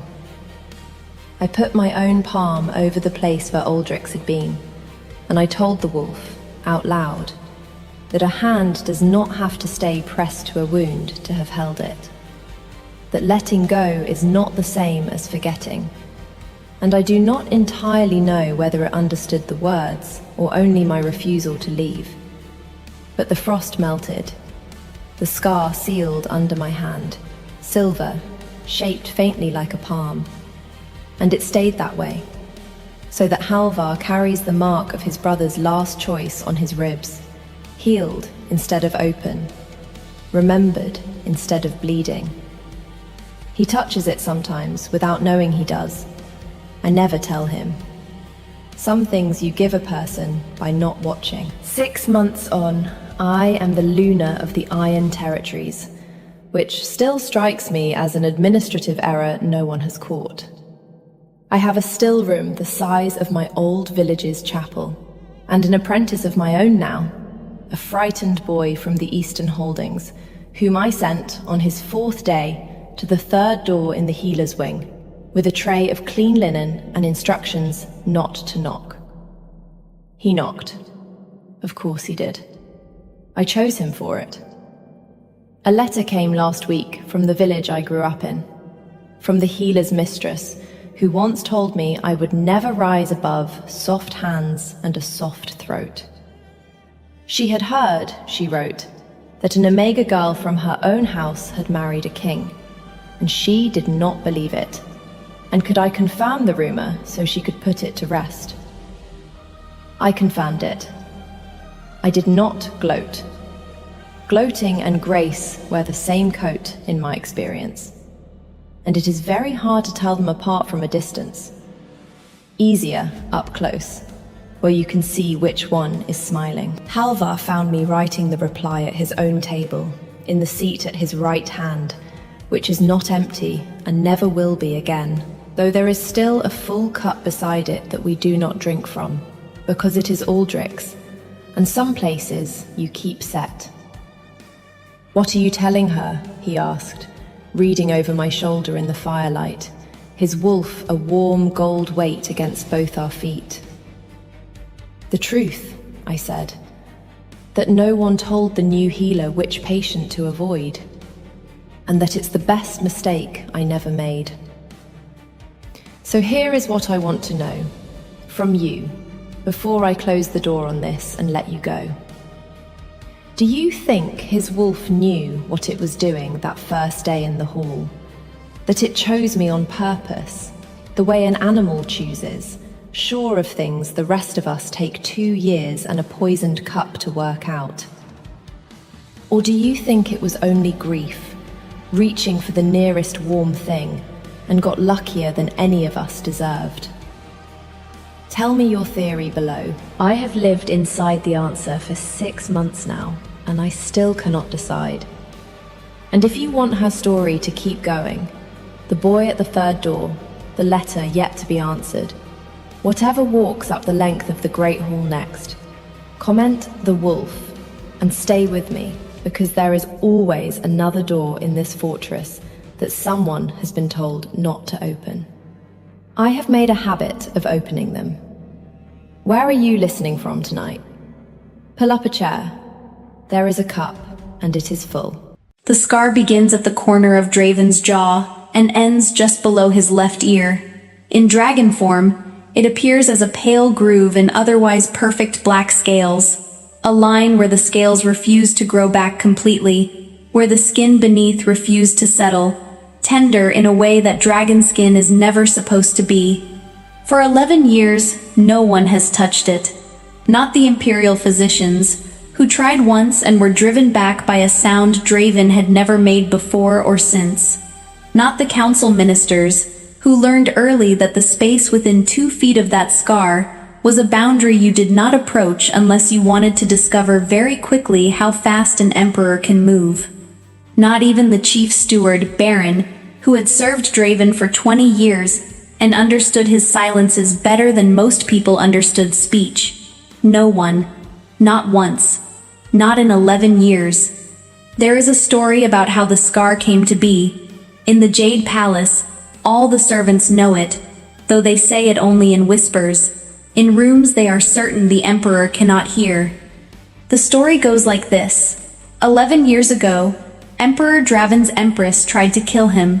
She used a blade forged in the Ashen Mountains, where dragons go to die, where the rock itself holds the memory of dragon bone.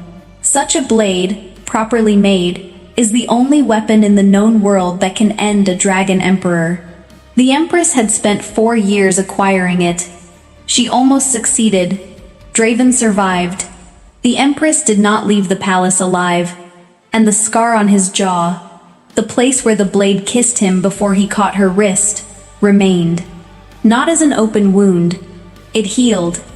But the scales above it grew back wrong, and the tissue beneath them took a shape that the original had not held, and the place itself remained.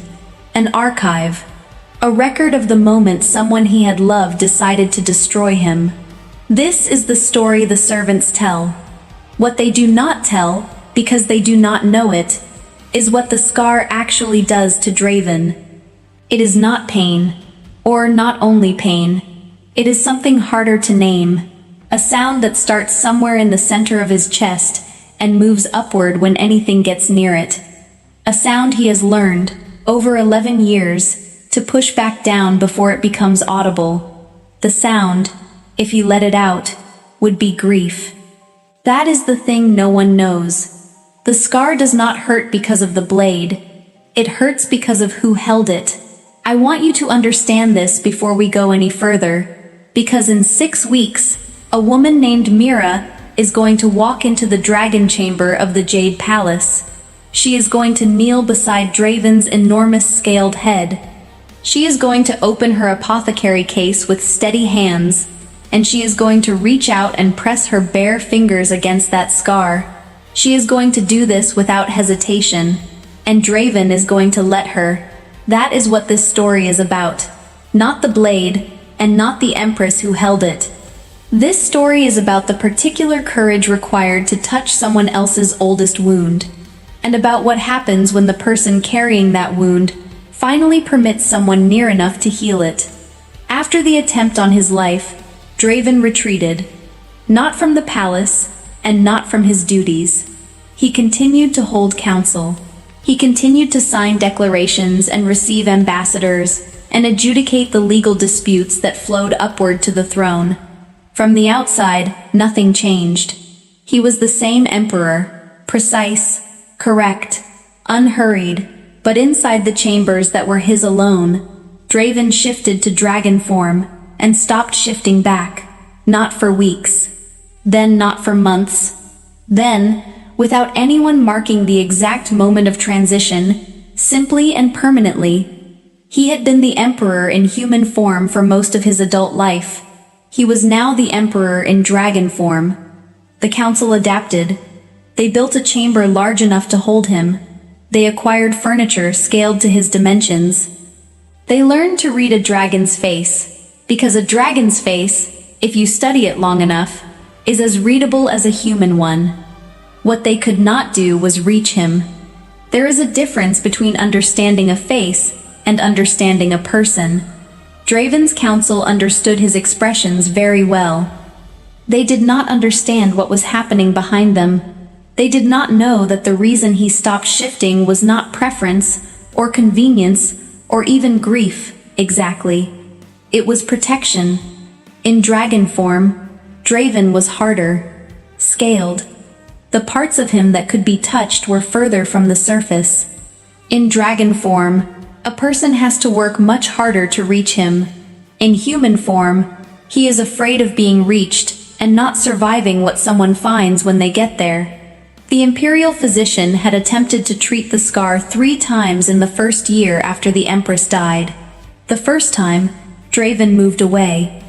The second time, he made the sound. The third time, the physician entered the chamber, found Draven with his back to the wall, and his head turned so that the scarred side faced away from the door, and understood without a word being spoken that this treatment was finished. The physician filed a report. The scar showed no signs of active infection. It appeared stable. He recommended monitoring. He did not record that he had no intention of monitoring it himself. For 11 years, no one approached the scar. There was no formal prohibition. There did not need to be.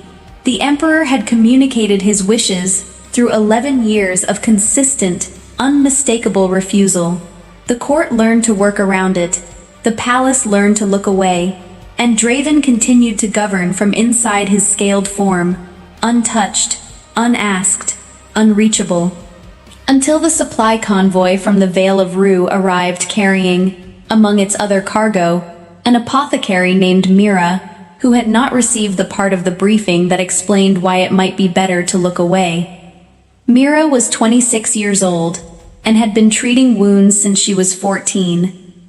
She had learned the work from her mother, who had learned it from her grandmother, who had established the only apothecary practice in the Vale of Rue, through sheer stubbornness and a memory for botanical compounds that bordered on the remarkable. Mira had inherited the memory. She had also inherited the stubbornness, which her mother called a gift, and most of her patients called a minor inconvenience, usually on the days when they wanted to stop a treatment early, and Mira calmly told them why they were going to continue.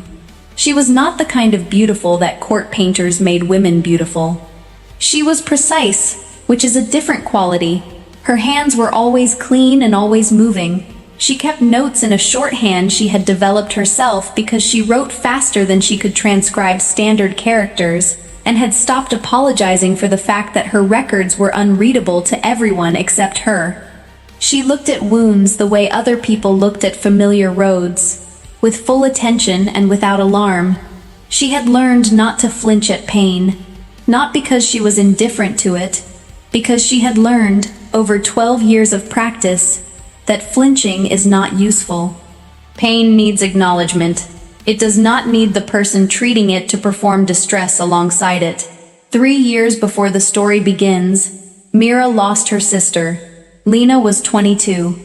A fever came on fast and moved faster. Mira knew what it was. She had the compound that might have helped.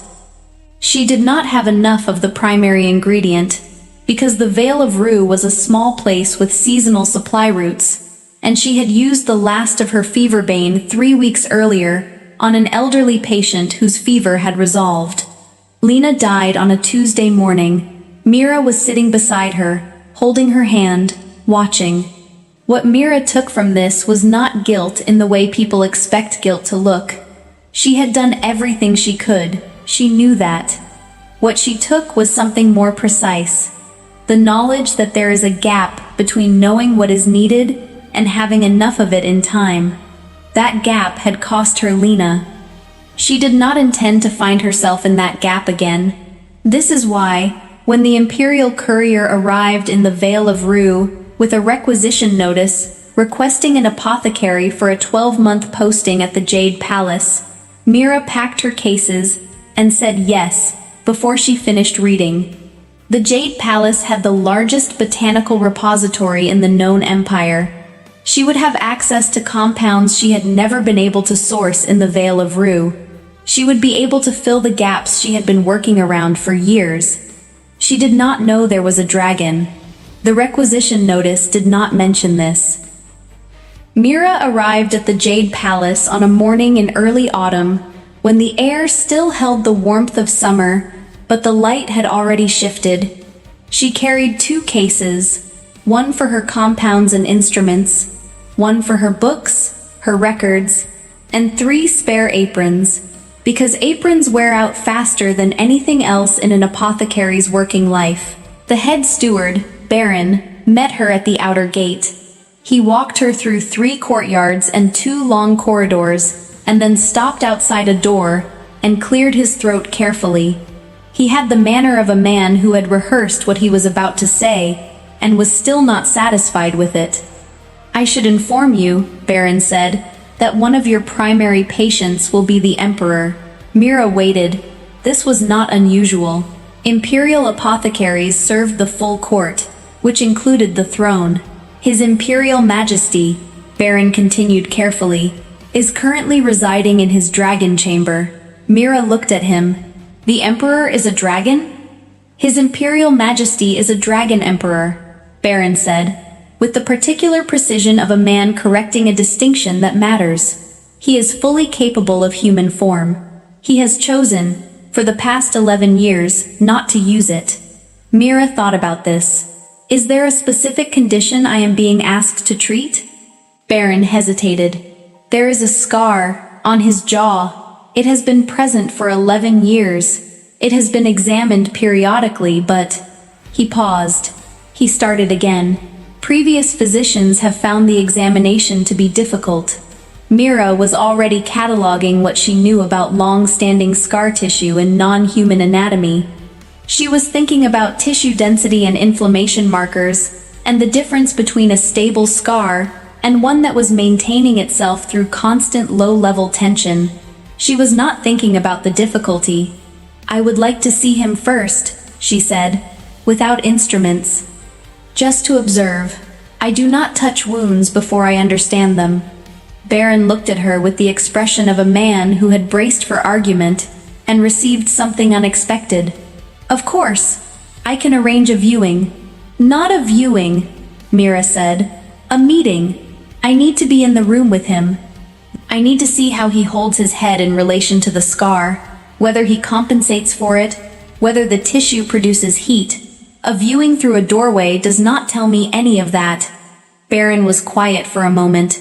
The last physician who requested to be in the room with His Majesty near the scar did not repeat the experience. "Then I will be careful," Mira said. She opened the door without waiting to be told which one led to the dragon chamber. She had been paying attention to the floor. The dragon chamber of the Jade Palace is large enough to contain a creature the size of a cottage. The ceiling is high. The stone walls are dark. The light comes from bronze lanterns suspended from iron rings, and the chamber holds a smell that Mira identified after a moment as something familiar. Pressed clove and dried citrus, which her grandmother had always said was the smell of a body working hard to maintain itself. Draven was at the far end of the chamber, his body coiled against the wall, his head resting on his forearms. He was large in a way that described dimension inadequately. His scales were black and caught the lantern light like water over dark stone. His eyes were gold. His pupils were vertical, and they tracked Mira from the moment she entered the room. She did not stop. She walked toward him at the pace she used when approaching a patient who was frightened, steady and deliberate, and stopped 6 feet away, close enough to observe, far enough to leave him room. Then she knelt on the stone floor, because kneeling lowers your center of gravity, and she had learned from treating horses that this communicates something animals understand as non-threat. She looked at the scar. It was as Baron had described, a pale groove along the jaw, running from the corner to just below the left ear. The scales above it were different from the surrounding scales, not discolored, differently textured. They lay slightly wrong in the way that healed tissue always lies slightly wrong, because the body beneath had sealed in a pattern that was not its original one. Mira could see, from 6 feet away, that the scar was stable, not infected, not spreading, old and sealed. But there was a density in the way the scales settled above it that she wanted to feel with her fingers before she concluded anything. She did not reach out. She looked at the scar for a long time. Then she looked up at Draven's gold eyes. He was watching her, not with the hostility she had expected based on Baron's warnings. What she saw was more careful than hostility. He was evaluating her the way she was evaluating the scar, collecting information, making a determination she could not yet read. "I am Mira," she said. Her voice was the voice she used with every patient. Even, warm, not performed. "I have come from the Vale of Rue. I am an apothecary." She paused. "I am not going to touch the scar today. I am simply going to look." Draven did not move. He did not make any sound, but his head turned, by a small degree, toward her. Not away. Mira noted this. She stayed in the room for 20 more minutes. She did not move closer. She simply remained, observing, and let the dragon observe her in return. When she left, she stopped at the door and said, "I will come back tomorrow." Draven did not respond. But when the door closed, he turned his head to follow the sound of her footsteps down the corridor. She came back the next day, and the day after that, and each day she came without instruments. She brought a small bowl of water and, beside it, a twist of dried meadowsweet and rue. She left these things at the edge of the chamber, within Draven's sight, and then sat down on the floor and opened her notebook. She was catching up on records from the Vale of Rue, patient notes she had promised to complete before the new apothecary took over her practice. She wrote in her shorthand, quickly, one hand moving across the page while the other turned it. She did not look at the dragon. She was aware of him. She was aware of every small shift in the chamber. When Draven adjusted his weight, when his breathing changed rhythm, when his tail moved slightly and then stilled. She tracked all of it with her peripheral vision, which was excellent, and noted it without writing it down. C.S. Lewis once wrote that to love at all is to be vulnerable, that to love anything is to risk having your heart wrung, possibly broken. Mira was not thinking about love on the third day. She was thinking about a patient in the Vale of Rue with a chronic infection in his forearm, and whether the compound she had prescribed would hold through winter. But she was also, without quite naming it, doing something she did with every patient who had been hurt, in a way that made ordinary touch feel like another wound. She was making herself familiar without making herself demanding. On the third day, she moved the bowl of water and the herbs 6 inches closer to where she sat. On the fourth day, 6 more inches. She did not move toward Draven. She moved the objects. This distinction mattered. She was not crossing the distance. She was reducing it in increments small enough that each one was almost deniable. On the 6th day, Draven moved his head. Not toward her. He simply repositioned it, from facing the wall to facing the room. Facing, specifically, the area where Mira sat. She kept writing. She did not look up. But something in her shoulders, which had been held with professional steadiness for 6 days, eased very slightly. He was facing her. He had made that choice on his own. She had not asked for it, and she had not reached for it. It was the first voluntary movement toward contact Draven had made in 11 years. On the 12th day, Mira brought her instruments. She did not announce this. She arrived with her case instead of her notebook, set it down on the stone floor, and opened it slowly, taking each instrument out one at a time and laying it in a visible row. She did this deliberately. She had concluded after 12 days of observation that what Draven was most guarded against was not presence but surprise. She would not surprise him.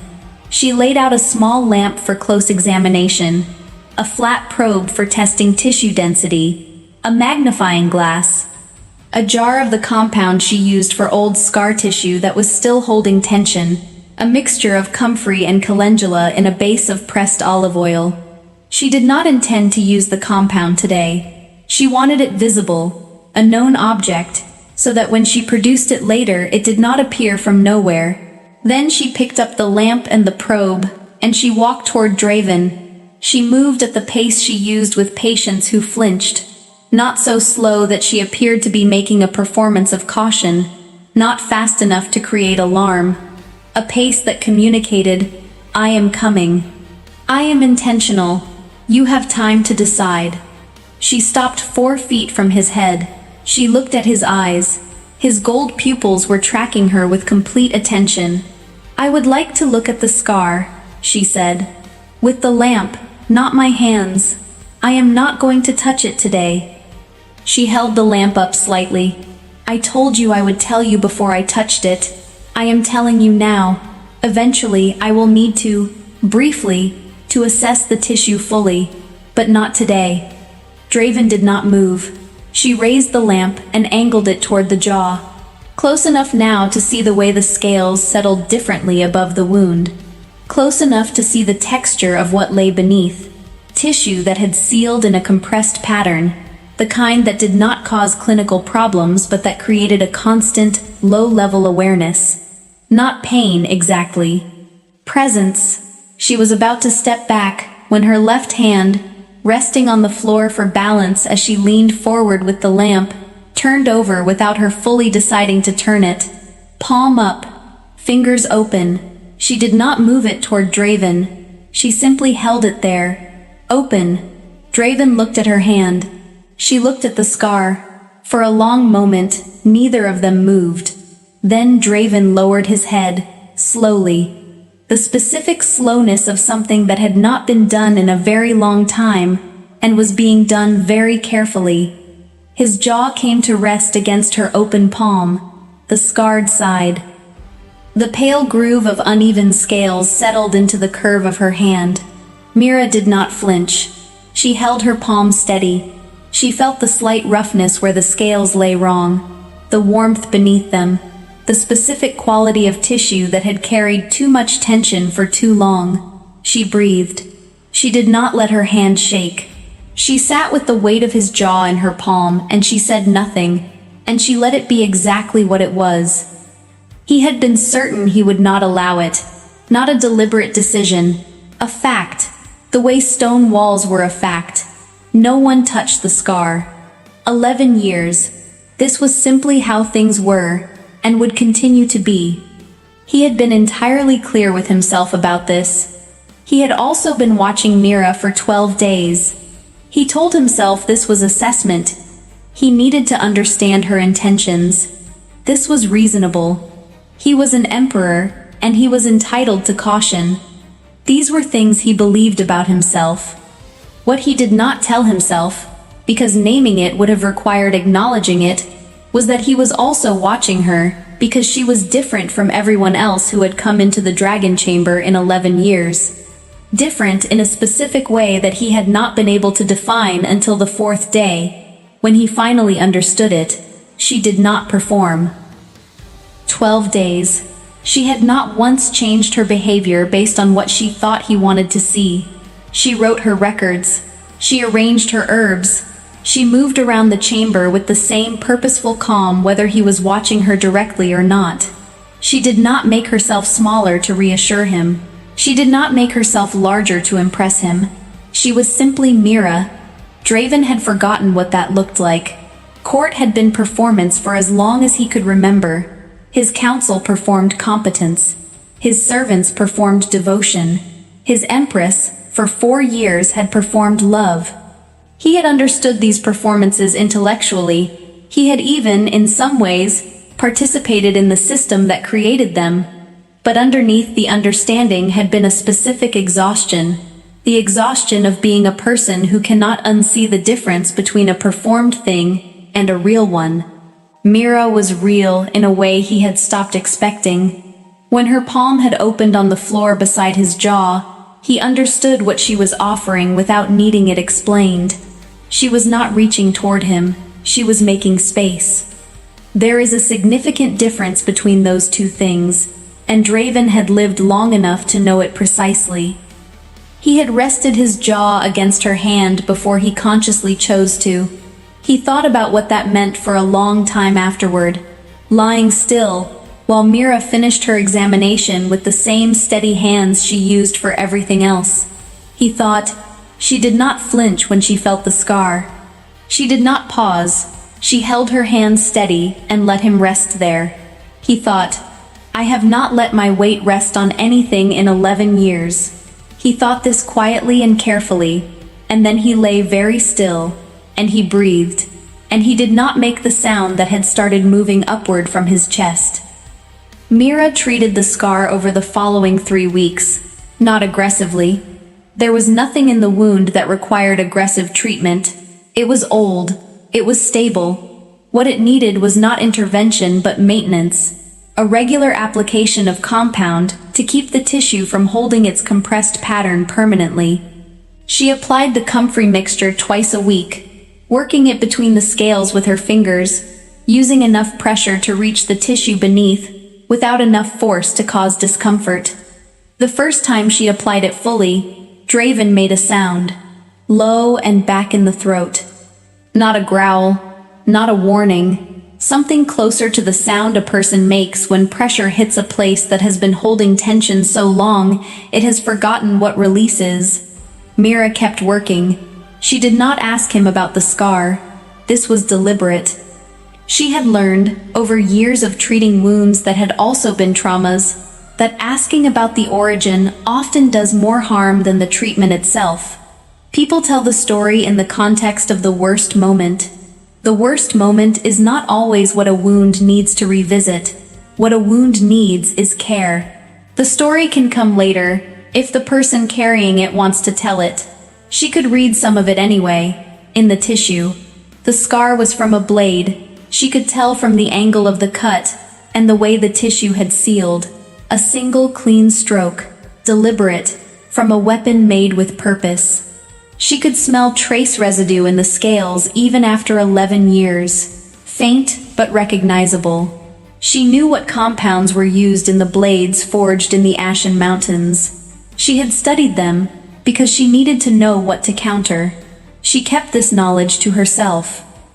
What she also kept to herself was what she felt beneath her hands during treatment. There was the physical tissue, the mechanics of the wound, all of which she understood. And there was something else, harder to name, that she felt as a kind of tension around that specific place.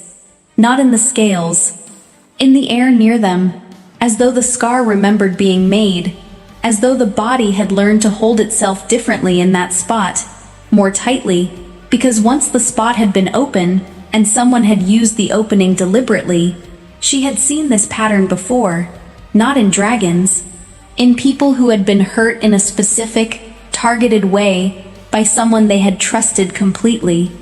The body learns to protect the place that was damaged, even after the damage heals, even long after.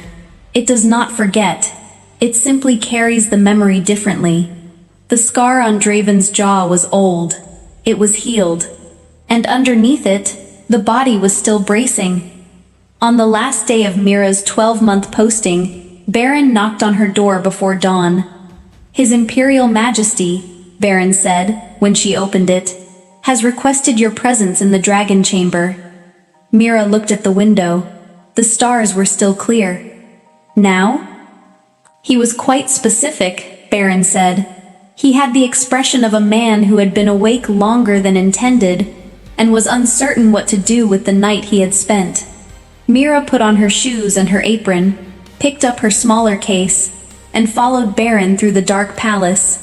The lanterns in the dragon chamber were burning. Draven was at the center of the room, which was unusual. He normally stayed near the wall. At the center of the chamber, his size was fully apparent in a way that the wall had previously softened. Mira set her case down and looked at him. My posting ends today, she said. Draven inclined his head. He knew. I have left instructions for the next apothecary, she said. The compound, the frequency, the pressure points around the scar where the tissue is still compressed. They should be able to continue the treatment without interruption. Draven held her gaze for a long moment, then he shifted. Mira had not seen him shift before. She had not expected it today. The process of a dragon emperor changing form is not the spectacle that stories describe. It is not fire, or light, or dramatic transformation. It is a contraction, a folding inward, a rearrangement of mass so quiet that it is somehow more arresting than spectacle. The silence of it. Where there had been a dragon, there was now a man, tall, eyes still gold. The plain dark clothes that the palace kept for emperors who rarely used their human form. His face was familiar in a way she had not expected. The structure of it was the same as the dragon's face, just smaller. The jaw was the same jaw. The scar was still there. In human skin it looked slightly different, a pale seam rather than misaligned scales, running the same angle from the corner of his jaw to just below his left ear. The same scar, the same history, he said, in a voice slightly rough from disuse. The next apothecary will not be needed for this. Mira waited. I am told, Draven said, looking just past her shoulder in the manner of someone who is unaccustomed to saying something directly, that the position of Imperial Apothecary carries no fixed term, if the apothecary agrees to remain.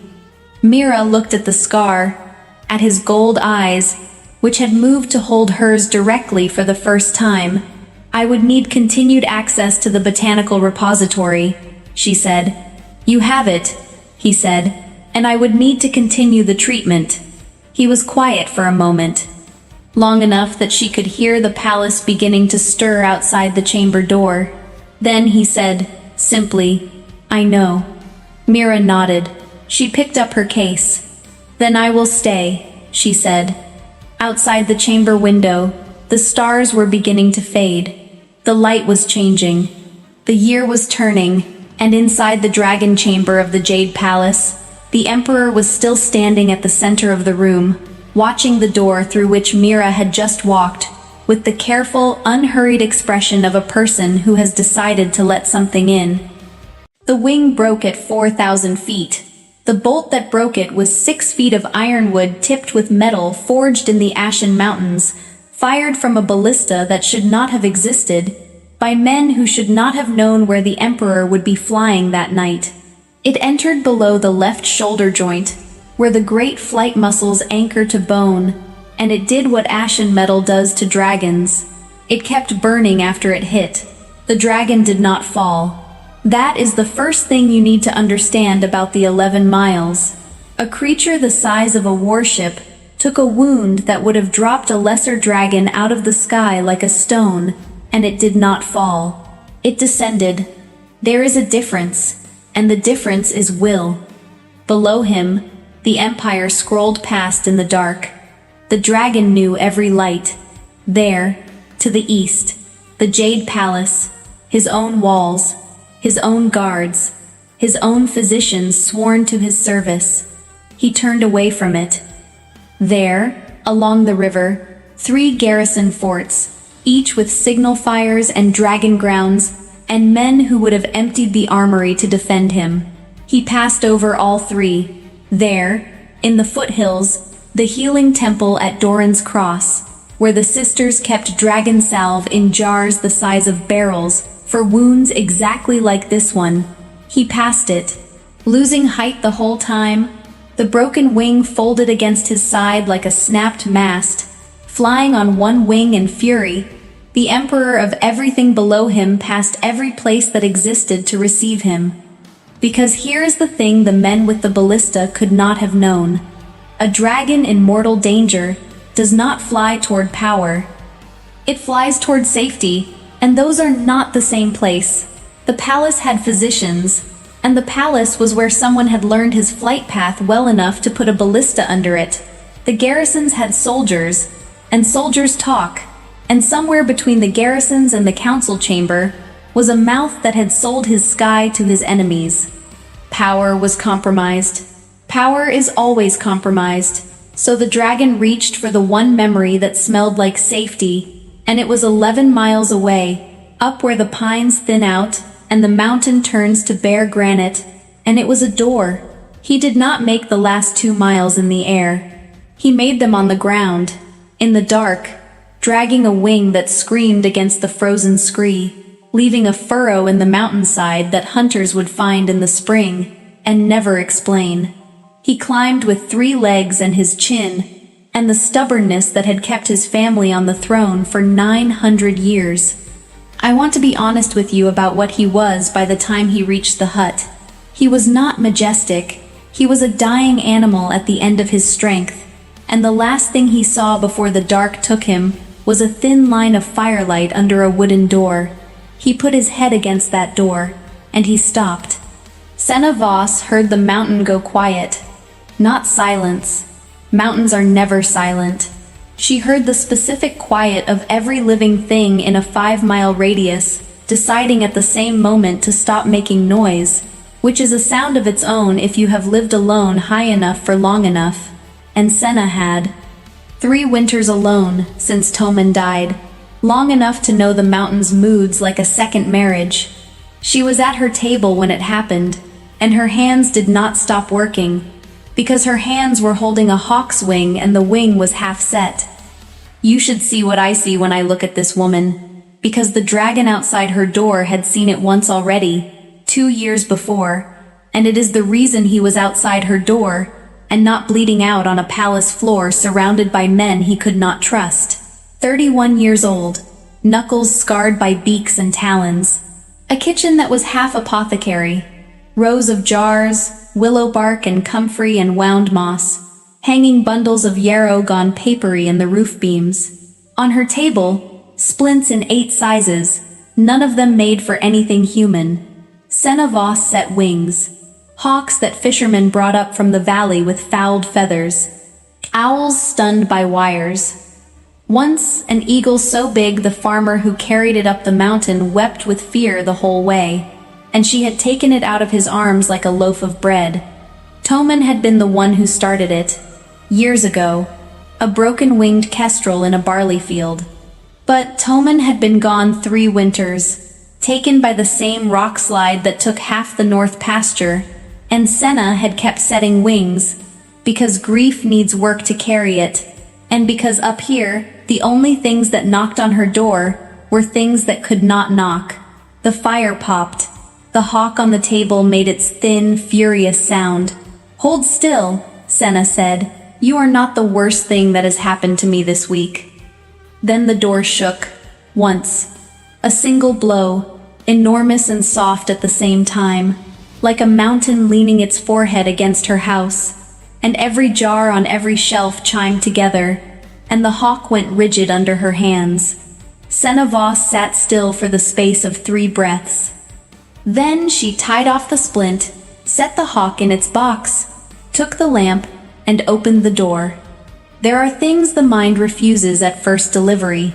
The lamp showed her scales, and her mind said serpent, and then the lamp showed her more scales, and more, going up and out and back past the reach of any light she owned, and her mind stopped offering suggestions. A dragon lay against her doorstep with its head on her threshold stone. Not a dragon as the valley people drew them on tavern signs. Fat lizards with bat wings. This was the real thing. The thing that shakes the air over the capital on coronation days. Black as a hole in the night. 1 wing folded right, and 1 wing wrong. Very wrong. Even by lamplight, even knowing nothing, Senna could read that wing the way you can read a sentence with the words in the wrong order.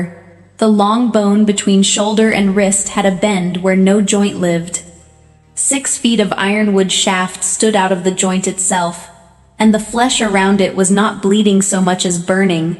A slow char that spread from the wound like frost grows on glass, and the smell of it was wrong in a way that made her back teeth ache. The dragon's eye was open.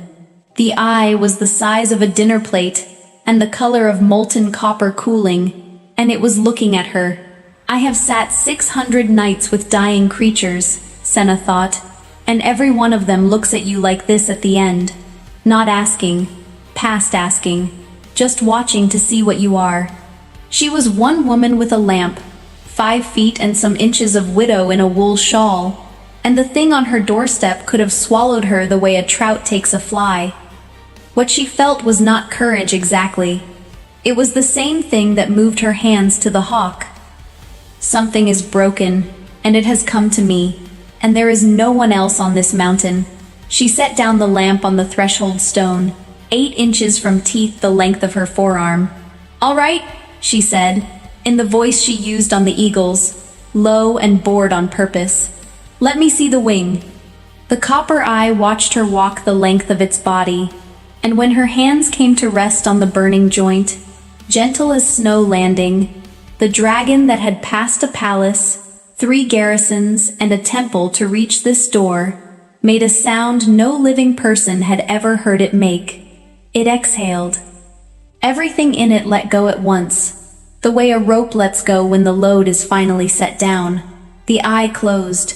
The emperor of the 9 provinces went under, on her doorstep, in the dark, safe. Here is a problem no book of healing has ever addressed. How does one woman set a broken wing when the wing weighs more than her house?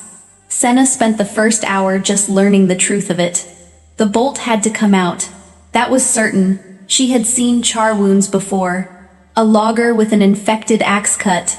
And this was that horror at 50 times the scale, spreading while she watched. the wing bone had to be drawn straight and held, and the creature it was attached to could not be moved by anything smaller than a road crew. So the work would happen here, in the frozen yard, in the wind. She went through her stores like a general counting soldiers. Wound moss, all of it. 4 winters of gathering. Comfrey, boiled to paste in her biggest kettle. Every strip of linen in the house, and when those ran out, her own bed sheets, and when those ran out, Toman's shirts from the cedar chest, which she took out one at a time and did not let herself think about. The splint defeated her until she looked up. Then she climbed into her own roof and cut free the spare ridge beam, seasoned pine, 11 feet, straight as a sermon, and dragged it down through the snow. And if you had stood in that yard at midnight, you would have seen something worth telling your grandchildren. A widow in a dead man's coat, hauling a roof beam through the dark, past the sleeping head of a dragon, muttering the whole time in the tone of a woman who considers all of this a personal inconvenience. The bolt came out at dawn. She did it with rope, a lever, and geometry, braced against the stone trough. And when the ironwood shaft finally tore free of the joint, the dragon woke screaming, and the scream started an avalanche 2 ridgelines away. And Senna Voss stood her ground in the falling snow dust, with her hands raised, and said, "Done, done. It is out. It is out." And the copper eye found her, and held her, and believed her. She packed the crater of the wound with every scrap of moss she owned. She drew the bone as straight as winch and rope could draw it, splinted it with her roof beam and Toman's shirts, and finished a little after noon, having not slept, having not eaten, having spent the whole of her medicine, and most of her linen, and some part of her grief. The dragon watched her work. It did not snap, and it did not pull away. Creatures at the end of themselves know the difference between hands, and these hands it had chosen on purpose. There was a moment, near the end of that first day, that Senna carried with her afterward, the way you carry a stone in your pocket without knowing why.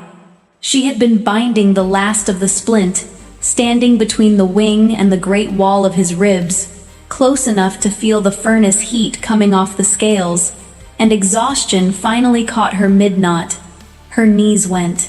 Not a faint, just a stumble.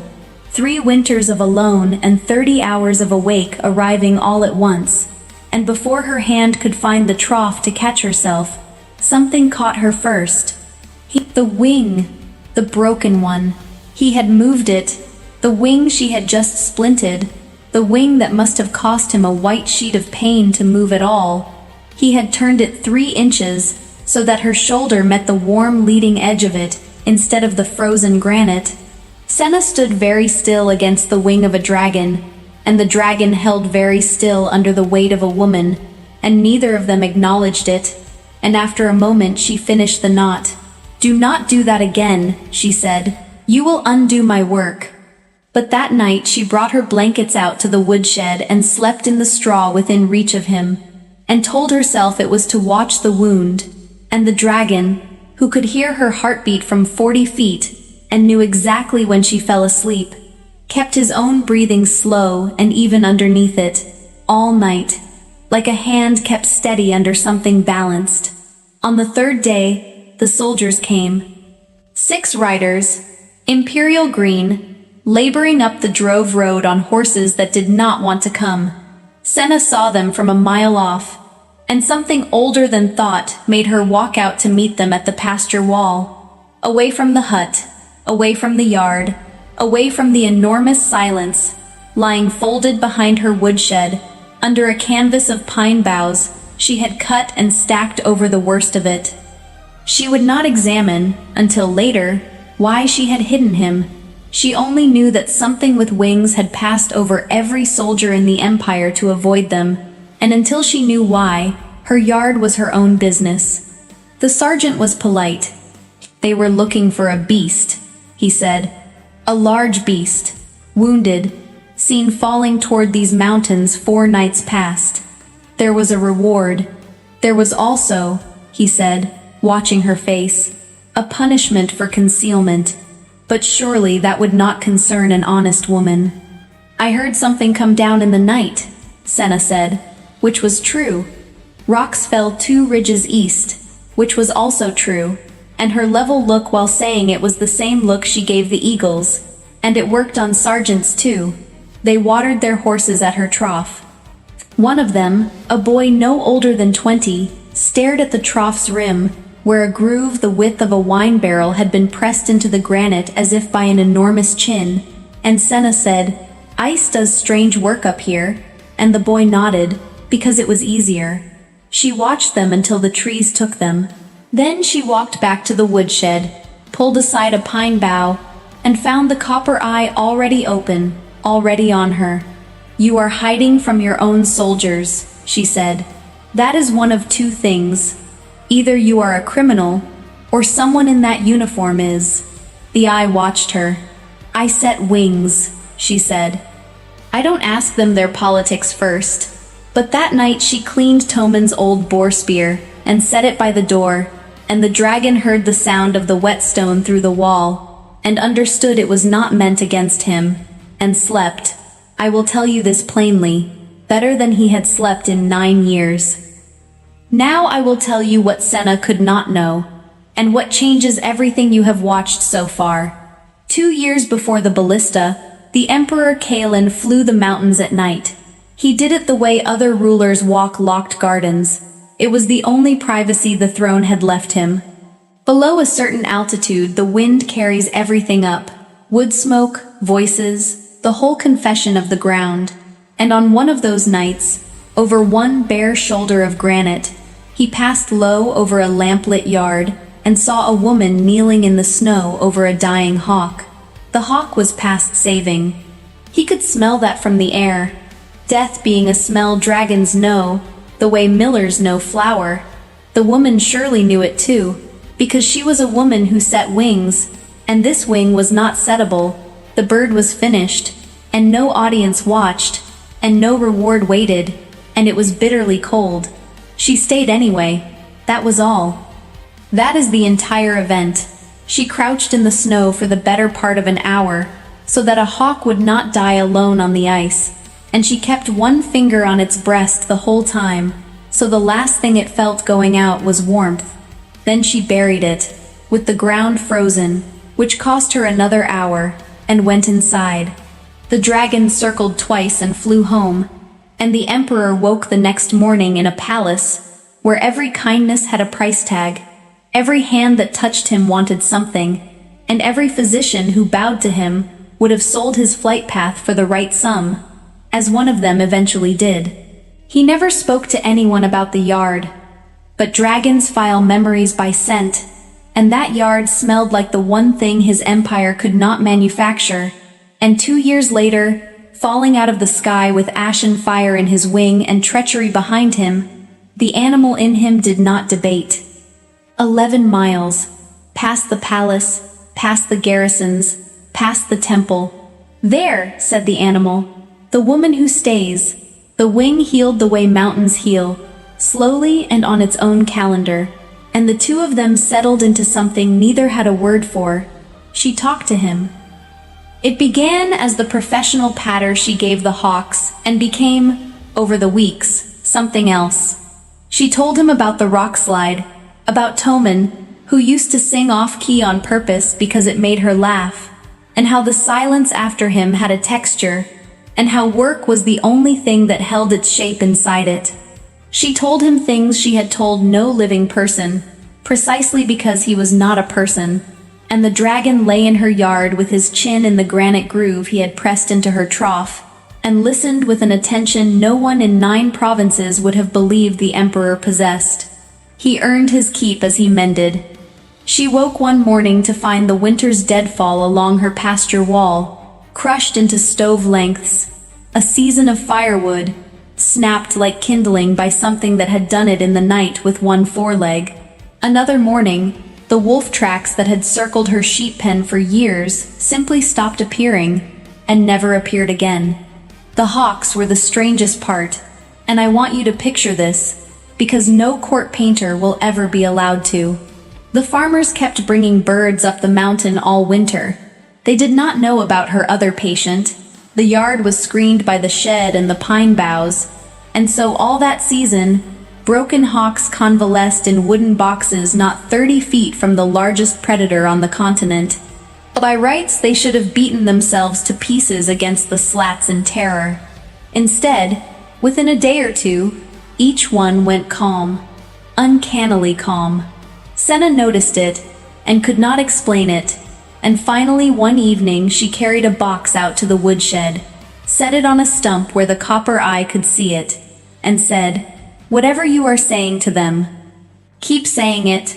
The eye came around slowly, with the particular dignity of a creature deciding whether to admit something. "You are telling them there is nothing on this mountain allowed to hurt them," she said. "That is what you are doing. That is what you have decided your job is." The dragon looked at her for a long time. Then the copper eye closed, in the manner of an emperor declining to comment, and Senna Voss went back inside laughing quietly, and stopped on the threshold, struck square by the realization of how long it had been since she had heard that sound out of her own chest, in this house, with the door open to the cold. And once, in the 8th week, she stood on the pasture wall in a wind that smelled of thaw, and said, half to herself, "The bone is knitting, you will fly by the first melt," and heard her own voice go flat on the last word, and was honest enough, in the privacy of her own skull, to know why. The copper eye came around to her, and the look in it was so exactly the look of a man about to say something, that she laughed and turned away. "Do not flatter yourself," she said. "I say the same to the hawks." She did not say the same to the hawks. The wing opened on the first true day of spring, and it was like watching a cathedral unfold. Senna stood in the yard while 40 feet of mended flight rose off her handiwork, roof beam and all, the splint dropping away into the mud, and the dragon turned into the wind, and spread the whole dark map of himself against the sky, and held it, and the joint held, and the long bone held, and everything she had built out of moss and geometry, and a dead man's shirts held. He beat the wing once, and the yard went white with driven snow. And then, instead of rising, he folded it. He came back down. He lowered the great head until the copper eye was level with her whole body, and he looked at her for a long moment, and Senna Voss, who was no fool, and who had spent a winter noticing that her patient understood grammar, said quietly, "You have somewhere to be. Whoever aimed at you is still out there aiming. Go on." The dragon did not go on. The dragon stepped back into the middle of her yard, and the air bent, and the light did something the eye refuses to keep, and where 400 tons of night-colored patience had stood, there was a man. He was tall, and he was scarred along the left shoulder in a way she knew intimately, having packed that scar with moss for a season, and he wore plain travel clothes with no crown anywhere on him, and Senna knew him anyway, because every coin in her purse had his face on it. "You asked me once," the Emperor Kalen said, and his voice was hoarse with a winter of disuse, "whether I was a criminal, or whether my soldiers were. It was the second. My chancellor bought a ballista and sold my sky. I have known since the night it hit me. I have spent the winter deciding what to do about it." "And what will you do?" "Justice," he said, loudly. And here the emperor of the 9 provinces, who had faced down councils and armies, looked at a widow's doorstep as if it outranked him. "Then I would like to come back, if the door opens." He came back in the summer, not with a retinue. That happened once. In the first week after his return, a column of imperial green had started up the drove road, and word of it reached the mountain ahead of the horses. And when the herald finally stood in her yard reading a proclamation of imperial gratitude, Senna listened with her arms folded and said, "Tell him the hawks did not send a herald either." And the column went back down the mountain. And in the capital, when the message was delivered word for word, the emperor laughed for the first time in public in 9 years, and the council did not understand, and he did not explain. so he came back the other way. On the wing, at dusk, landing in the high pasture like a secret, shifting at her wall, knocking at her door like a man, she fed him valley cheese and last autumn's cider. He split wood, badly, with human arms, and she mocked the blisters, and he let her, which his counsel would not have believed possible, and neither, by then, did he. He asked her once, over the cider, why she had hidden him from the riders that third morning, before she knew anything, when the reward would have rebuilt her whole north pasture. Senna thought about it properly, because it deserved a proper answer. The hawks that come to me have usually just escaped something, she said at last. You had the same look. I have never once handed a hawk back to the thing it escaped from. The emperor set down his cup and did not speak for a while, and she let him not speak, which was its own kind of answer between them by then. There is a schoolmaster in the valley who owns a shelf of books from over the sea, and one of them says a thing Senna had copied out years ago and pinned over her workbench, back when the rock slide was new and the house was silent. The emperor found it there one evening, a scrap of paper gone soft with age, and read it, and stood very still. Ernest Hemingway wrote, "The world breaks everyone, and afterward, many are strong at the broken places. That is the business of this house," Senna said from the doorway. Broken places, you may have noticed. The chancellor was tried in the autumn. What the trial made famous was a detail from the emperor's own testimony, that on the night of the ambush, wounded past saving, he had passed over every stronghold of his own power to reach a place his enemies could never have found on any map, because it appeared on no map of power at all. He would not name the place. The court poets went mad inventing it. None of them invented a woodshed. You want to know how it ends, and I will tell you, but you already know, because you watched it happen the whole way through. It did not happen in the yard in spring, or at the door in summer. It happened in the dark of the first night, when a dying animal chose an 11-mile agony over every throne-sworn healer in the empire, because it had once watched a stranger keep her finger on a dying hawk so the going out would be warm. She married him in the Valley Chapel, in the spring of the following year, in front of 11 witnesses and no poets. The empire got its empress the way the mountain gets its weather, without being consulted, and survived it just as well. She kept the hut. Emperors have summer palaces. This empress had a stone room full of splints, and every year when the first snow closed the passes, the court knew better than to schedule anything at all, because the imperial couple was elsewhere, up where the pines thin out, in a house with a mended roof beam, and the empress was setting wings, and the emperor, this is true, the servants who winter up there will swear to it, the emperor holds the birds. The scar on the wing never faded. In dragon form it shows as a pale seam along the left wing's long bone, and the flight masters will tell you that wing is now the stronger of the two, that the mended bone carries more than the whole one, and if you ask them how that can be, they shrug and say it is a known thing. It is simply how the beast heals. The world breaks everyone. Afterward, some are strong at the broken places, and some, if they are very stubborn and very lucky, and have dragged themselves 11 miles in the dark toward a thin line of firelight, some are strong precisely there, at the exact point of the break, where a widow on a mountain packed the wound with everything she had left, and held it straight, and it held. It held. The dragon had been following the scent for 4 provinces, and the scent was bread. I know how that sounds. Hold it a moment, and let me tell you about the dragon, because the whole story lives inside this one strangeness.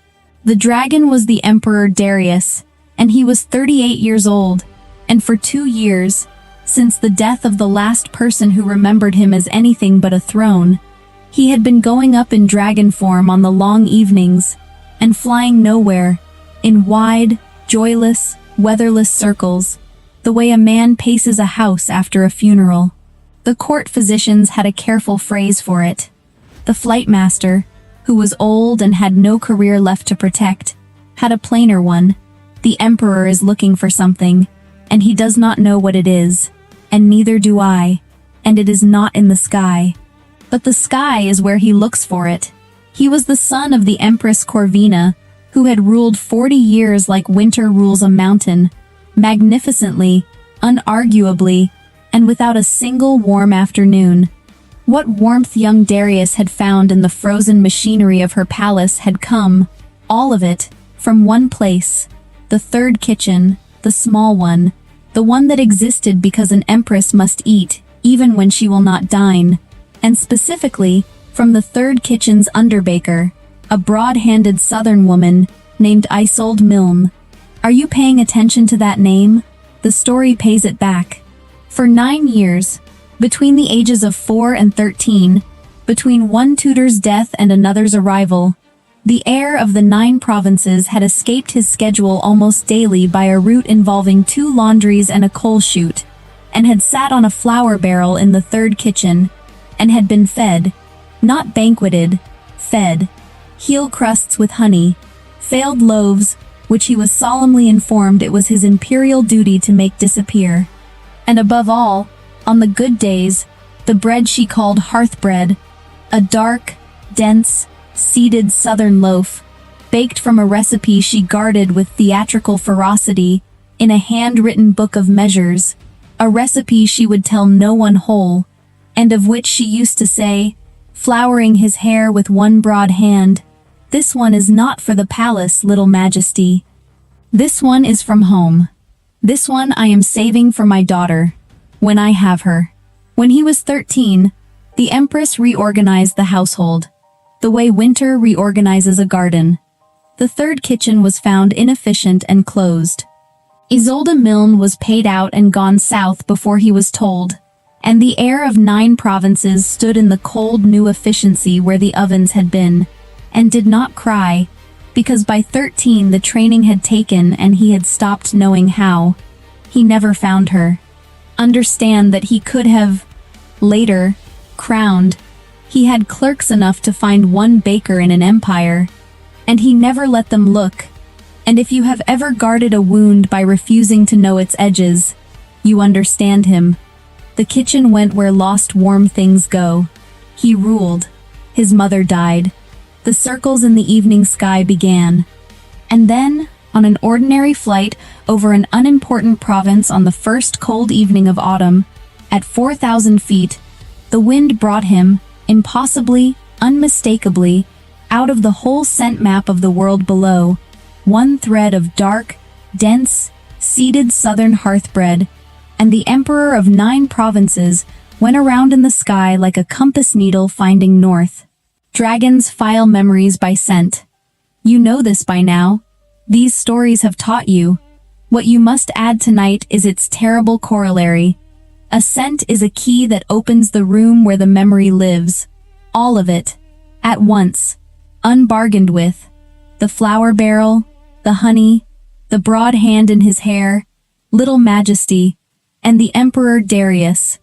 2 years circling and not knowing what for, knew in one breath exactly what he had been looking for, and followed the thread down through 4,000 feet of evening, losing it, finding it, quartering the darkening country like a hound, night after night, province after province, in what the flight master's log recorded simply as, "The Emperor is hunting.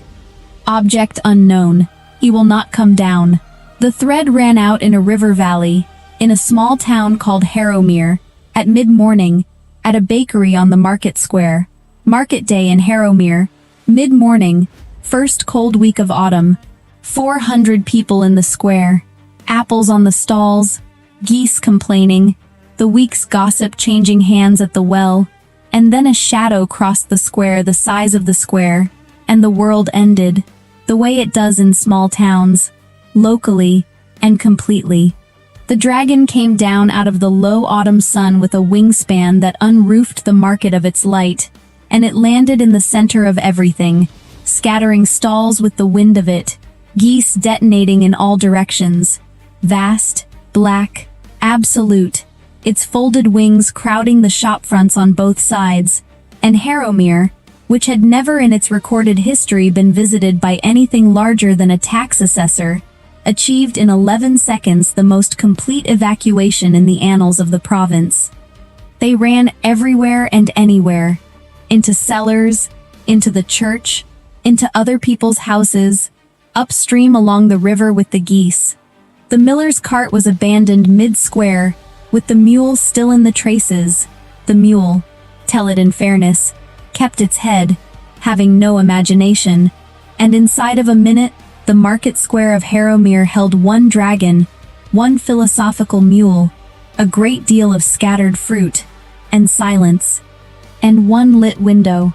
The bakery stood on the square's north side, and its window glowed the way bakery windows glow on cold mornings, and from inside it came, audible now in the enormous silence, the entirely ordinary sounds of someone working, the scrape of a peel on an oven floor, the thump of turned-out loaves, a woman's voice, alone, half humming something with no particular tune.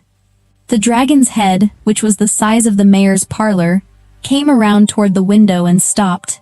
Inside the bakery, Petra Milne heard the screaming stop, which was somehow worse than the screaming, and looked up from her ovens, and found her entire view of the market square occupied by an eye.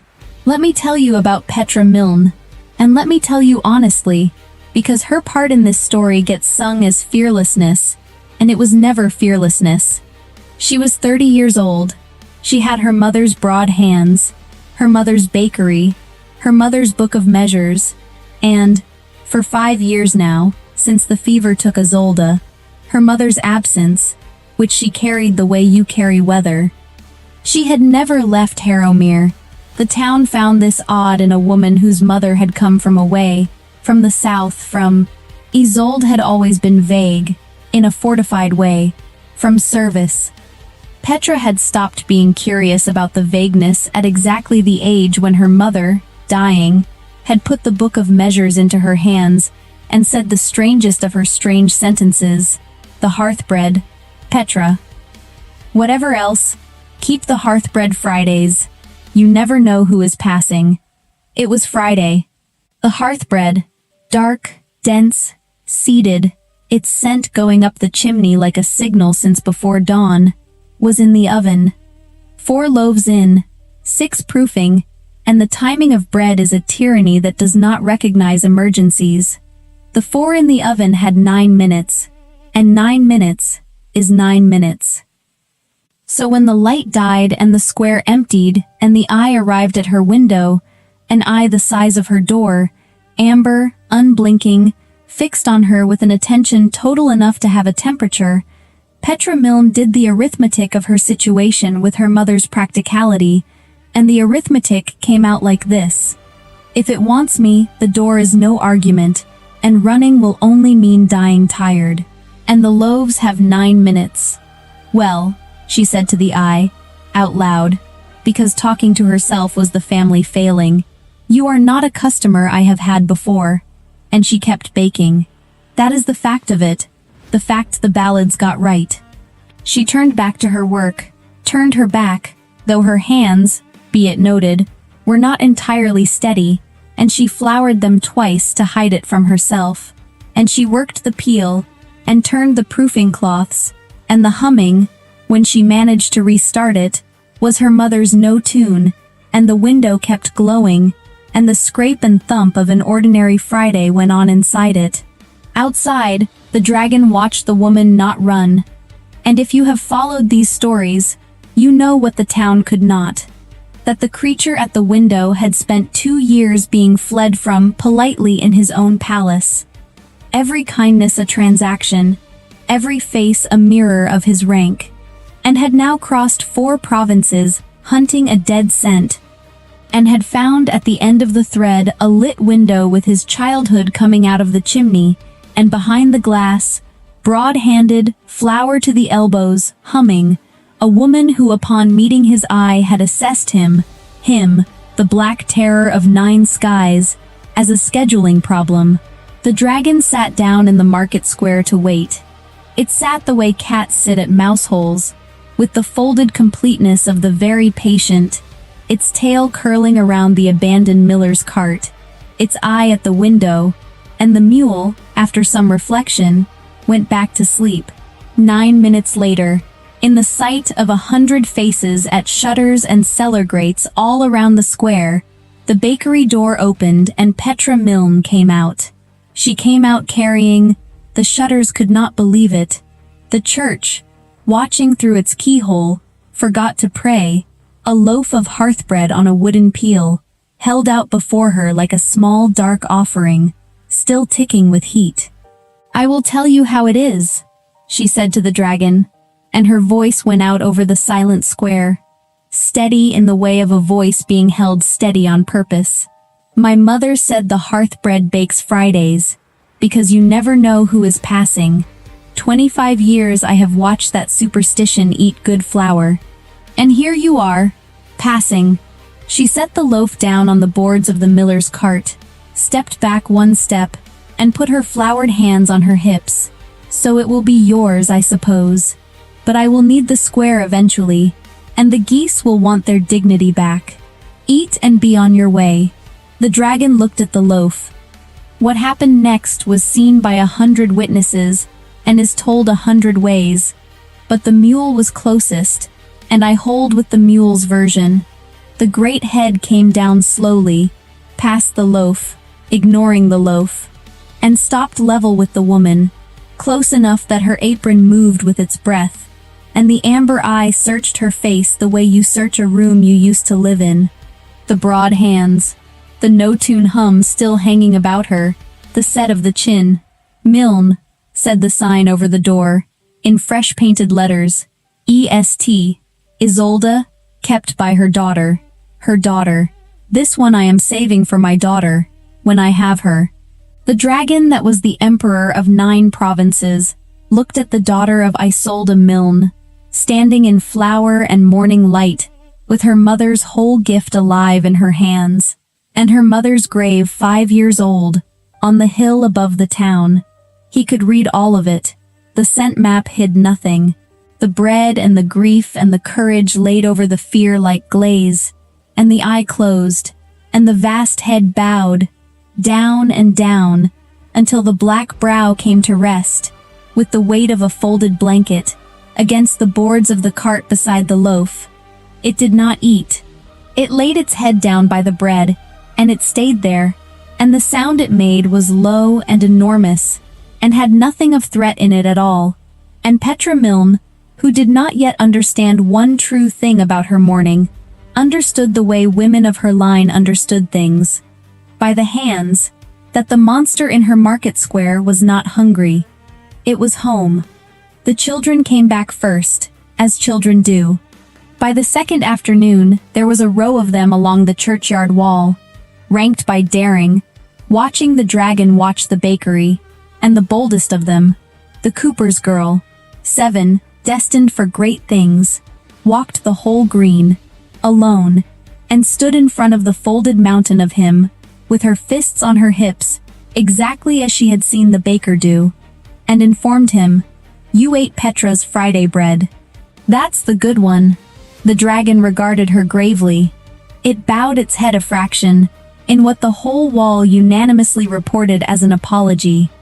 From that hour, Haromir's terror had a leak in it that could not be mended, and by the time the outriders came, the town had already, in its heart, taken sides. And its side, forever after, was the dragon's. It stayed 3 days, and Haromir learned to live around it, because Haromir had harvests to get in, and the dragon, it emerged, had the manners of a paying guest. It moved off the square proper by the first evening, to the green by the well, where it fit, and it disturbed nothing further, and it waited. There was no mistaking the waiting for anything else. It waited facing the bakery. When the ovens lit before dawn, the amber eyes opened. When Petra crossed the square on errands, the head tracked her with the frank, unembarrassed attention of a lighthouse. The town, watching from a distance that shrank daily, worked through terror into bafflement into, this is small towns, 3 days is a long time in one, proprietary pride. Other towns had fairs. Harrowmere had a dragon, and their baker was, in some manner not yet formalized, its business. She fed it. It would take bread from no hand but hers. This was established when the blacksmith, brave with cider, left it a tribute loaf from the second bakery, and the dragon looked at the loaf, and then at the blacksmith with the courteous non-recognition of a duke, past a forged invitation. But each morning Petra brought the hearthbread out to the green, one dark loaf on the wooden peel, and set it down, and each morning the dragon ate it, slowly, with its eyes closed, in the manner of a creature not eating but remembering, and each morning she stayed a little longer afterward, hands on hips studying it. Because Petra Milne was doing sums of her own, and they would not come out. On the second evening she went up the hill to her mother's grave with a candle lantern, as she did on hard-thinking nights, and sat on the wall and talked it through, the family failing. "It is not a wild thing," she told the headstone. "It has been in service.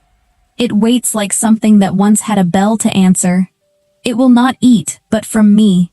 It eats nothing but yours, and it eats it like church." And it looked at me. The first morning, she stopped, working her hands into her apron. It looked at me the way old Widow Corse looked at me the year after you went. Like it knew you. Like it was checking your face against mine and finding you. The candle fluttered. The valley lay dark below with one great shape breathing by the well. "Who passed through your kitchen, Mother? Who exactly were you saving that bread for? All those Fridays, you and your you never know who is passing." The headstone kept its counsel. Her mother had kept it too. On the third evening, the answer came up the valley road with outriders and lathered horses, and the crest of the 9 provinces on its panniers. The imperial flightmaster, 60 years in service, grim as debt, who took one look across the green at the shape by the well, and aged backward with relief, in the sight of the whole town. And Petra, standing in her doorway with flour on her hands, watched the most senior soldier anyone in Harrowmere had ever seen walk not toward the dragon, but toward her, and remove his helmet, and bow. "Mistress," said the flightmaster, "I am going to ask you a question, and I have ridden 4 provinces to ask it, and I beg you to answer it plainly. Where did your mother learn her bread?" They sat in the bakery, the flightmaster and the baker, with the book of measures between them on the flour-dusted table, and outside the window the shape by the well arranged itself so that its eye kept the lamplit glass in view. "Isolde Milne," the old soldier said, turning the pages with enormous care, "served 9 years in the 3rd kitchen of the Jade Palace, under the Empress Corvina. The palace has been looking for the trace of her since—" He hesitated, soldier's caution, and then plainly gave it up as beneath the occasion. "I will tell you the whole of it. It is not the palace looking, it is him." And he told her. The frozen court, and the warm kitchen, the coal chute, the flour barrel, the heel crusts and the failed loaves, it had been an imperial duty to make disappear. The Empress's reorganization, the closed kitchen, the boy of 13 standing in the cold efficiency where the ovens had been. Petra listened with her hands flat on the table, and at a certain point, the flowering of the hair, little majesty, she turned her face away to the window, and the great waiting eye beyond it, and did not turn it back until she had command of it. "That is the Emperor," she said. "On my green, by my well, 3 days eating my bread with his eyes shut. That is the Emperor," the flightmaster agreed. 2 years the court has watched him circle the evenings like a ghost, and none of us could name what he was hunting, himself least of all. Then one night over the eastern hills the wind brought him something, and he went off the map. The old man's voice did a thing it had not done in 40 years of dispatches. "I have known him since he was 4, mistress. I taught him falconry. His mother required it be joyless, and we failed her together twice a week. In all that palace there was one room where anyone was kind to that child for free. Your mother never knew what she was worth. Or, He touched the book's cover, where Isolde's careful stitching still held it square. Or she knew exactly, and kept it, the way she kept everything, in measures.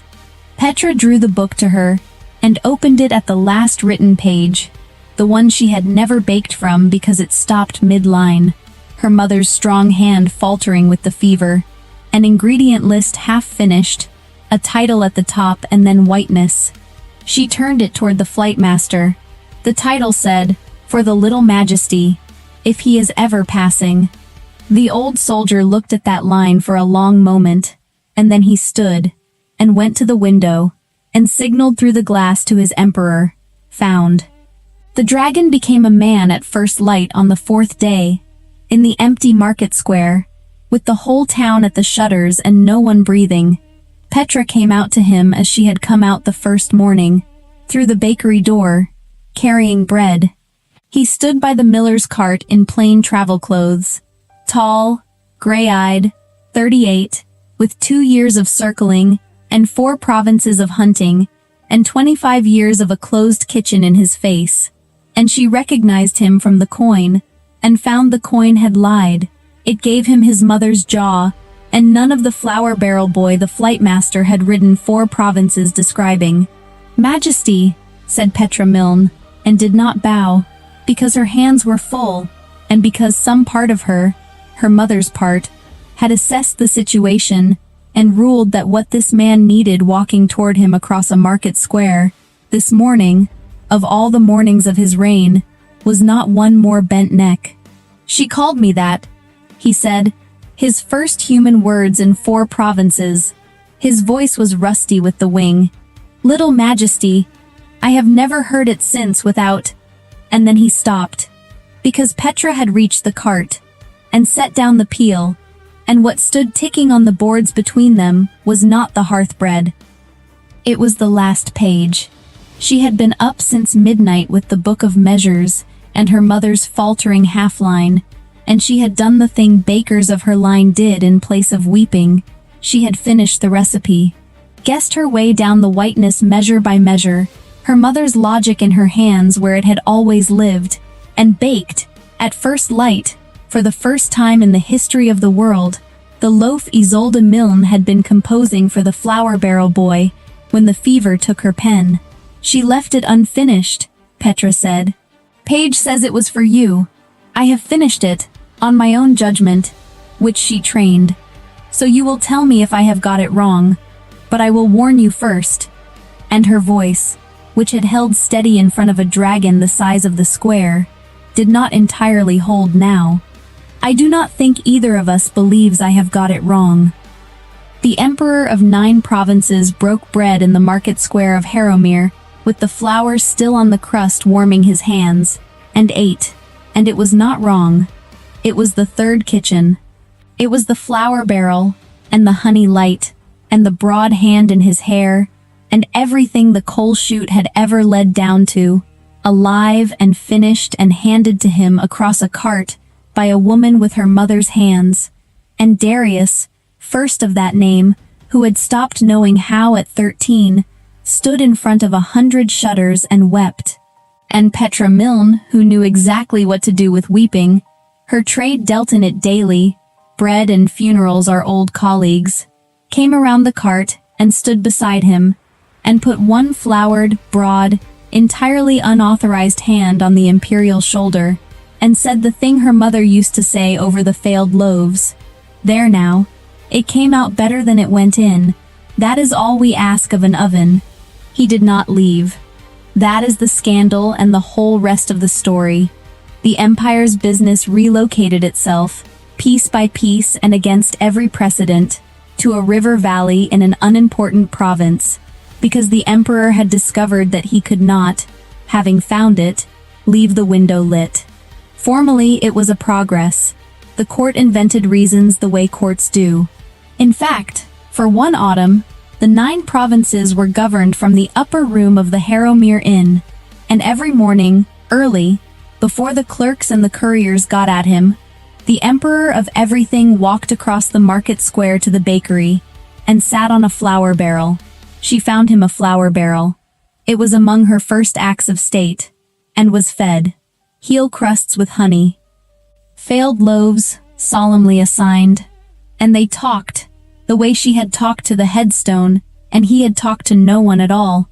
About Isolde, mostly, at first. Trading her back and forth. His 9 years for Petra's 25. Each of them owning chapters the other had never read. And then, as the autumn went on, about everything a frozen palace and a small town could between them hold. The court despaired. The flight master smiled into his beard. The town of Harrowmere, proprietary from the first, considered the whole match its own arrangement, and has never since been talked out of it. He asked her at midwinter, on the green, by the well, with frost on the world and the ovens breathing gold behind her, and he asked it in the third kitchen's language, because it was the only language his best self had ever been taught. I spent 2 years circling the sky, and did not know what for. It was never the bread, Petra. The bread was the thread. It was the kitchen. It was the one room where the door was open for free. You are the room. You have been the room since the morning you came out that door with your hands full, and refused to bow. Marry me. I am asking with nothing in my hands. I have checked them. He held them up, palms out, a man displaying honest emptiness. And everything I have is somewhat frozen, and needs a warm room very badly. Mother had a saying pinned over the ovens, Petra said, when she could say things. A southern writer, Radmacher, courage does not always roar. Sometimes courage is the quiet voice at the end of the day saying, I will try again tomorrow. She took his upturned empty hands in her flowered ones and turned them over, inspecting them, the way she candled eggs, thoroughly, and against the light. She kept the hearthbread going every Friday of my life on the strength of that sentence. 25 years of tomorrows, waiting for whoever was passing. Turns out it was you. She looked up. Yes, on conditions. The ovens come with me. The square keeps its market. And on Fridays, Majesty. Every Friday, wherever we are, whatever the Empire thinks it needs, we bake. The Empire learned to arrange itself around Fridays. It is in the household ordinances to this day, the strangest clause in 9 provinces. The imperial kitchens keep one small room, third along the east passage, with a flour barrel by the window, and no servant enters it on Fridays, because on Fridays, the Empress bakes hearthbread with her own hands, dark and dense and seated, and the Emperor of the 9 provinces sits on the barrel and disposes, solemnly, of the failed loaves, of which, the kitchen clerks record with some puzzlement, there is always at least one, however flawless the batch appears to them at the window. The clerks are young. They will learn. Some loaves are failed on purpose, for love, because a boy on a barrel must have his duty. And some doors are kept open for free for 25 years, on faith, for whoever is passing. And some courage never roars at all. It just lights the ovens before dawn, and keeps the window glowing while the whole world runs, and says, to the enormous dark arriving in the square outside, you are not a customer I have had before, but the bread has 9 minutes, and I am not going anywhere. She kept baking. It waited. It is waiting there still, in every telling. The great head at the lit window, the flower-white hands refusing to shake, the moment the whole empire knows by heart.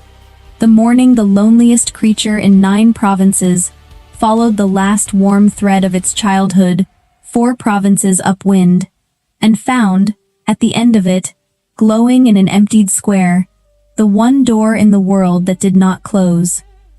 On the morning of the 4th day, the door to the dragon's lair opened from the inside.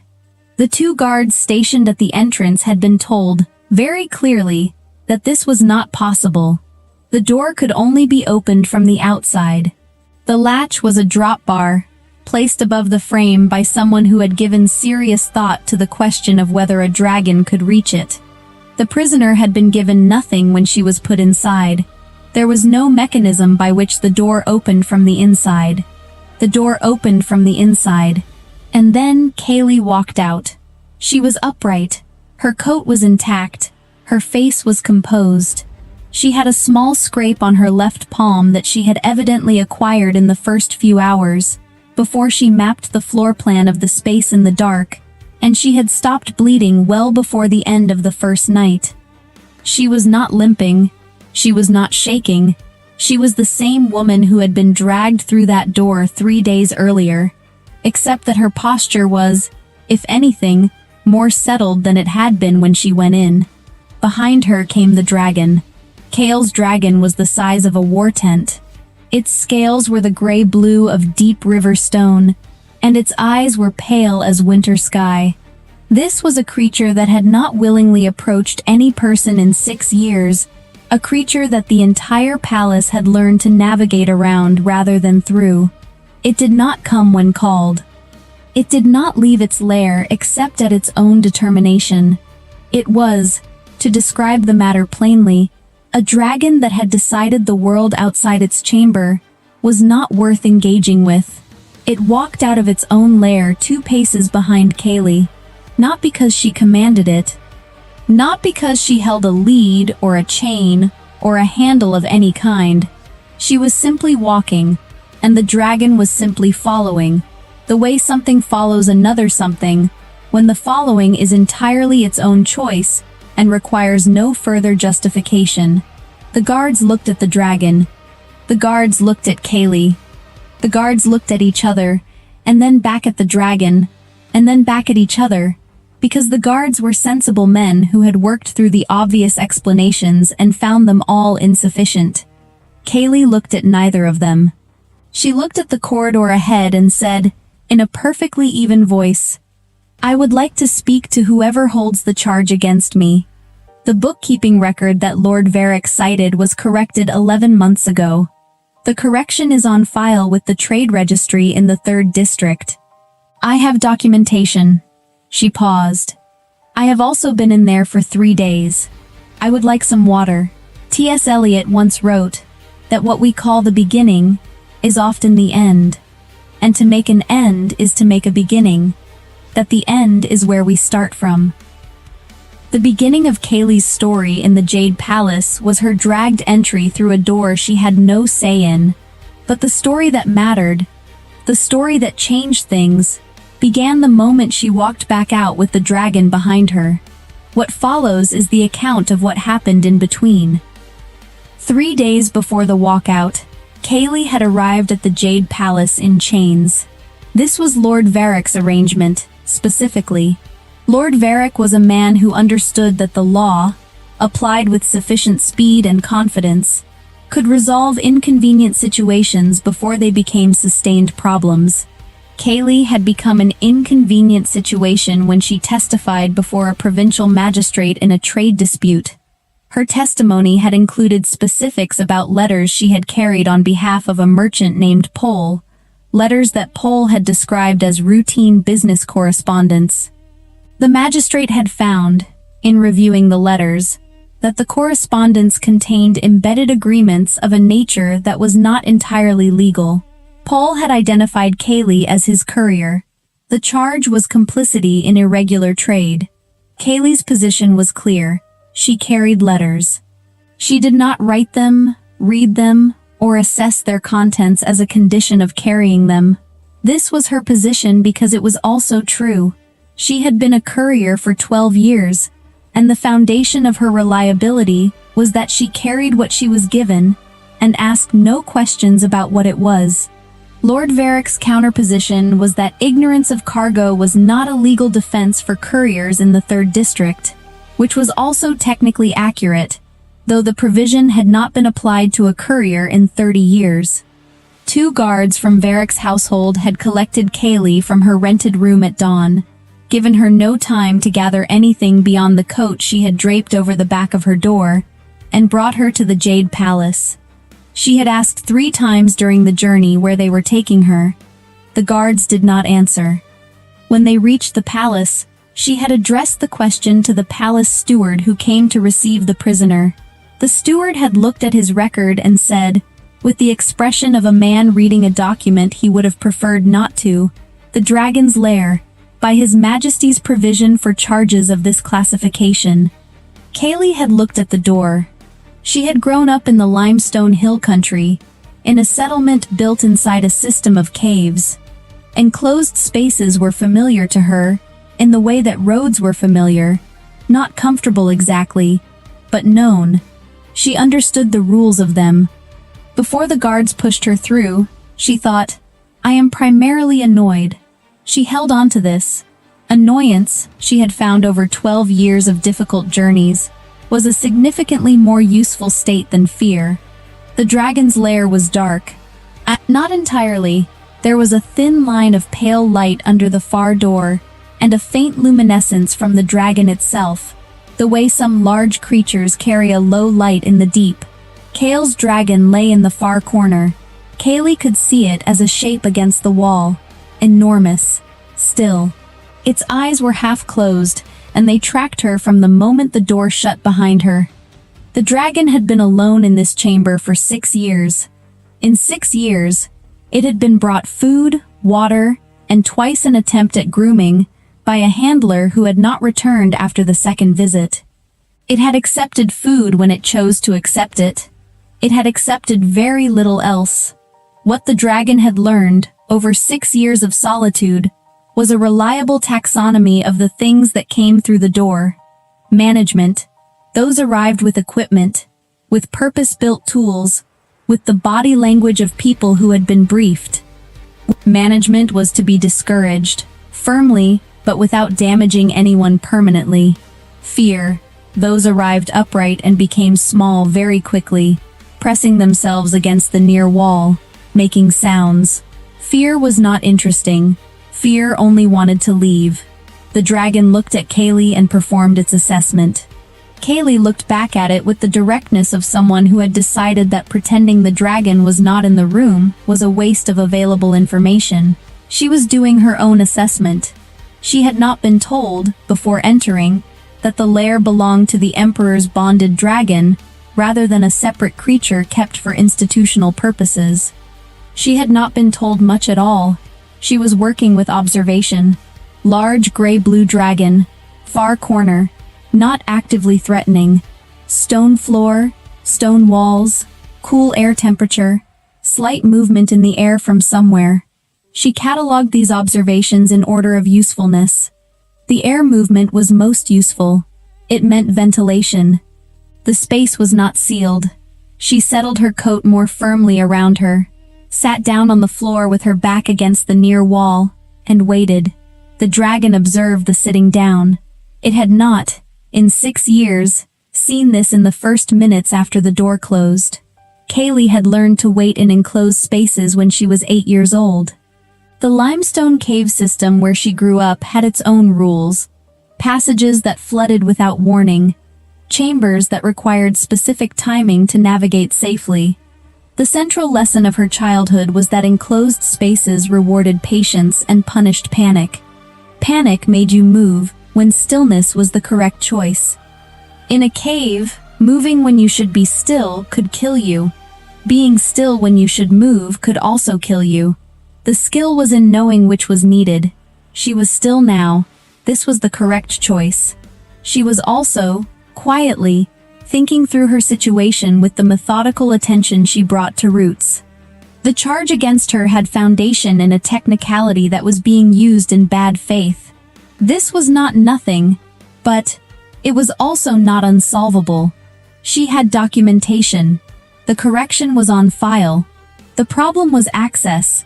Sitting in the dragon's lair, she could not present documentation to anyone who could act on it. She thought about Pole. She had liked Pole. He had been a good client for 2 years. Clear instructions, prompt payment, reasonable schedules. She had thought of him as someone who understood that reliability deserved reciprocal respect. She understood now that Pole had thought of her reliability differently. He had needed someone who would carry without asking, and she had been that person, and that was a different relationship than the one she had believed she was in. The anger she felt about this was not the hot kind. It was quieter. more disappointed than furious. Grief, she thought, was the right word for it. Grieving the version of Pole she had thought was real. The dragon was watching her. Its pale eyes were open now, fully, and they tracked her with the specific attention of something that has noticed an anomaly. After a while, Kaylee said, "I imagine they put people in here to frighten them." She said it the way she said most things. Evenly, without performance. She was not trying to charm the dragon. She was simply talking, because 12 years of solitary road work had made her someone who spoke her observations aloud when there was nothing else to do. The dragon did not respond. But its eyes remained open. "I grew up in caves," Kaylee continued. "Not like this one. Smaller, mostly. And we lit them better." She looked at the dim line of light under the far door. "But I understand the general situation." The dragon's tail moved. The tip of it, lifting slightly and settling. Kaylee noticed this. She filed it, and she kept talking in a low, even voice, about nothing in particular, the way her mother had taught her to talk to uncertain animals on the hill roads at night. Emperor Kale learned that a prisoner was in the dragon's lair on the morning of the second day.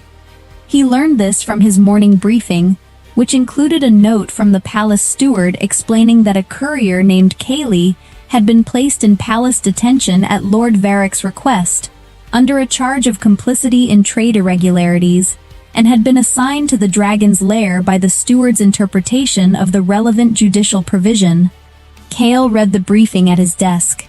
He read it twice. He set it down. He had not ordered this. He had not been consulted. Lord Varric had invoked a provision of the judicial code, and the steward had applied it in the most literal way available to him, and the result was a person in the dragon's lair without Kale's knowledge or direction. He understood that the situation required correction. He also understood that correcting it immediately would require a conversation with Lord Varric about the proper use of detention provisions, and Varric was currently in the middle of 3 trade negotiations that Kale needed to conclude before they could be disrupted. A confrontation with Varric before those negotiations closed would destabilize all 3. He made a calculation. He was, as his counsel frequently observed, very good at calculations. The prisoner would remain in the lair for a limited period, enough time for Varric's negotiations to reach preliminary agreement. Then the charge would be reviewed, the errors in procedure corrected, and the prisoner released with appropriate recompense. The harm was containable, the calculation balanced.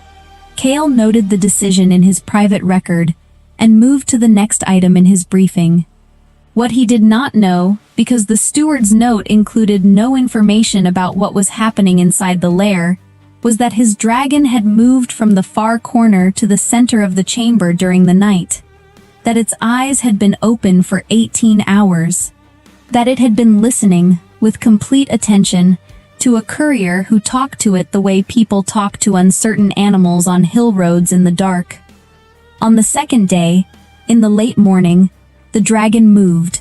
It moved carefully, the way large things move when they have been very still for a long time and are recalibrating the relationship between body and motion. Kaylee watched it shift its weight, reposition its front legs, turn its body. Then it lay down again, not at the far wall, at the center of the chamber, 12 feet closer to Kaylee than it had been. Kaylee looked at it. The dragon looked at Kaylee. "I see," she said. She did not move away. She did not move toward it. She stayed where she was and let it be closer, because it had chosen to move under its own authority, and it was its lair, and she was in it, and these facts gave the dragon the right to make decisions about the geography. "I have been thinking," she said, after a comfortable silence, "about what it means to be reliable for the wrong reasons." She looked at the ceiling. Paul needed someone who would not ask questions. I did not ask questions because I thought that was professionalism. The outcome was the same, but the meaning was different. He thought he had a tool. I thought I had a working agreement with a fair person. The dragon's head turned slightly toward the sound of her voice. There is a particular quality to finding out that a relationship was built on different premises than you believed. Kaylee continued. Not anger exactly, though there is also anger. Something more like realizing the floor was a slightly different material than you thought. You were standing on it. You were right to stand on it. But it was not what you had concluded it was. The dragon lowered its head a few inches. You have not been eating, Kaylee said. She had observed the pushed-aside food on the previous day, and confirmed its position was unchanged this morning. I am not going to try to address this. I have nothing to offer you, and it is none of my business. But I notice things when I travel, because noticing things is most of the work of a courier.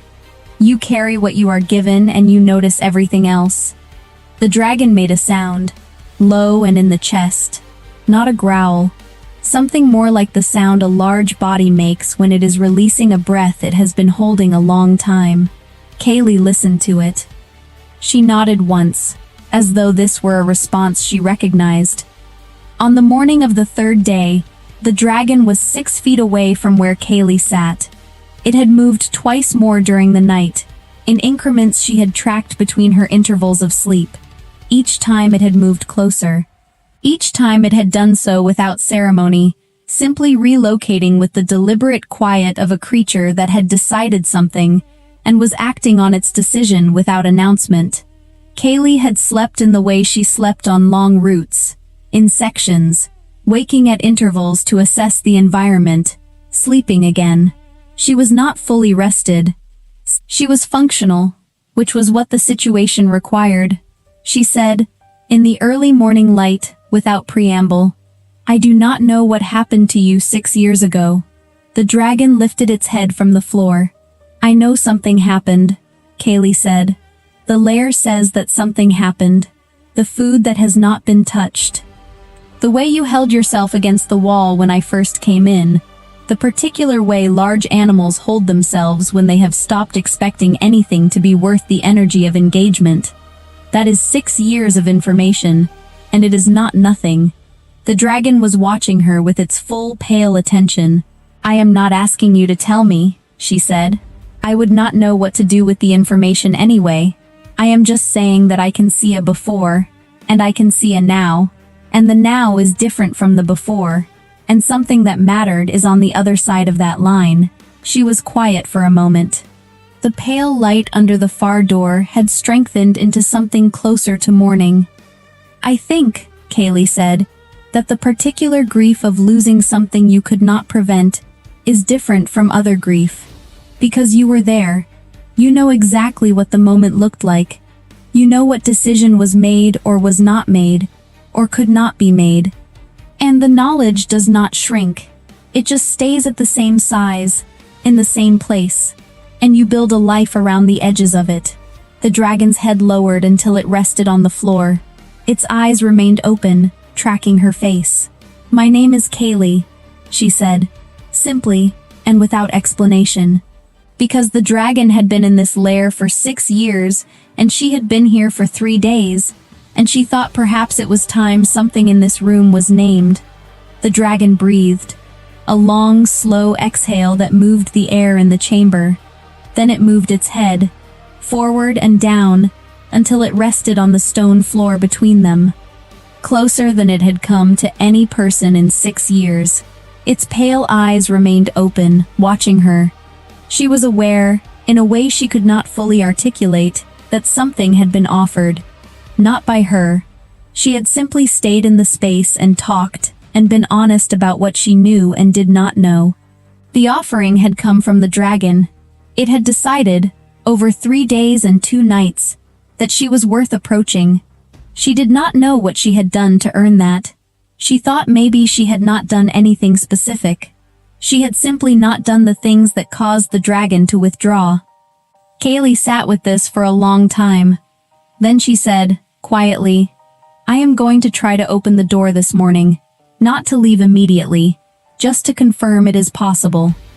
The dragon did not move, but its eyes, she thought, were patient. The door mechanism was a drop bar placed above the frame on the outside. Kaylee had located it by feel on the first night, running her fingers along the edges of the door after the guards had left. She had not immediately seen a way to address it. The gap under the door was too small for her hands. The hinges were solid. The wood itself was old and dense and not going to give. On the second day, she had found something useful. A shed scale lying near the far wall, a sliver of gray-blue that was thin and rigid and approximately the right length. She had not touched it without asking first, which in this case meant sitting next to it for several minutes and watching to see whether the dragon reacted. The dragon had not reacted. She had picked it up. On the third morning, she applied it to the gap on the left side of the door frame, where the wood did not quite meet the stone. There was a gap there, narrow, and it required a specific angle to reach the bar through it. She had calculated the angle on the second day. Applying it correctly took 3 attempts and an adjustment on the third. The bar lifted. She stood in the doorway for a moment. The corridor was lit and the guards were at the far end, not yet comprehending what they were seeing. She picked up her coat, which she had folded carefully on the second day so it would not sit on the damp stone. She turned and looked at the dragon. The dragon was standing. It had been lying down. Now it was on its feet, all 4 of them, watching her with the pale concentration of a creature that has made a decision and is waiting to learn whether the decision will be honored. She held the door open. The dragon came through. The report reached Kale mid-morning.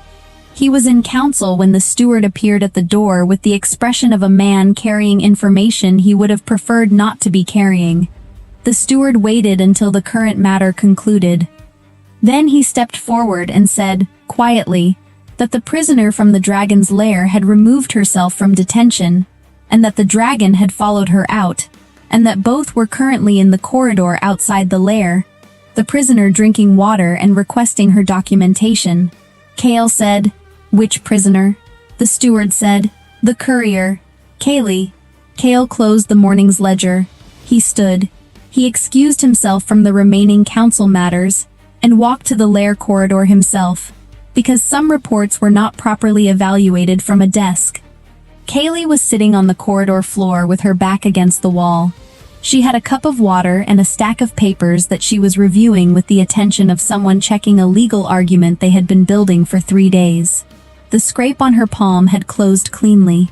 She looked, Kale observed, like someone who had been in an inconvenient situation and had organized her response to it while waiting for the situation to be correctable.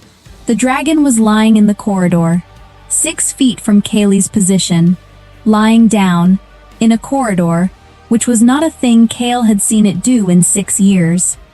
Lying near a person, which was not a thing it had done in 6 years. Its pale eyes were open. They tracked from Kaylee to Kale when Kale arrived, with the unhurried attention of a creature that is comfortable with where it is. Comfortable. Kale thought about this word as he looked at his dragon lying in a palace corridor. Kaylee had looked up when he entered the corridor. She did not stand. She looked at him the way she appeared to look at everything, directly, with assessment rather than performance. "The bookkeeping correction was filed 11 months ago," she said. "The earlier record that Lord Varick cited is a superseded draft. This is documented here." She held up the papers. "I am prepared to explain the full timeline if that is useful." Kale looked at her for a moment. "How did you open the door?" Kaylee considered. "The left side of the frame has a gap. The bar mechanism can be reached through it with something thin and rigid at the correct angle." She paused. "I would recommend adjusting it." "How long did the adjustment take?" 3 mornings, she said. "I was not in a hurry." Kale found that he did not have an immediate response to this. He looked at the dragon, which had not moved from its position in the corridor. He looked at Kaylee. "The dragon has not left the corridor," he said. It was not the most important thing he needed to say to her, but it was the thing that was most present in his attention. Kaylee looked at the dragon. "I know," she said. "I brought it something from the kitchen earlier. It seemed hungry." The charge against Kaylee was dismissed the following morning. Lord Varric received a formal document noting that the documentation had been reviewed, the corrected bookkeeping record confirmed, and the charge determined to be unsupported. The document did not reference the dragon's lair. It did not reference the dragon. Before Kaylee left the palace, Kale sent for her. She came to his council chamber without apparent tension. She sat across the table from him and looked at him with the same attention she had given everything in the past 4 days. Direct, patient, gathering information. Kale said, "The dragon has been in that corridor since yesterday morning. It has not returned to the lair." Kaylee nodded. She had been back to the corridor twice. She had brought the dragon water. She had sat with it for an hour in the morning and told it, matter-of-factly, that she would be leaving the palace today, and that this was not the same as disappearing, and that it knew the difference. "What did you say to it?" Kale said. "Different things," Kaylee said. "Mostly I talked. I talked about roots, about the hill country, about Pole, about what it is like to find out that a relationship you trusted was built on a different premise than you thought." She paused. "I think it was listening to the talking more than the content. Something in the space was familiar. I grew up in enclosed spaces.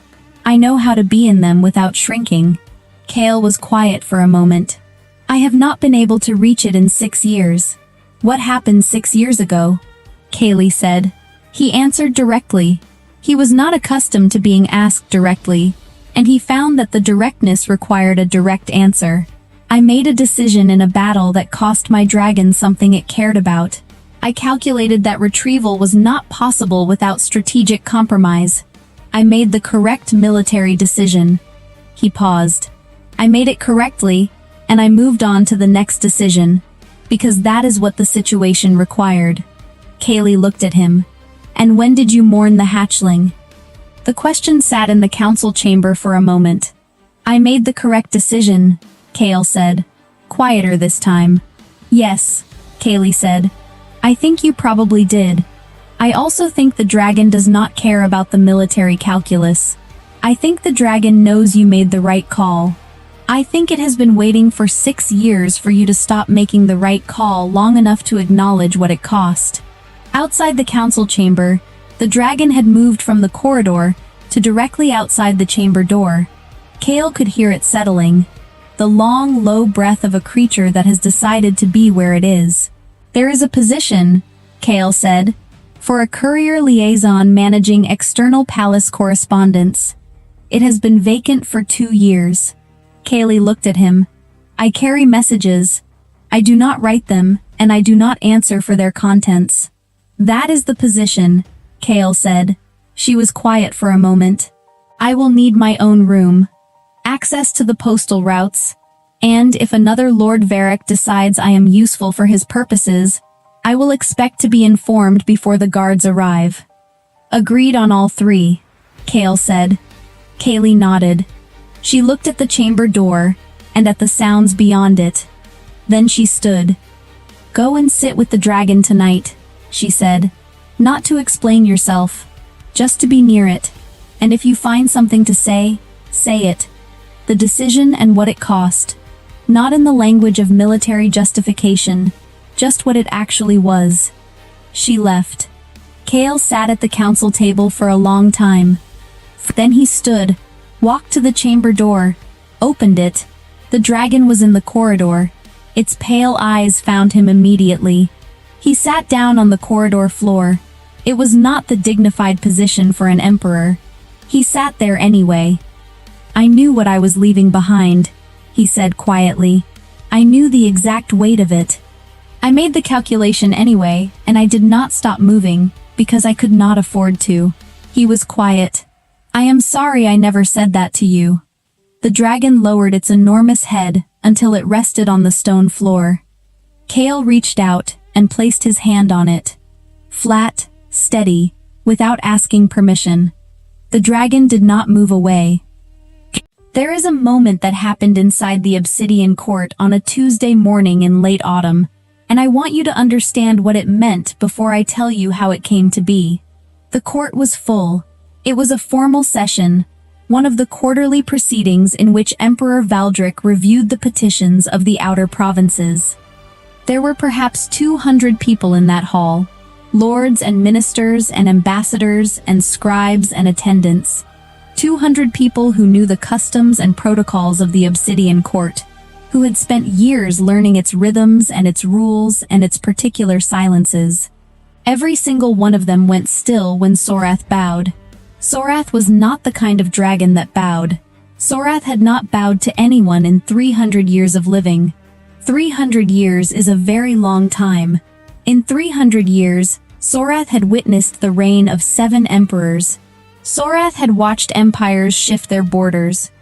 Sorath had been present at the founding of the Obsidian Court itself, and Sorath had never bowed to any person who stood on those stones. The bow was not small. Sorath did not incline her head in a gesture of acknowledgement.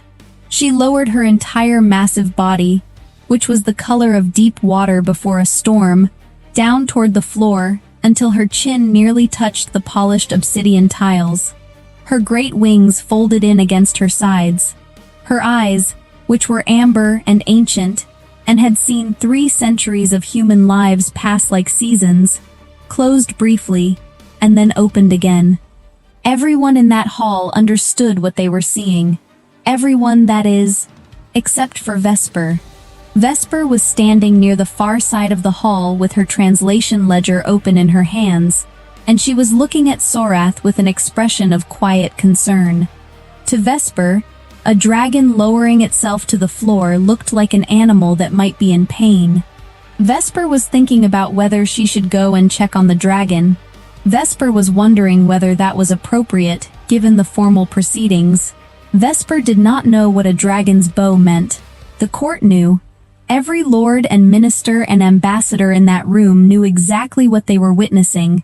They knew the history of it. They knew the weight of it. And they looked from Sorath down toward the floor, following the line of that ancient bow, to see who it was directed at. It was directed at a foreign translator, who was quietly worried about whether Sorath had pulled a muscle. Emperor Valdric stood at the head of the proceedings and watched without changing his expression, but his hands, which were clasped behind his back in the posture he always maintained in formal sessions, tightened slightly. Only someone who knew Valdric very well would have noticed. No one in that room knew Valdric that well. That was something he had been very careful about for 20 years. This is the story of how that morning came to be.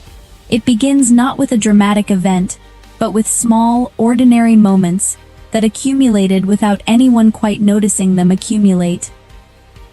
Valdric had been ruling the Obsidian Court for 20 years, and in those 20 years he had built something that most emperors only dream of. He had built a system that worked. He had done it through a specific method.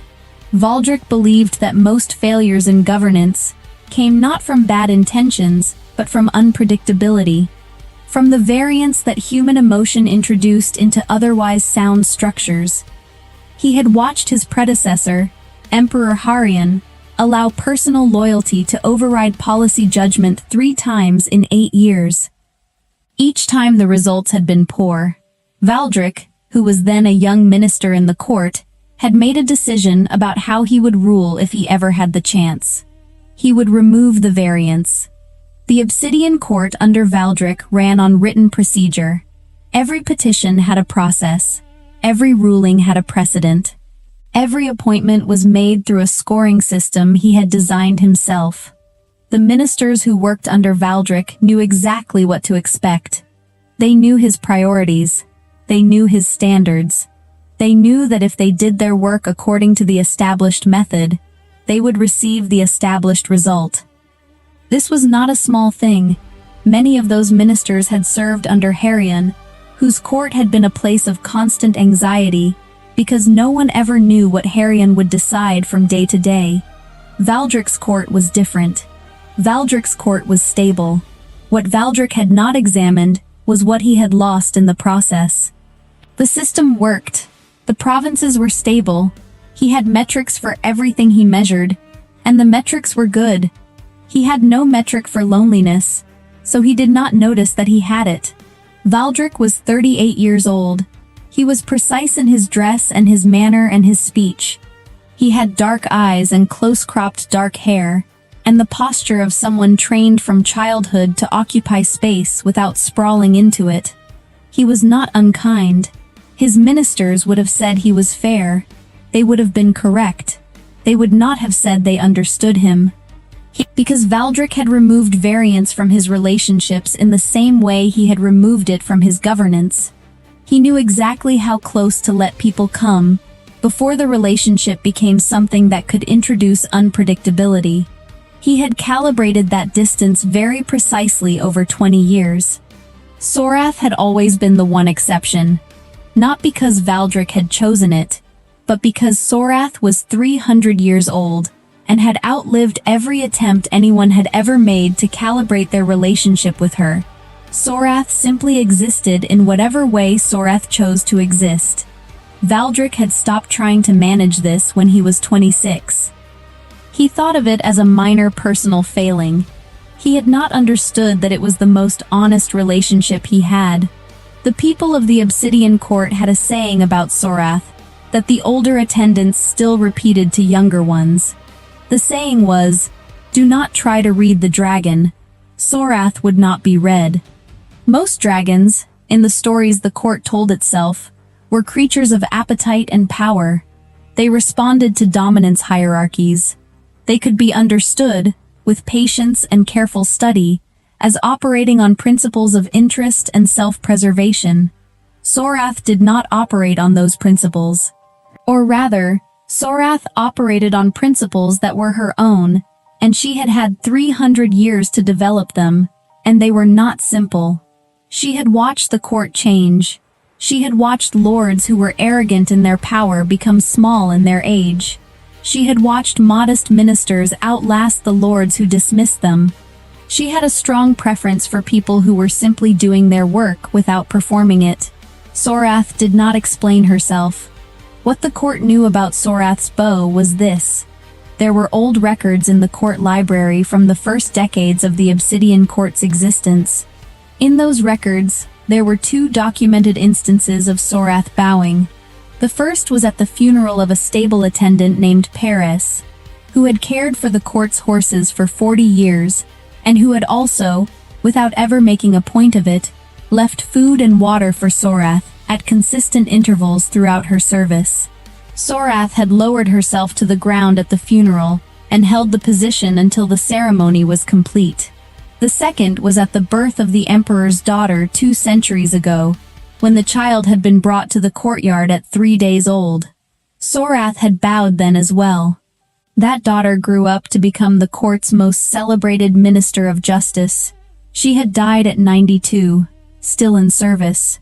The pattern, if you looked at it carefully across 200 years of distance, was not about rank. Sorath had bowed to a stable attendant and to an infant. The records offered no analysis. And what the court also knew, and what Vesper did not know, was that Sorath's bow constituted a formal recognition. By ancient treaty and custom, it meant that Sorath found this person worthy of her attention, worthy of her protection.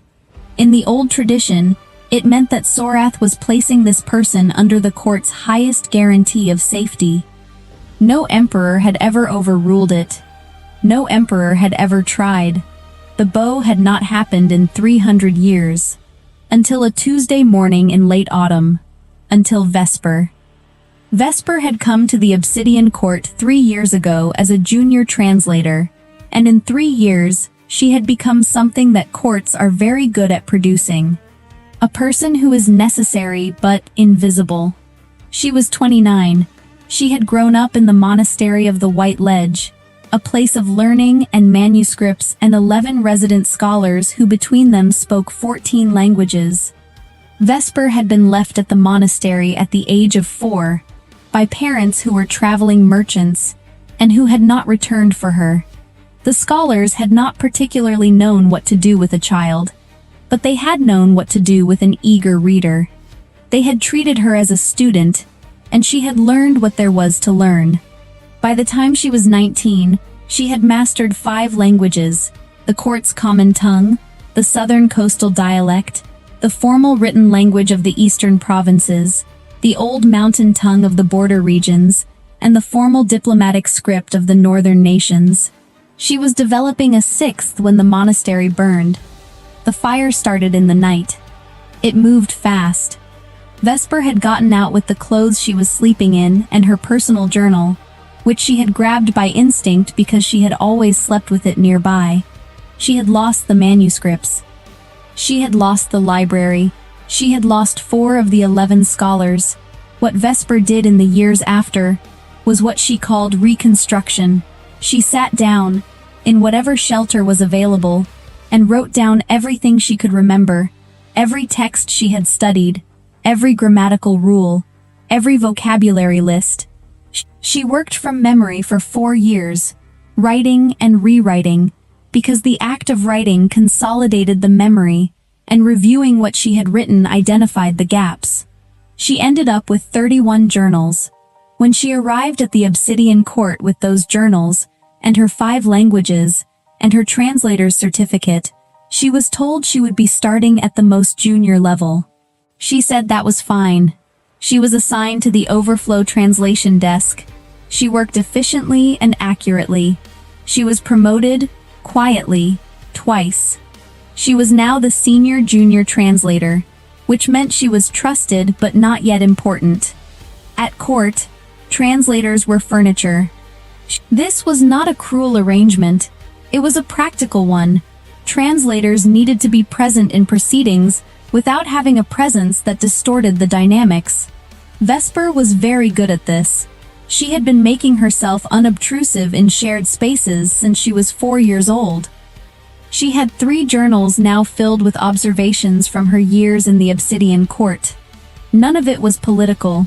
Most of it was the kind of noticing that has no particular use. The way Lord Aaron's left hand moved when he was unhappy with a ruling. The particular quality of silence in the hall when Emperor Valdric entered. The way Sorath watched from the high gallery, and what she seemed to watch for. Vesper had been writing about Sorath for 6 months, before Sorath noticed Vesper at all. The quality that Sorath had been looking for over 3 centuries was not easy to name. She had spent a long time trying.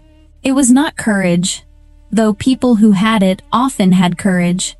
It was not intelligence, though they usually had that too. It was not kindness, though they were generally kind in ways that were genuine rather than performed. The closest Sorath had come to a name for it was the ones who see what is actually there. Most people in the Obsidian Court saw a version of the court filtered through what the court had told them they were seeing. They saw rank and protocol and the performance of power, and they navigated that performance skillfully. But they were not seeing the thing itself. They were seeing the representation. Vesper saw differently. Sorath had been watching Vesper for 4 months with increasing attention, and in that time, she had identified the specific quality of Vesper's observation. Vesper watched without agenda. She was not watching the court to find advantage in what she saw. She was not building a picture of the court that would serve her ambition or her security. She was simply watching because she was genuinely curious about what was actually happening in front of her, and she wrote it down so she could think about it more carefully later. This was rarer than it should have been. Sorath had lived 300 years, and she could count on her claws the people she had known who watched the world this way. There was also a second thing. Sorath had noticed that Vesper was the only person in the court who looked at Sorath herself, rather than at the idea of Sorath. The ministers and lords looked at Sorath, and saw the symbol of the court's power, the creature whose presence legitimized the throne. They were looking at a symbol. Vesper looked at Sorath, and seemed to be actually wondering about her, what she was thinking, what she found interesting, whether she was comfortable.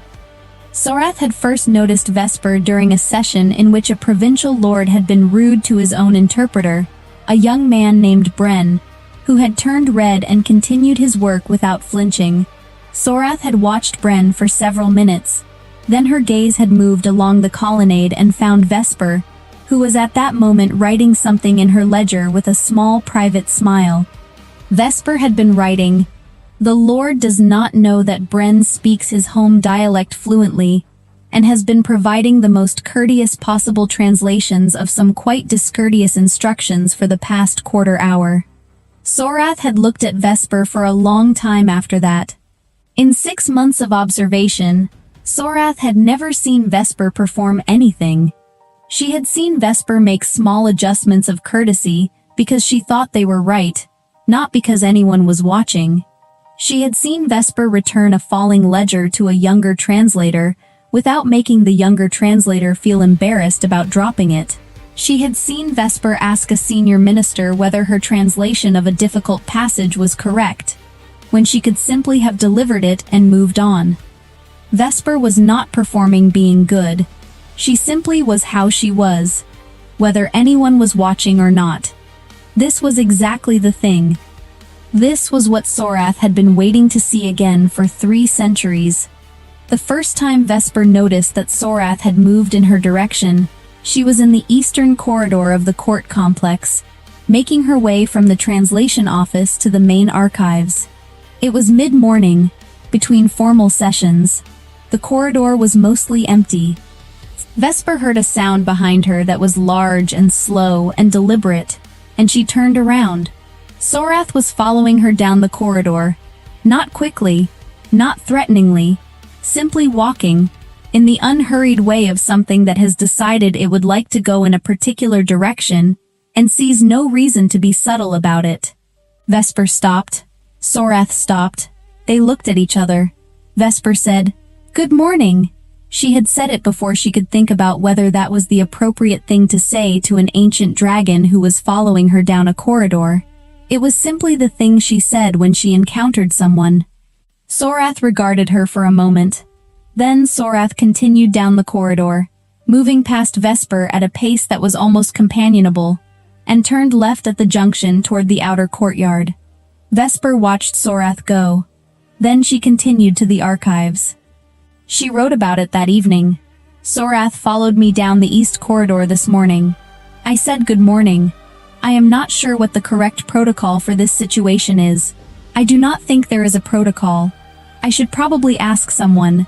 I suspect no one will know." She did not ask anyone. But the next morning, when she was walking to the archives again, she said good morning to the high gallery where Sorath was resting, without looking up. She heard from above a low sound that was not quite a rumble and not quite a breath. She noted this in her journal as, "Sorath acknowledged the greeting." Possibly. Over the next 3 weeks, Sorath followed Vesper on 5 occasions. Each time was in a different part of the complex, and at a different time of day. Each time, Vesper said good morning or good afternoon, depending on the time, and continued doing what she was doing. She did not change her behavior or her route. She simply acknowledged the dragon's presence, the way she would acknowledge any other person in the same space, and got on with her work. The court had noticed by the second week, ministers and attendants who happened to be in the corridors had stopped and stared, and then murmured to each other afterward. Several senior ministers had a quiet conversation about what it meant, and arrived at no useful conclusion. Emperor Valdric had been told about it by his chief minister on a Thursday afternoon. He had listened with his usual composed expression. He had said, "Keep me informed." He had then spent the rest of Thursday thinking about it, with considerably more attention than his expression had suggested. The quarterly formal session of autumn was the largest of the year. All 4 provincial lords were present, along with their full delegations. There were ambassadors from 3 of the northern nations. The hall was as full as it ever became, and all the formal braziers were lit, and the obsidian tiles had been polished until they reflected the light from above like dark water. Vesper was in her position near the side colonnade. She had her official ledger and her personal journal, the latter kept in her coat pocket. She had brought it without thinking, the way she always brought it. The session began at the 9th hour. Emperor Valdric presided from the high dais, standing with his hands clasped behind him, and his expression clear and unreadable. The first 3 petitions were from southern provinces, and required no translation. Vesper watched and wrote small notes. Sorath was in the high gallery. Vesper could see her if she looked up at a particular angle. Vesper looked up at that angle perhaps once every quarter hour, as she always did. This was not a conscious habit. It had become automatic. The 4th petition was from a northern ambassador, and it required translation. Vesper's supervisor signaled her forward. She moved from the colonnade to the center of the floor, where the ambassador stood, and positioned herself at the appropriate distance to render the translation clearly to both the ambassador and the emperor. The ambassador presented his petition in the northern formal register, which was elaborate and indirect, full of honorifics and conditional phrasing that had to be carefully rendered into the court's direct language without losing the political texture underneath. Vesper translated. She was most of the way through the ambassador's petition when she heard a sound from the high gallery that was different from Sorath's usual gallery sounds. It was deeper, more deliberate. She finished the sentence she was translating before she looked up. Sorath was no longer in the gallery. Sorath was on the floor. She had descended the gallery stairs and was now walking, slowly and with great deliberateness, toward the center of the floor where Vesper was standing. 200 people had gone still. Vesper looked at Sorath. Sorath looked at Vesper. And then Sorath lowered herself, her full body, down to the polished obsidian tiles, wings folded, chin nearly touching the floor. Vesper's first thought was concern. The dragon seemed to be in distress. She looked at the large amber eyes, which were open and calm and looking directly at her, and revised her assessment. Not distress. Something else. She did not have the word for what she was seeing. She looked around. The quality of silence in the hall told her she was missing information. 200 faces were turned toward her, with expressions ranging from shock to wonder, to something she could not interpret at all. She looked at Emperor Valdric. His face was composed, but his eyes were on her with an intensity she had never seen in his face before, through many formal sessions. She did not know what the intensity meant. She looked back at Sorath. She said, quietly, "Are you all right?" Sorath made the low sound that Vesper had come to think of as acknowledgement.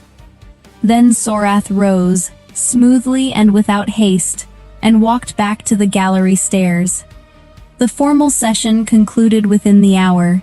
Emperor Valdric brought the proceedings to a precise and proper close, and dismissed the assembly with the customary formal words. What happened in the corridors immediately afterward was not customary. The lords and ministers and ambassadors did not disperse in their usual patterns. They gathered in clusters, in the side corridors and the outer courtyard and the formal reception rooms, and they spoke to each other in low, urgent voices. They spoke about what they had seen. They spoke about what it meant. The oldest members of the court, the ones who had read deeply in the court archives over years of service, knew the records. They knew about the stable attendant named Perez. They knew about the infant daughter, 2 centuries ago. They had spent years in an institution that revered its own history, and now they were watching that history come alive in a way none of them had expected to see in their lifetimes. A dragon's bow was not a casual gesture. It was not an accident of posture. It was, in the oldest understanding of the treaty between this court and Sorath's kind, a declaration. Sorath was declaring that this person had her recognition, her regard. In the ancient language of the treaty, the word used was closer to chosen than to recognized, which had always made the scholars uncomfortable because they could not fully explain what the choosing meant. It seemed to mean, of all the people Sorath had assessed across 3 centuries of living, this person had whatever quality Sorath was looking for. Antoine de Saint-Exupéry once wrote, "It is only with the heart that one can see rightly. What is essential is invisible to the eye." He meant that the things which matter most in a life are often the things that formal observation misses entirely. The Obsidian Court had procedures and precedents, and centuries of documented protocol. What it had been looking at, in all that time, was the visible surface of things. Sorath had spent 300 years looking at something the court's formal observation could not quite reach. The lords discussed what it meant for court protocols. The ambassadors discussed what it meant for diplomatic standing. The senior ministers discussed what it meant for Valdric's governance. None of them, in any of these discussions, talked about what it meant for Vesper. Because Vesper was furniture. The bow had been directed at furniture. This was the part that was hardest to process. Valdric was still standing at the high dais after the hall had emptied. He was not thinking about protocol or governance or diplomatic implications. He was thinking about the expression on Vesper's face when she had looked around the hall and seen everyone staring. She had not looked frightened. She had not looked pleased. She had looked, with great precision and genuine curiosity, as though she was trying to understand what she was missing, what information she didn't have. She had looked like someone who trusted that there was a rational explanation and was quietly working to find it, without distress, without performance. Valdric had been removing variance from his life for 20 years, but he had not anticipated watching Sorath bow to someone who did not know what the bow meant, and feeling something that had no place in his system, and no metric, and no established procedure. He wanted to be the one to explain it to her. Vesper was in the translation office, writing up the formal record of the Northern Ambassador's petition, when there was a knock at the door. This was unusual. People did not knock at the translation office. They sent requests through the official channel. She said, "Come in," without looking up, because she was in the middle of a sentence, and she had a rule about finishing sentences before she addressed interruptions. When she finished the sentence and looked up, Emperor Valdric was standing in the doorway of the translation office. Vesper stood. She was aware, in a distant way, that she had ink on her left hand from the pen she had been using, and that this was probably not the condition in which one received an emperor. She filed this observation and set it aside. Valdric said, "May I come in?" he asked. Vesper noted this. An emperor did not need to ask to come into a room in his own court. He had asked anyway. She said, "Of course." She moved around the desk to clear a chair, because the chair across from the desk had her coat draped over it, and her 3 journals stacked on the seat. She moved the coat and the journals to the windowsill. Valdric came into the office and sat down. Vesper sat back behind the desk. She folded her hands. She waited. Valdric looked at her for a moment. He looked like a person who had prepared something to say, and had now arrived at the moment of saying it, and was making a small internal adjustment. This was the first time she had seen him make any internal adjustment that was visible from the outside. She found this interesting. He said, "You did not know what Sorath's bow meant." It was not a question. Vesper said, "No, I didn't. I thought she might be in pain." She paused. "I should probably explain that I've been watching Sorath for 6 months, and I'd noticed that she seems to watch for something specific in people. I wasn't sure what. I thought perhaps she was unwell." Valdric said, "She wasn't unwell." Vesper said, "I understand that now." She paused again. "What does it mean?" He told her. He told her about the treaty, about the stable attendant and the infant, 2 centuries apart, about what the court records said, and what the scholars had argued about for generations. He told it precisely and clearly, the way he told everything, but she noticed that he was telling it in a way that was slightly more than just the facts. He was telling her how he had felt, standing at the head of the hall, watching Sorath descend the gallery stairs. He didn't say that directly, but it was in the telling. When he finished, Vesper was quiet for a moment. Then she said, "I said good morning to her every day for 6 months. That's all I did. I didn't do anything special." Valdric said, "I know." He said it quietly. "That seems to be exactly it." There was a pause. Vesper looked at him with the same quality of attention she brought to everything, which was genuine and unhurried and free of performance. She was not trying to interpret his visit strategically. She was simply looking at him as he actually was. A man who had come to a small office to explain something to a person a dragon had chosen, and who had revealed more of himself in the process than he had intended to. She said, "I've also been watching you. In the formal sessions, I have 3 years of notes." Valdric looked at her. "About me?" "About everything. But you appear regularly." She was not apologetic about it. It was simply true. She had been watching because she was curious, and she had written things down because that was how she thought. He said, "What did you write?" She reached past him, very calmly, and took her most recent journal from the windowsill. She turned to a page from 3 months ago and handed it across the desk. Valdric read it. His expression, which had been composed since he walked through the door, shifted slightly. What Vesper had written was precise and accurate, and also deeply kind, in the way of someone who had looked at a thing honestly without cruelty. She had written about the quality of his attention during long sessions, how he never stopped listening when petitions became repetitive. She had written about a moment when a young minister had made an error in a ruling, and Valdric had corrected it in a way that spared the minister public embarrassment. She had written, "I think he is careful with people, more careful than he lets them see." Valdric set the journal down. He looked at Vesper for a long moment. The precision he kept in his expression was still there, but it had opened toward her in a way that 20 years of careful calibration had not produced in any other room with any other person. He said, "There may be some protocol around what happens after Sorath makes this kind of recognition. I am honestly not certain. The records are not detailed." Vesper said, "I'll look into it. I'm good at archives." A pause. Then Valdric said, "I know you are." She looked at him. He looked at her. Outside the translation office, the Obsidian Court continued its ordinary afternoon. Attendants moved through corridors. Ministers reviewed documents. The great hall settled into its quiet between sessions. Vesper picked up her pen. She opened her personal journal to a fresh page.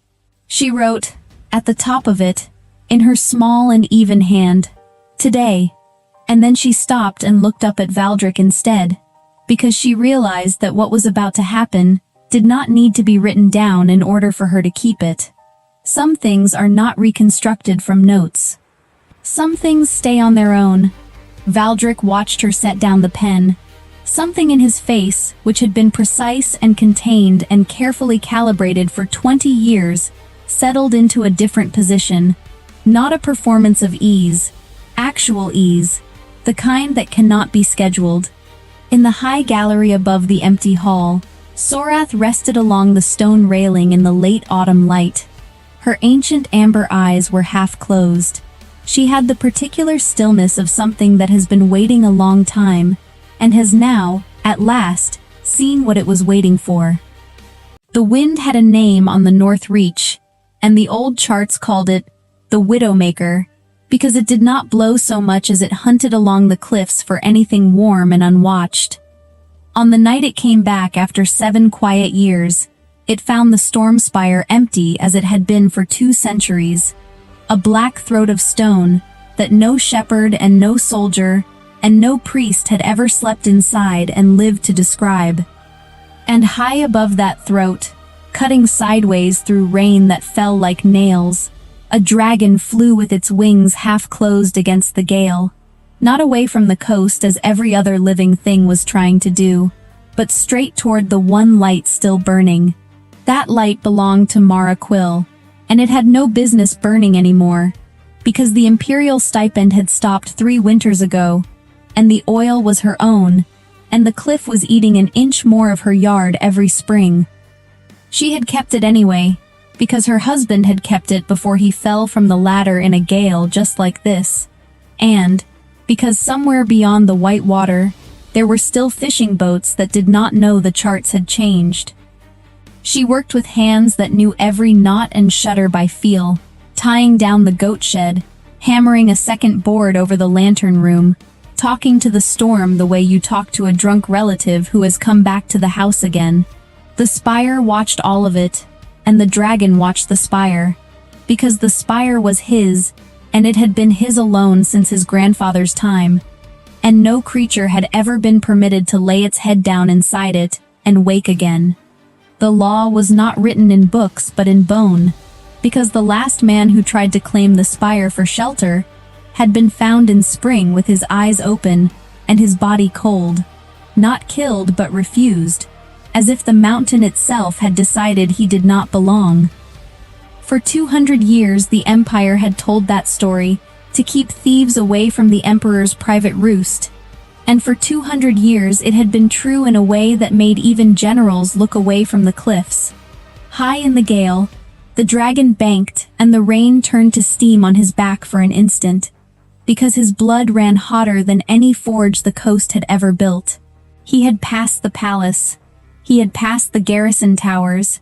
He had passed 3 imperial chapels built to receive him in a storm, and he had chosen none of them, because none of them held what he had been watching for 3 years without ever landing. Down below, the little square of light that should have been dark years ago was still burning, and in it, a woman in a patched oilskin was lifting a full can of lamp oil up a ladder with her teeth clenched around the handle because her hands were needed to hold on. Mara had learned early that courage is not a feeling but a chore list that you do not put down when the wind tries to take it from your hands. She had already checked the seawall. She had already moved the dry wood onto the table. She had already tied her husband's old hammer to her wrist with twine, so she would not lose it when the shutter nails tore free again. Her house was not a house anymore, but a working lighthouse that had been demoted by the Empire to a rock with a lamp, and she kept it because if she did not, the next storm would take a boat without even the courtesy of a warning. She was 32, and her hair had gone gray at the temples the winter her husband died, not from age but from holding a lamp alone through nights when the dark felt personal. She did not see the dragon at first, because sensible people do not look up in a widowmaker. They look at the board in front of them, and the knot in front of that. The first sign was the gulls going silent all at once, as if someone had put a hand over the sky, and the second sign was the goats going still in their shed and pressing together without bleeding, which they only did when something older than weather was passing over. When she finally looked, it was already low, impossibly low, its belly almost brushing the beacon light, its wings making the rain run sideways, and she understood in a single cold second that the stories about the spire being empty were only half true. She did not run, not because she was brave in the way bards sing about, but because there was nowhere to run that the wind would not find her faster than any winged thing could. She put her back to the lantern room and put her hand on the rail and made herself keep breathing, because she had once watched her husband try to outrun a squall, and she knew that panic is heavier than water when it fills your boots.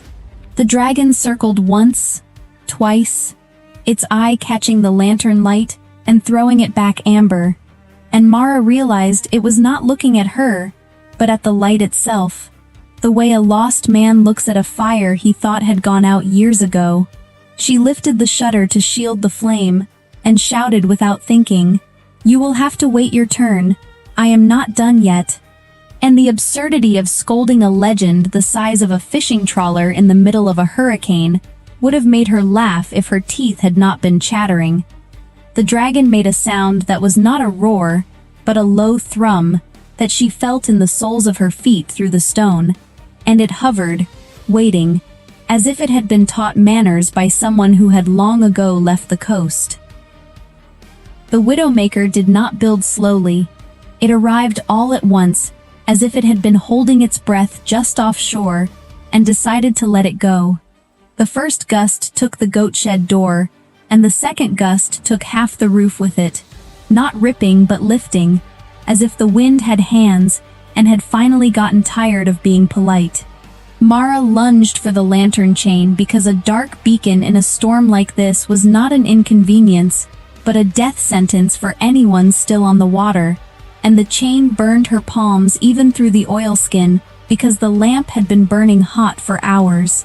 She got the light secured and turned just in time to see the western wall of her tower shudder, lean, and give up the argument it had been having with the cliff since her grandfather built it.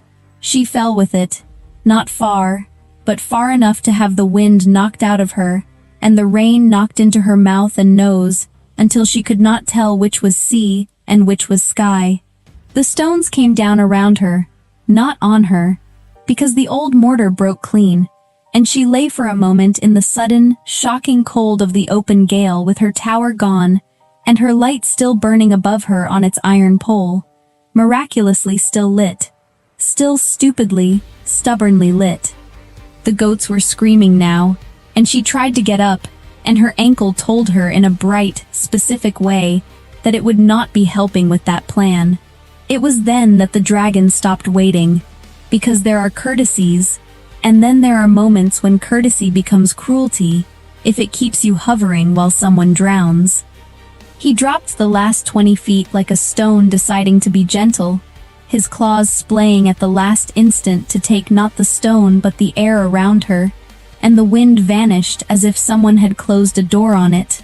Mara felt heat, then pressure, then a strange, awful softness, as if she had been picked up by a storm that had changed its mind about what it wanted to destroy. He did not grab her like prey.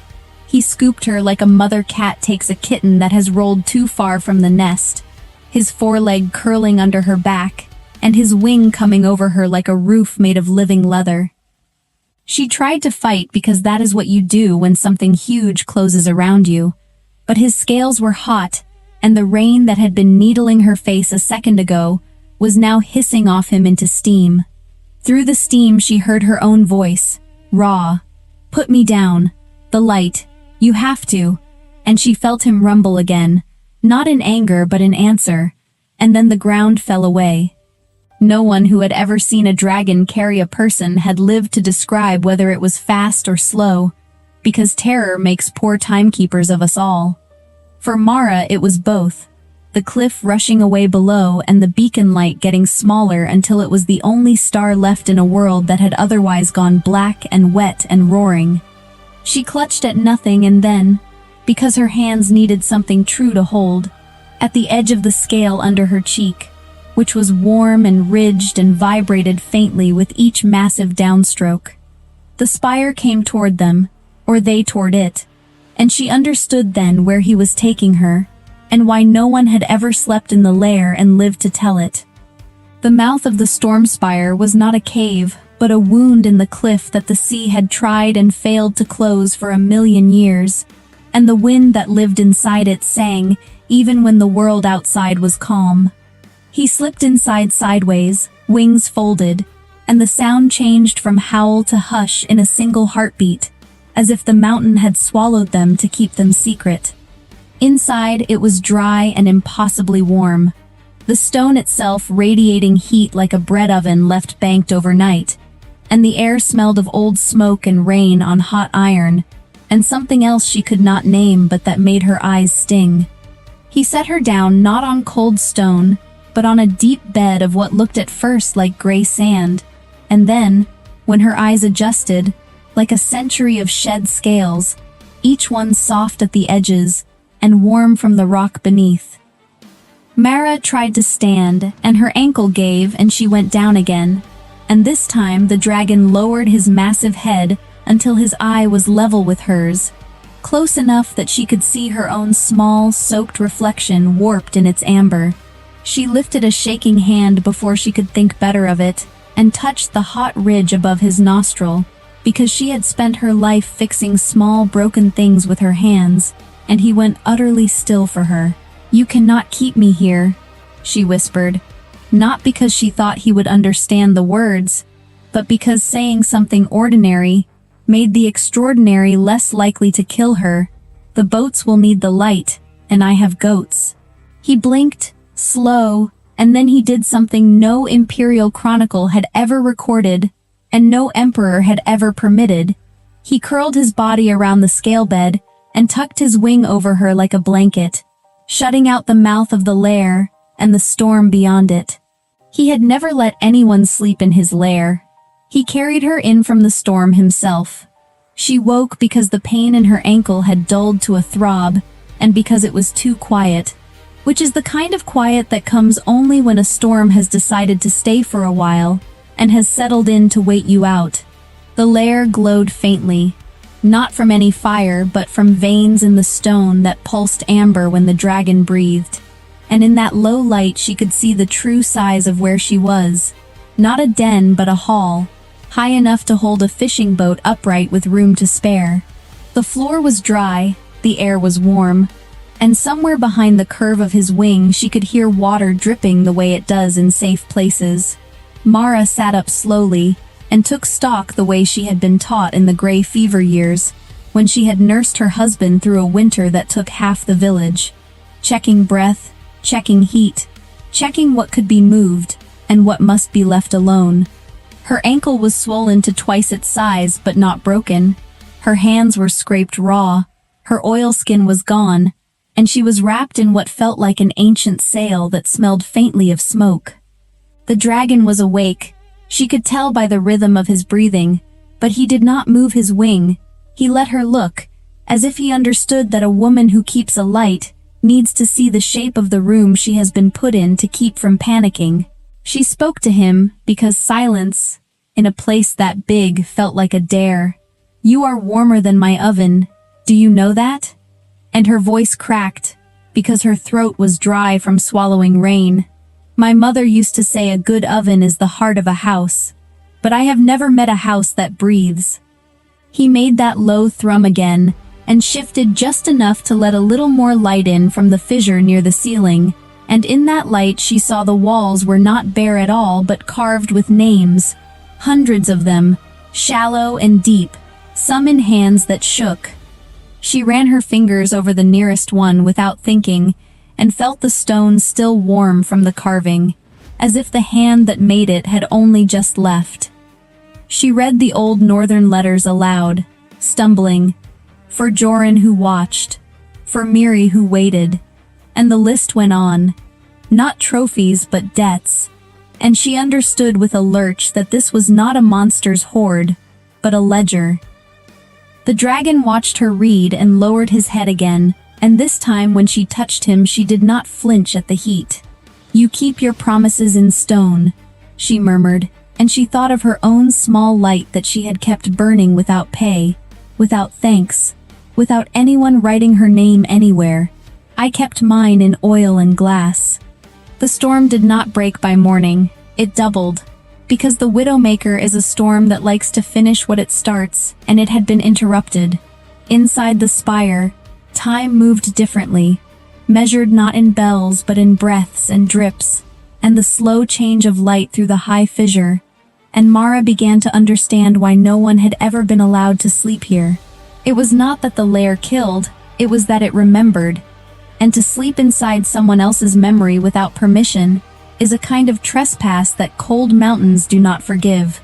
But she had been carried, not taken, and that difference seemed to matter to the stone. She found a shallow pool near the back, warm enough to steam, and she cleaned her hands and her ankle and drank because the water tasted of minerals and heat, and not of salt, which meant it came from deep and not from the sea. While she worked, the dragon brought things, not gold, not jewels, but useful things, a bundle of dry driftwood in his teeth that he set down as carefully as a man might set down a child, a sealskin that smelled of smoke, a tin cup that was dented but whole. Each offering landed with a soft thump on the scale bed, and each time he looked away after, as if embarrassed by his own thoughtfulness. "Where did you get a cup?" she asked, turning it over in her hands and finding initials scratched into the bottom that were not hers. "Did you steal this from some poor shepherd too?" He huffed, and a puff of hot air ruffled her damp hair, and he nudged the driftwood closer with his nose, clearly prouder of the wood than the cup. She laughed before she could stop herself. a short, surprised sound that hurt her throat, and she fed a piece of wood into a natural hollow where old Ash lay, and he lit it with a careful, sideways breath that made the flame catch without scorching her fingers. They sat like that for a long while, a woman and a dragon sharing a small fire in a hall built for legends, and outside the mouth of the lair the Widowmaker howled because it could not get in. Mara fed the fire and talked because she had not talked to anyone in 3 years except goats and the occasional gull, and the dragon listened the way only very old things can listen, without interrupting, without needing to answer. She told him about the tower and the light, and the husband who fell, and he told her nothing in words, and everything in the way his wings stayed over her, even when the fire was warm enough. It was on the second night, when the storm had settled into a steady, sullen roar, and her ankle had gone down enough that she could hobble, that the dragon finally moved away from the mouth and into the deeper dark of the lair. He returned with something in his claws that made Mara's breath stop, not because it was frightening, but because it was impossibly familiar. A small, oil-stained book with a leather tie that had swollen shut with sea air. She knew that book because she had tied that tie herself 3 winters ago and thrown it into the sea from the cliff when the letter inside it came back unopened with a palace seal that said no longer required. She took it with hands that shook and untied the knot, and inside were her own careful logs, her own small handwriting, nights and weathers and ships sighted. 3 years of a light kept burning for no pay. On the last page, in a different ink that had bled a little with damp, someone had written 4 words in imperial script. I saw it burning, and underneath, in a hurried scrawl, I found my way home by it. The memory came back to her then, not as a story, but as weather does, all at once, the night 3 years ago, when the storm had been almost this bad, and she had thought she saw something huge fall from the sky beyond the point, something that cried out with a voice that was not quite animal. She had kept the light extra bright that night, feeding it oil she could not afford, because she thought if something was dying out there, it should at least die able to see where the rocks were. You were lost, she whispered, and she looked up at the dragon with tears making clean tracks through the soot on her face. You were out there, and you were hurt, and you saw my little light and you... She could not finish, because the scale of it was too big for a woman who thought her work was small.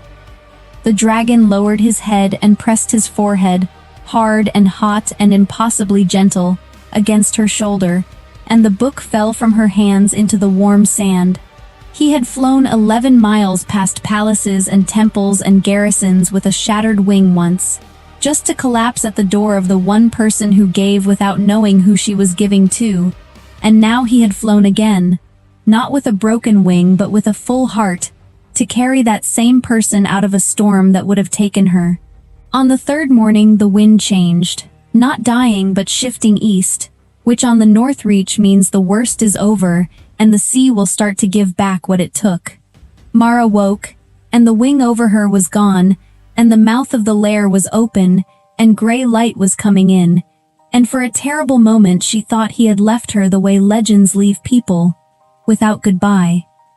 Then she saw the shape at the entrance, backlit by stormlight, too small to be a dragon, and too still to be a man waiting to be invited in. He stood with his back to her, his hands braced on the stone on either side of the mouth, as if he needed the mountain to hold him up, and his hair was black and wet, and his shoulders were broad under a simple, travel-torn black coat that steamed faintly in the warm air. He was barefoot, and his feet were pale against the warm stone, and she could see old scars lacing up the back of his neck that caught the light like thin silver wires. When he finally turned, she knew him without ever having seen his face, because there are people you know by the way they have watched over you, even when you thought you were alone. "Your ankle," he said, and his voice was low and rough from disuse, and from breathing fire in a way that human throats were never meant to do. I flew too fast. I did not. He stopped, and swallowed, and tried again, stepping forward, and then stopping himself, because he had spent 200 years learning that his lair was not for others, and 3 days unlearning it all at once. Mara pushed herself up on her good foot, and limped toward him before he could decide to be an emperor instead of a man. "You kept my book," she said, and she was not talking about the logbook, but about the way he had kept the promise written in its margin, and she reached up and put her cold hands on either side of his hot, rain-wet face, because someone needed to be the one who was not afraid to touch first. He leaned into her touch like a starving man leaning into bread, and his eyes, which were amber even in human form, slipped closed for a second, as if the simple pressure of her palms was a kind of permission he had been waiting 2 centuries to receive. "I have never let anyone sleep here," he admitted, and the words were a confession dragged from somewhere deep and defended. "Not my generals, not my council, not my own brother when he begged shelter in winter, because this place it was." He opened his eyes and looked at her, truly looked, and the emperor fell away, and only Calum remained, a man who had carried a woman through a hurricane, because he could not stand the thought of her light going out. He told her then, in fits and starts the way men who do not talk often tell important things, what he had heard from the cliff for 3 years while he circled and did not land. He told her about hearing her sing off-key to the goats while she mended nets, about hearing her argue with the lantern as if it were a stubborn child, about hearing her cry once, only once, on the anniversary of her husband's fall, and then wipe her face and relight the wick. He told her that every other light on the coast went dark when the Empire stopped paying, but hers stayed, and that a dragon who had spent his life being approached for favor had finally found a human who kept a promise when there was nothing left to gain by keeping it. Mara listened and fed him water from the tin cup he had stolen for her, and she laughed wetly when he tried to explain that he had watched her for so long because he was trying to understand what kind of creature works without reward. "We call it stubbornness where I come from," she told him, poking his chest with a finger that left a small, damp print on his shirt. "My mother called it being too stupid to know when you are beaten, which is the same thing as courage if you squint." He caught her hand and held it against his heart, which beat too fast for an emperor, and just right for a man who had finally landed. Outside, the storm was breaking up into ragged clouds that raced each other toward the horizon, and through the mouth of the spire she could see a thin, miraculous bar of blue, and, far below, the iron pole of her beacon still standing, though the tower around it was gone. She thought of her goats and her small, ruined house, and felt a pang that was not quite grief and not quite relief, because some things need to be taken by the wind before you can admit you were tired of holding them. "I have no tower now," she said quietly, and she looked at the carved names on the wall, and at the scale bed, and at the man who had never let anyone sleep in his lair, and had carried her in from the storm himself. "I have nowhere to keep the light anymore." He stepped closer and tucked a strand of her gray-tinged hair behind her ear, with a hand that trembled slightly, not from cold, but from the effort of being gentle after a lifetime of being terrible. "You kept a light for ships that never thanked you," he answered, and his voice dropped to something that was almost a vow. "Let me keep a light for you for a change. Mara Quill, if you will let a dragon learn how to be a house instead of just a hall of old names." They left the lair together at noon, not because the lair cast them out, but because the coast needed to see that its keeper had not been taken after all. He carried her again for the short flight, because her ankles still would not bear her, and because he had discovered he liked the way she fit against his chest when she was not afraid, and the fishermen on the rocks below stopped mending their nets to stare, and then to kneel without being told. Mara did not want them to kneel and told them so loudly enough that her voice carried over the surf. "Get up, you fools, there is work to do. The tower is down." And the dragon behind her made a sound that in any other throat would have been a laugh. The Empire sent riders 3 days later, because an emperor missing for 3 days is a crisis, and an emperor returning with a limping signal keeper in his arms is a story that will be told for 100 years. They found Calum not in the palace but on the cliff, hauling stone with his own hands alongside Mara and half the village, building not a tower but a small, low house with a very strong lantern room and a very large dragon-sized porch. He had taken off his crown and left it in the spire, because crowns are poor things to build with, and he had kept the tin cup because some debts are better remembered than displayed. On the first night the new light burned, Mara slept not in the spire, but in her own bed with the door open and the sea air coming in, and the dragon slept curled around the house with one wing over the roof, because a promise kept for 3 years deserves more than a single night's shelter. The old law that no one sleeps in the lair was not broken, it was rewritten, because the stone had finally found a name it wanted to keep, and it carved it itself in the warmest part of the wall, shallow and careful, in letters that a woman who mends nets could read without stumbling, Mara Quill, who kept the light when no one paid her to.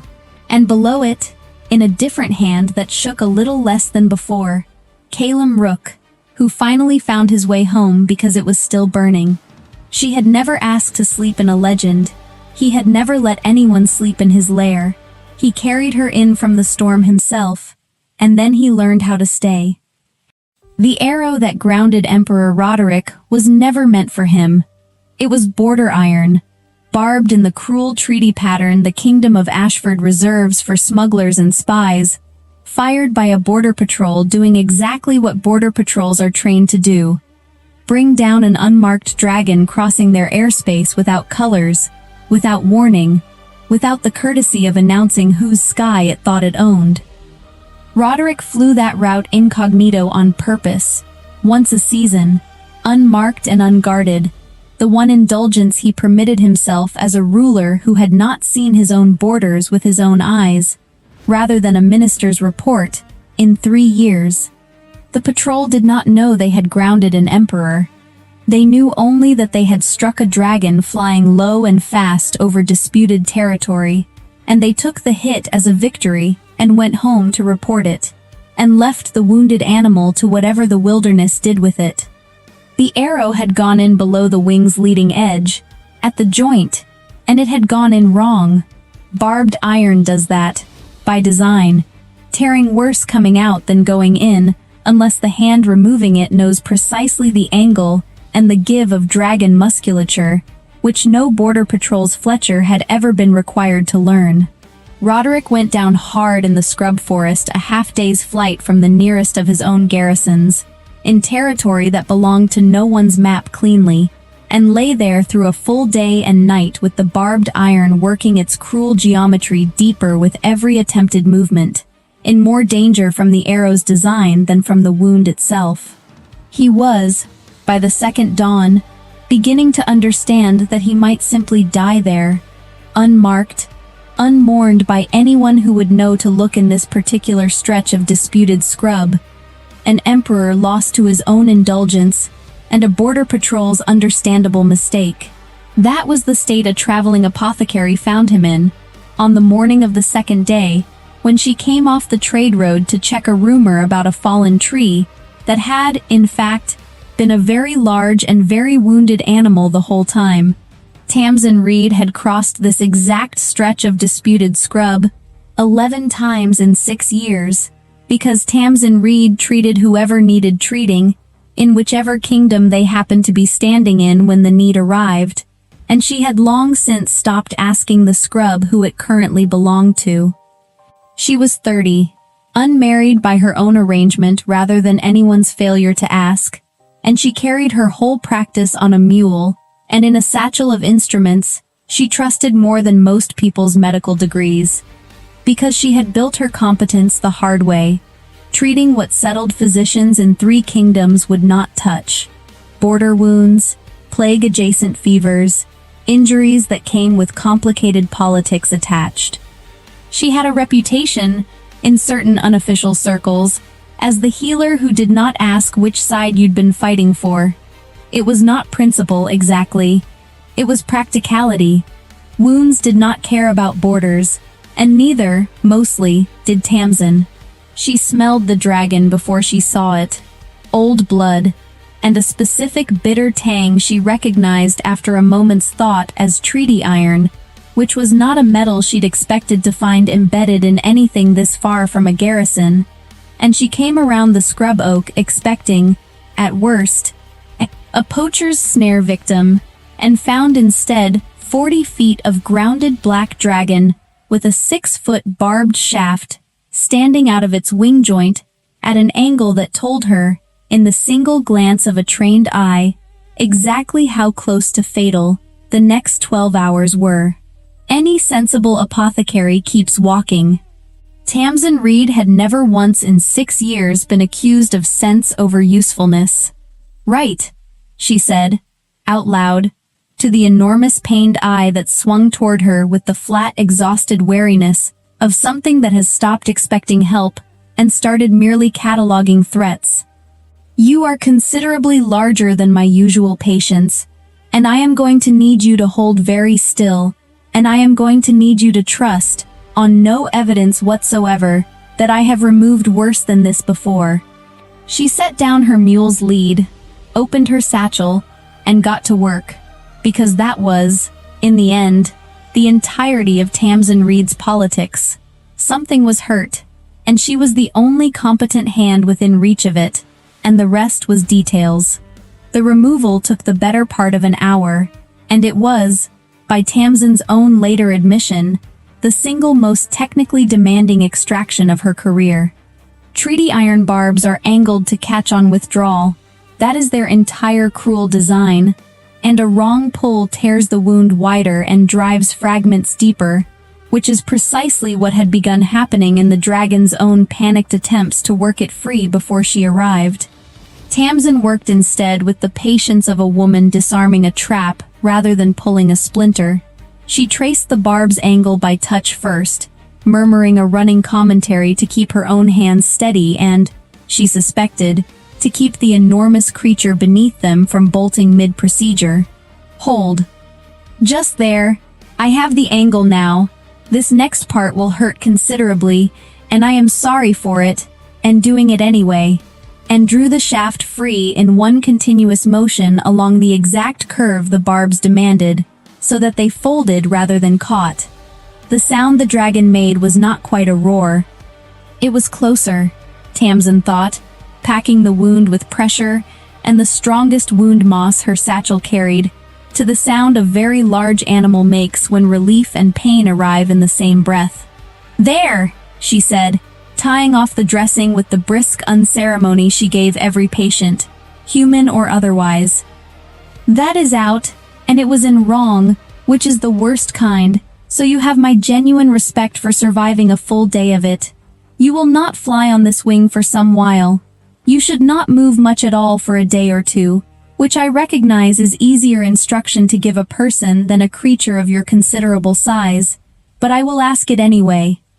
The great head, exhausted, turned to regard her with an attention that Tamsin, busy repacking her satchel, already mentally moving on to the day's remaining errand, did not have time to fully register as unusual. She had removed the arrow. She had dressed the wound. The patient, whoever or whatever it truly was under the scales, was not, in her professional accounting, her business beyond that. She left him a poultice, instructions for changing the dressing that she was fully aware he could not follow without hands, and the last of her clean water, and continued on toward the next town on her circuit, because the whole of Tamsin Reed's calendar was built around people who needed her more urgently than a dragon large enough to survive without her. She did not look back to see him watching her go. If she had, she would have seen an emperor who had never once, in 3 years of rule, been treated by anyone who did not know or care what he was, and who had, in the length of 1 hour's careful hands, discovered that he did not want that particular unceremony to end.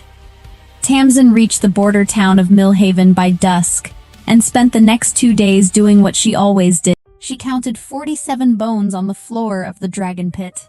Most of them were not animal.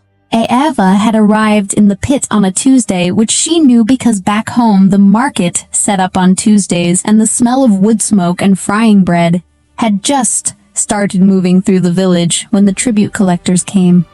She had been carrying a basket of turnips. She remembered setting them down carefully before they took her, which was a strange detail to hold on to. But she had nothing but time and stone and bones now, and strange details had a way of expanding to fill available space. The pit was 40 feet wide and 60 feet deep. The walls were smooth. Not naturally smooth, but worked smooth, sanded and carved by human hands over many generations until they offered nothing to grip.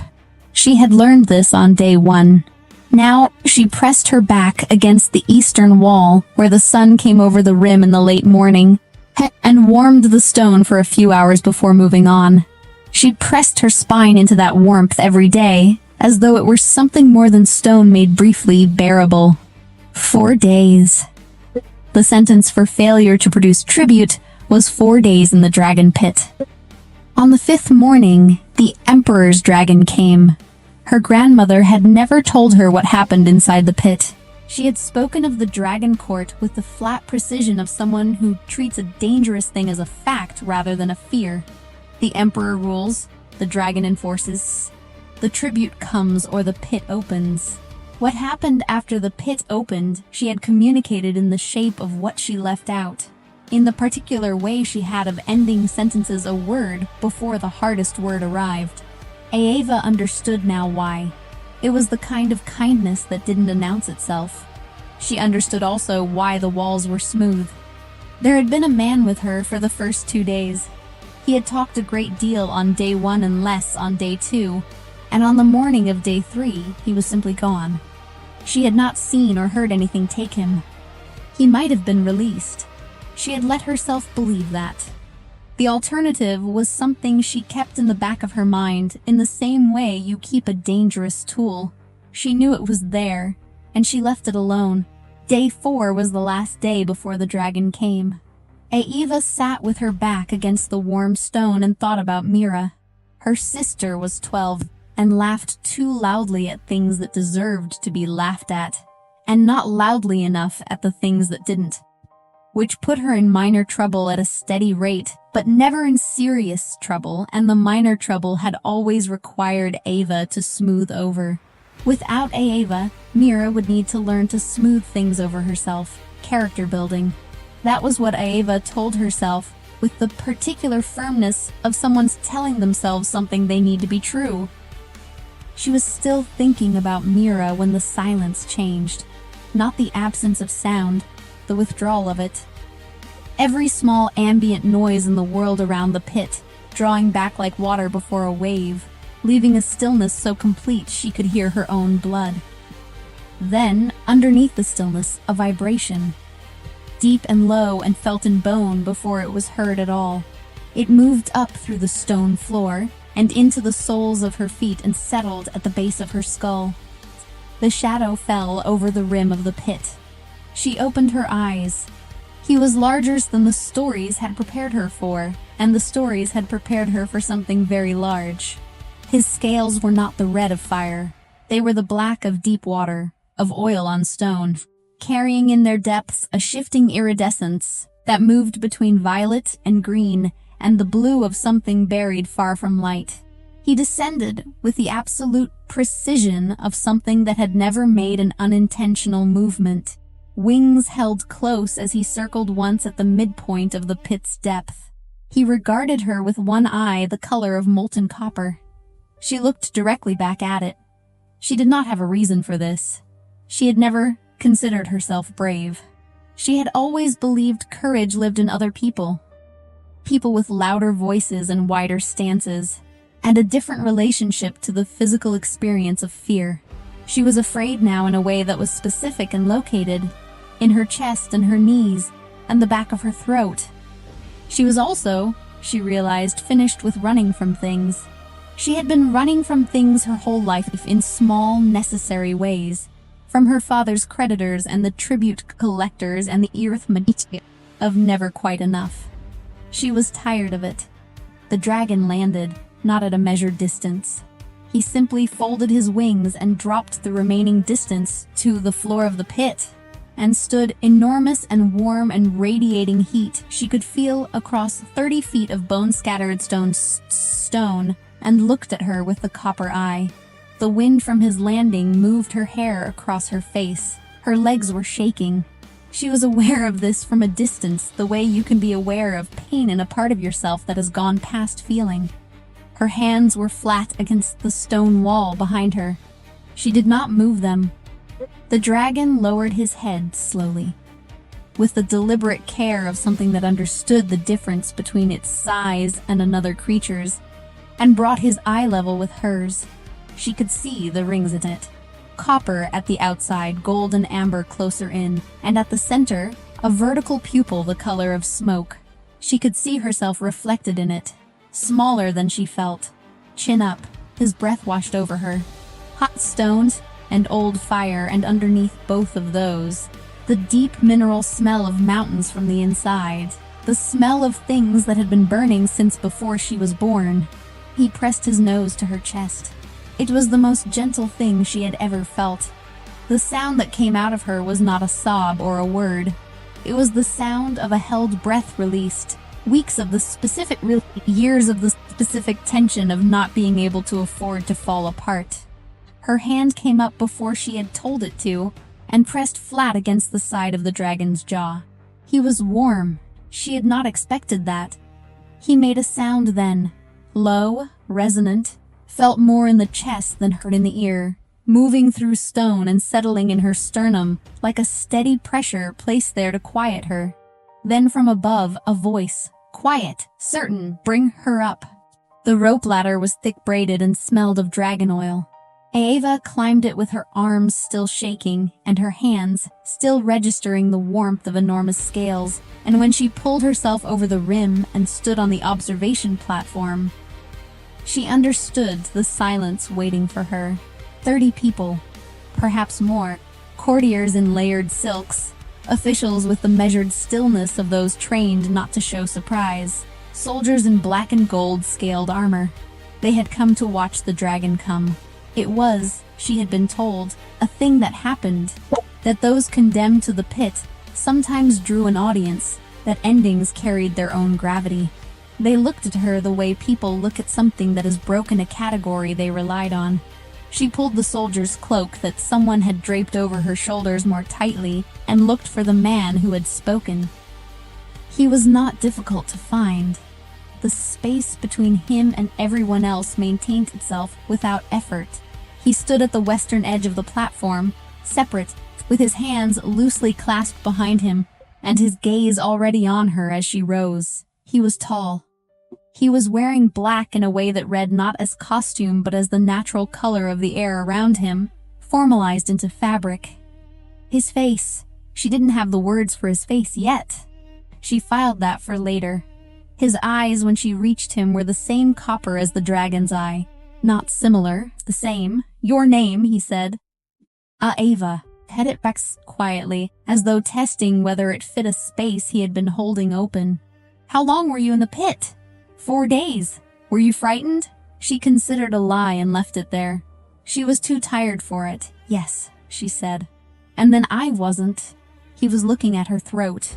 She became aware, with the specific clarity of someone who has learned to pay close attention in order to survive, that something was warming against her collarbone beneath the borrowed cloak, beneath the strip of old cloth she had worn around her neck her whole life, her mother's scarf, folded thin and soft over 20 years of wearing. She had never thought much about it. It would keep her safe, and she had believed that the way children believe things their mothers tell them, and she had kept wearing it after her mother was gone because it was the last thing she had. The warmth was becoming visible through the fabric, a golden glow rising through the weave. The Emperor reached forward and held the edge of the cloth between 2 fingers. "May I?" he said. The asking surprised her. She nodded. He unwound the cloth slowly. It fell away, and the sound that moved through the gathered court was the compressed silence of 30 people holding one breath. On the left side of her collarbone, where the bone curved toward her shoulder, was a mark. She had had it her whole life. Her mother had called it old blood. Her grandmother had looked at it once when Ava was young and said nothing, which was the loudest thing her grandmother had ever not said. Ava had spent years looking at it in still water and seeing a shape her mind kept translating differently: scale, wing, flame, eye. She had eventually stopped trying to name it. In the light it was emitting now, it looked like all four at once. Something moved in the Emperor's expression. Too many things underneath simultaneously, like weather visible through glass. "The Dragon Covenant mark," he said, very quietly. "Not for the court." "I don't know what that means." "I know." He looked at her steadily. "It means my dragon chose correctly. It means you are not going back to the pit." A pause. "And it means we have a great deal to discuss." The room was larger than her village's meeting hall. She measured it by pacing before she could stop herself. 42 steps wall to window, and then stopped because the number made her feel further from home than any distance alone could account for. A woman arrived who occupied a category of her own.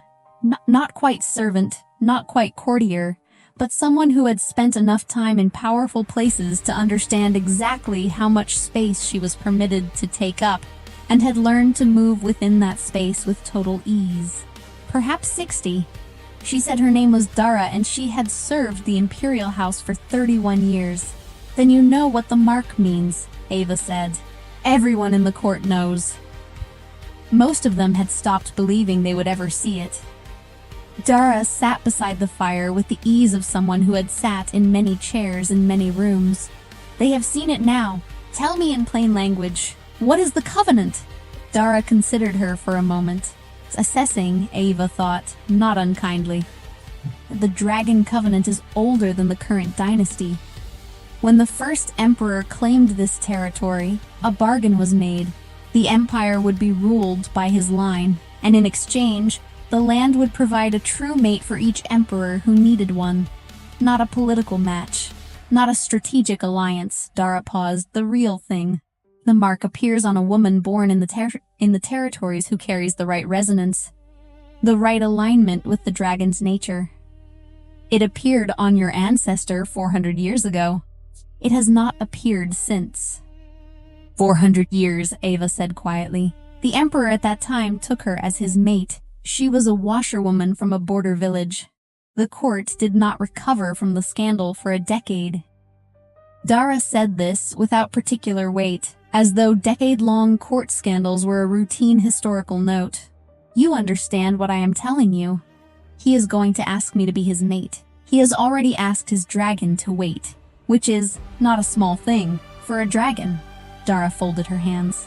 "The covenant does not compel. It never has. The mate must choose. This is not a formality. The choice must be real. And if I choose not to, a silence. The mark will remain. What you are does not change with your decision." Dara looked at her steadily. "But the Emperor has waited 900 years. That night, Ava lay in the enormous bed and stared at the ceiling and thought about 37 generations of women carrying a mark without knowing what it was. Passing it down through daughters the way you pass down practical skills, not sacred, not explained, just present, just there. Her grandmother's particular silence about the dragon court. Her grandmother watching a dragon's shadow cross the night sky with an expression that Ava had not understood then and understood now.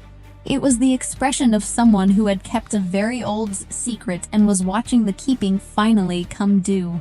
He came to her door himself on the 10th day, which Kala, the lady-in-waiting, who had appeared that morning with a laugh that arrived without warning and left just as quickly, communicated as unprecedented through the specific quality of her stillness. He said he wanted to show her the garden. He said it with the carefulness of someone who has thought for a while about how to say something and has settled on simplicity as the safest form. She went.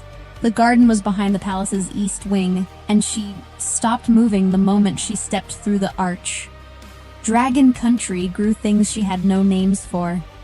Plants that fed on geothermal warmth and volcanic mineral, things with roots deep in burning stone, flowers with petals the color of cooling lava, dark reds and ambers and near blacks, shrubs with silver leaves that rustled in the warm updrafts from the vents in the garden floor, trees with charcoal dark bark and white blossoms that looked wrong by any standard she had, and were beautiful in exactly that wrongness.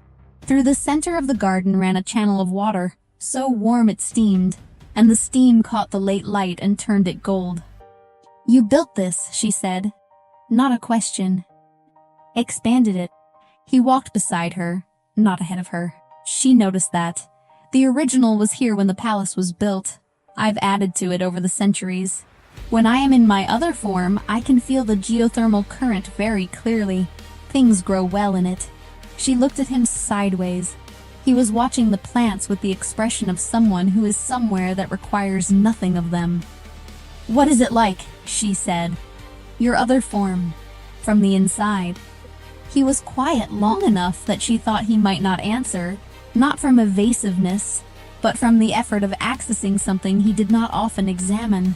"Like being finished," he said finally. "In this form, I am always aware of the parts of myself that don't quite fit. The scale of me, the age of me. In the other form, everything fits." He paused. "He is not a separate creature. He is the rest of me. In this form, he is present but quiet. The way a second voice is always with you, even when you are not speaking." They stopped beside the warm channel. Steam curled between them. "He knew me before you did," she said. "He knew what you were the moment you descended the rope ladder." Something moved in his face, a small admission through the controlled surface of him. "He was extremely displeased with me for allowing you to be placed in the pit. You couldn't have known. The mark was hidden. I know that. He is aware of that." A very brief change in his expression. "He remains displeased." The silence that followed was not uncomfortable. The warm steam moved across her face. 900 years, she said eventually. "What do you do with 900 years?" he considered. "You govern, you build. You watch things grow that you planted when your great-great-grandchildren's great-grandchildren were not yet born. You solve problems that take 3 generations to resolve. You learn a great deal about patience." A pause. "And then you learn that patience is not the same thing as peace. Is that what you have? Peace?" "No," he said simply. "I have structure. The empire is sound. The structure of it can bear a great deal. But structure is not peace. Peace requires someone to come home to." She's let that settle. Did not flinch from the weight of it or try to lighten it. "What is the covenant asking for?" she said. "Exactly. In plain words." He turned to face her fully. "It is asking if you will be my mate. My empress, the woman who stands beside me in both courts, the dragon court and the human court, who shares my dragon's bond, who does not leave." He paused. The word came out very quiet. "Who stays? And if I need to see my sister first? If I need time to understand what I'm choosing?" "Then you see your sister," he said. "And you take the time you need. You've waited 900 years. Yes, and you would wait longer." He looked at her steadily. "For a real choice rather than a pressured one, yes." She had been in the palace 9 days when the court began its campaign against her. She had expected something and was not entirely prepared for the form it took, which was not confrontation but erosion. Her meals arrived late and cold. The water for washing was never quite warm. The lady-in-waiting assigned to her was replaced with a woman whose contempt was precise and constant. Calla, who had laughed too freely and been genuinely kind, simply stopped appearing. The message was clear. You do not belong here. You cannot survive this court. Ava found this considerably less distressing than they had intended, because she had grown up managing insufficient resources with the efficiency of someone who has never had another option.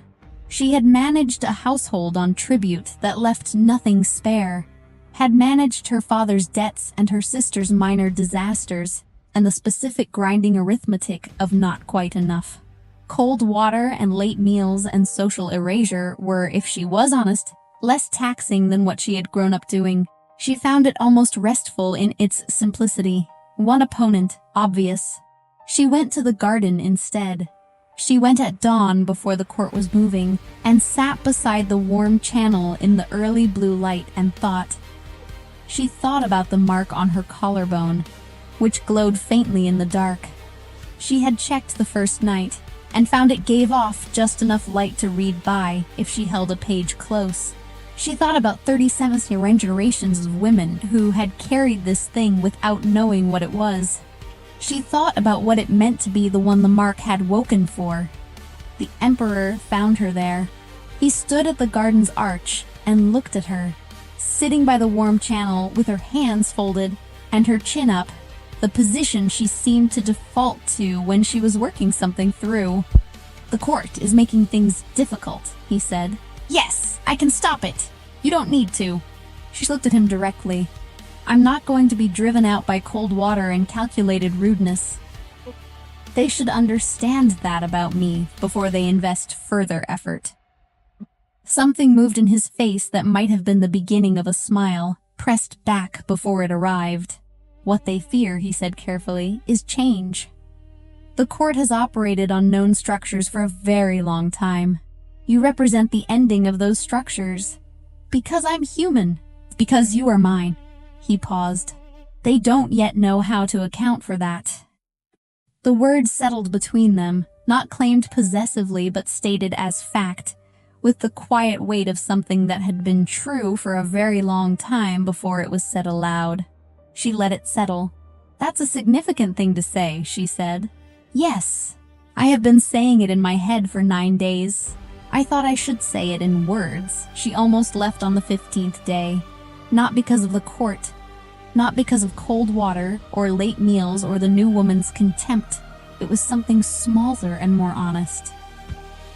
She woke at 3 in the morning in the enormous room, and felt the distance between herself and everything she had been before she walked into the dragon pit. And the distance was so large, she could not find the edges of it, and for a long and airsless moment, she genuinely did not know who she was on this side. She had been Ava who carried terms, who smoothed things over, who kept the fire going, and the debts manageable, and her sister from the worst of her disasters. She had been the older daughter in a village that was never quite enough, which meant she had been good at making not enough function as almost enough. That competence had defined her. Without it, she did not know her shape.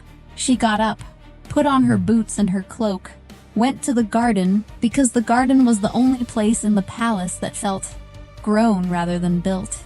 He was already there. She stopped when she saw him. He was sitting on the stone beside the warm channel in the dark, not doing anything, simply sitting with the total stillness of something that has nothing to prove to time. He looked at her when she came through the arch and did not ask why she was there at 3 in the morning. "I don't know how to do this," she said. It came out more honestly than she planned, which happens sometimes around him.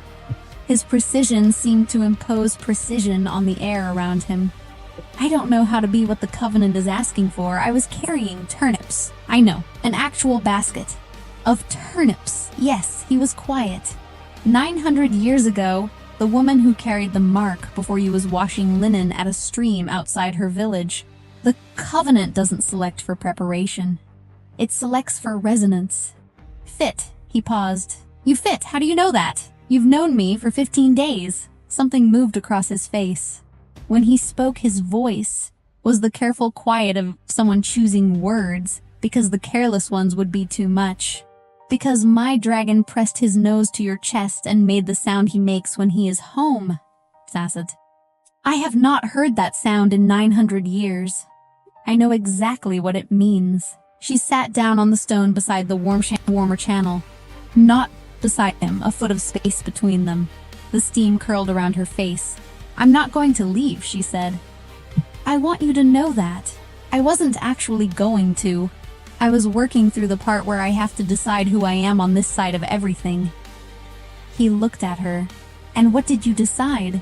She looked at the warm water, at the light it gave off in the dark, moving gold over ancient stone. The kind who stays, she said. That's what I've always been good at. Staying, making things work. A silence. I know that, he said quietly. I have been watching you for 15 days. She sent a message the next morning. She wanted to meet the dragon alone. Without the emperor present, just the dragon in the garden before dawn. The reply came quickly. He would bring the dragon and withdraw. He was as good as his word. She arrived at the garden arch before the sun was over the mountains, and found the dragon there, vast and still in the blue half-light, filling the space with a warmth and a presence that made everything else feel secondary. The emperor stood at the arch, looked at her once, and walked away. She heard his footsteps on the stone path, until the stone swallowed them. She crossed the garden. In the pit, the dragon had pressed his nose to her chest. Now she placed her palm flat against his chest, over the place where his heart beat. And it did beat, she could feel it. Slow, deep, steady as the geothermal current beneath the garden stone. His warmth moved through her hand and up her arm.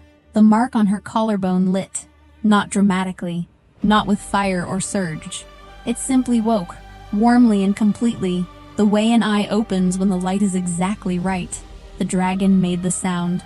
She stood there with her palm on his chest in the early morning, and understood something she had been circling for 15 days. The covenant was not about the emperor in the way she had been thinking about it. The emperor was what the covenant was offering her. The covenant itself was the land and the line and the mark.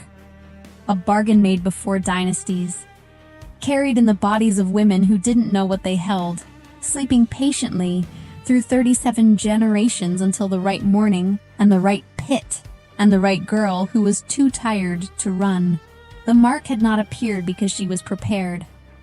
It had appeared because she was real, because she was the specific shape of person that fit the specific need, because she had stood in the floor of the dragon pit, with 47 bones around her, and an enormous creature descending toward her, and she had looked directly back at it instead of away. That was what the covenant had been waiting for, not noble blood, not power or political value, just that, the looking back. She took her hand from the dragon's chest, turned. The emperor was standing at the garden's arch. He had not left. She supposed, she had known he wouldn't. She walked toward him across the garden. The dragon shifted behind her, settling into the volcanic warmth beneath the stone, with the specific contentment of something that has arrived where it was always going. She stopped in front of the emperor and looked up at him. Yes, she said. His face did something she had no words for. The structure of 9 centuries, carefully maintained, deliberately held, shifting briefly into what had been kept behind it for a very long time. Not tears, not collapse, something quieter and more complete than either. The expression of someone who has waited for something so long they have half forgotten what it would look like to have it arrive. Eva, he said, very quietly. I want my sister here before any ceremony, she said, and I want to keep coming to the garden every morning. And I want to understand things as we go. I won't pretend to know what I don't. Yes, he said. Yes, to all of it. She looked at him, at the copper eyes and the 9 centuries inside them. You've been very patient, she said. I had very little choice. You could have chosen someone else, settled for something less. He looked at her steadily. No, he said. I could not have. Mira arrived 4 days later in a cart that had clearly been arranged at considerable expense, wearing a new traveling cloak and an expression combining deep suspicion with barely contained excitement in proportions that were entirely specific to her. She looked at the palace. She looked at Ava. She looked at the dragon, who had chosen to be visible on a ledge above the gate. Because very large things sometimes choose to be visible when they want to make a point. That is a real dragon, Mira said. Yes, you walked out of the pit. Yes, and now you're. Yes. Ava hugged her hard. Come inside. I'll show you the room that's larger than our village meeting hall. You'll hate it. The ceremony, when it came, was small. She had been specific about that. Not a state event. Not weeks of court ritual. She had explained to Dara, who had explained to the relevant officials, that what was going to happen would happen privately, or it would not happen at all. This statement alarmed certain people considerably, and struck the emperor as entirely reasonable. In the end, it was the garden. It had always been going to be the garden. Early morning. The volcanic mountains, copper in the first light. The warm steam from the channels moving slow and gold. No audience. Just the two of them and the dragon, who had positioned himself at the garden's far wall, with the particular contentment of a creature that has finally arrived somewhere it intended to be.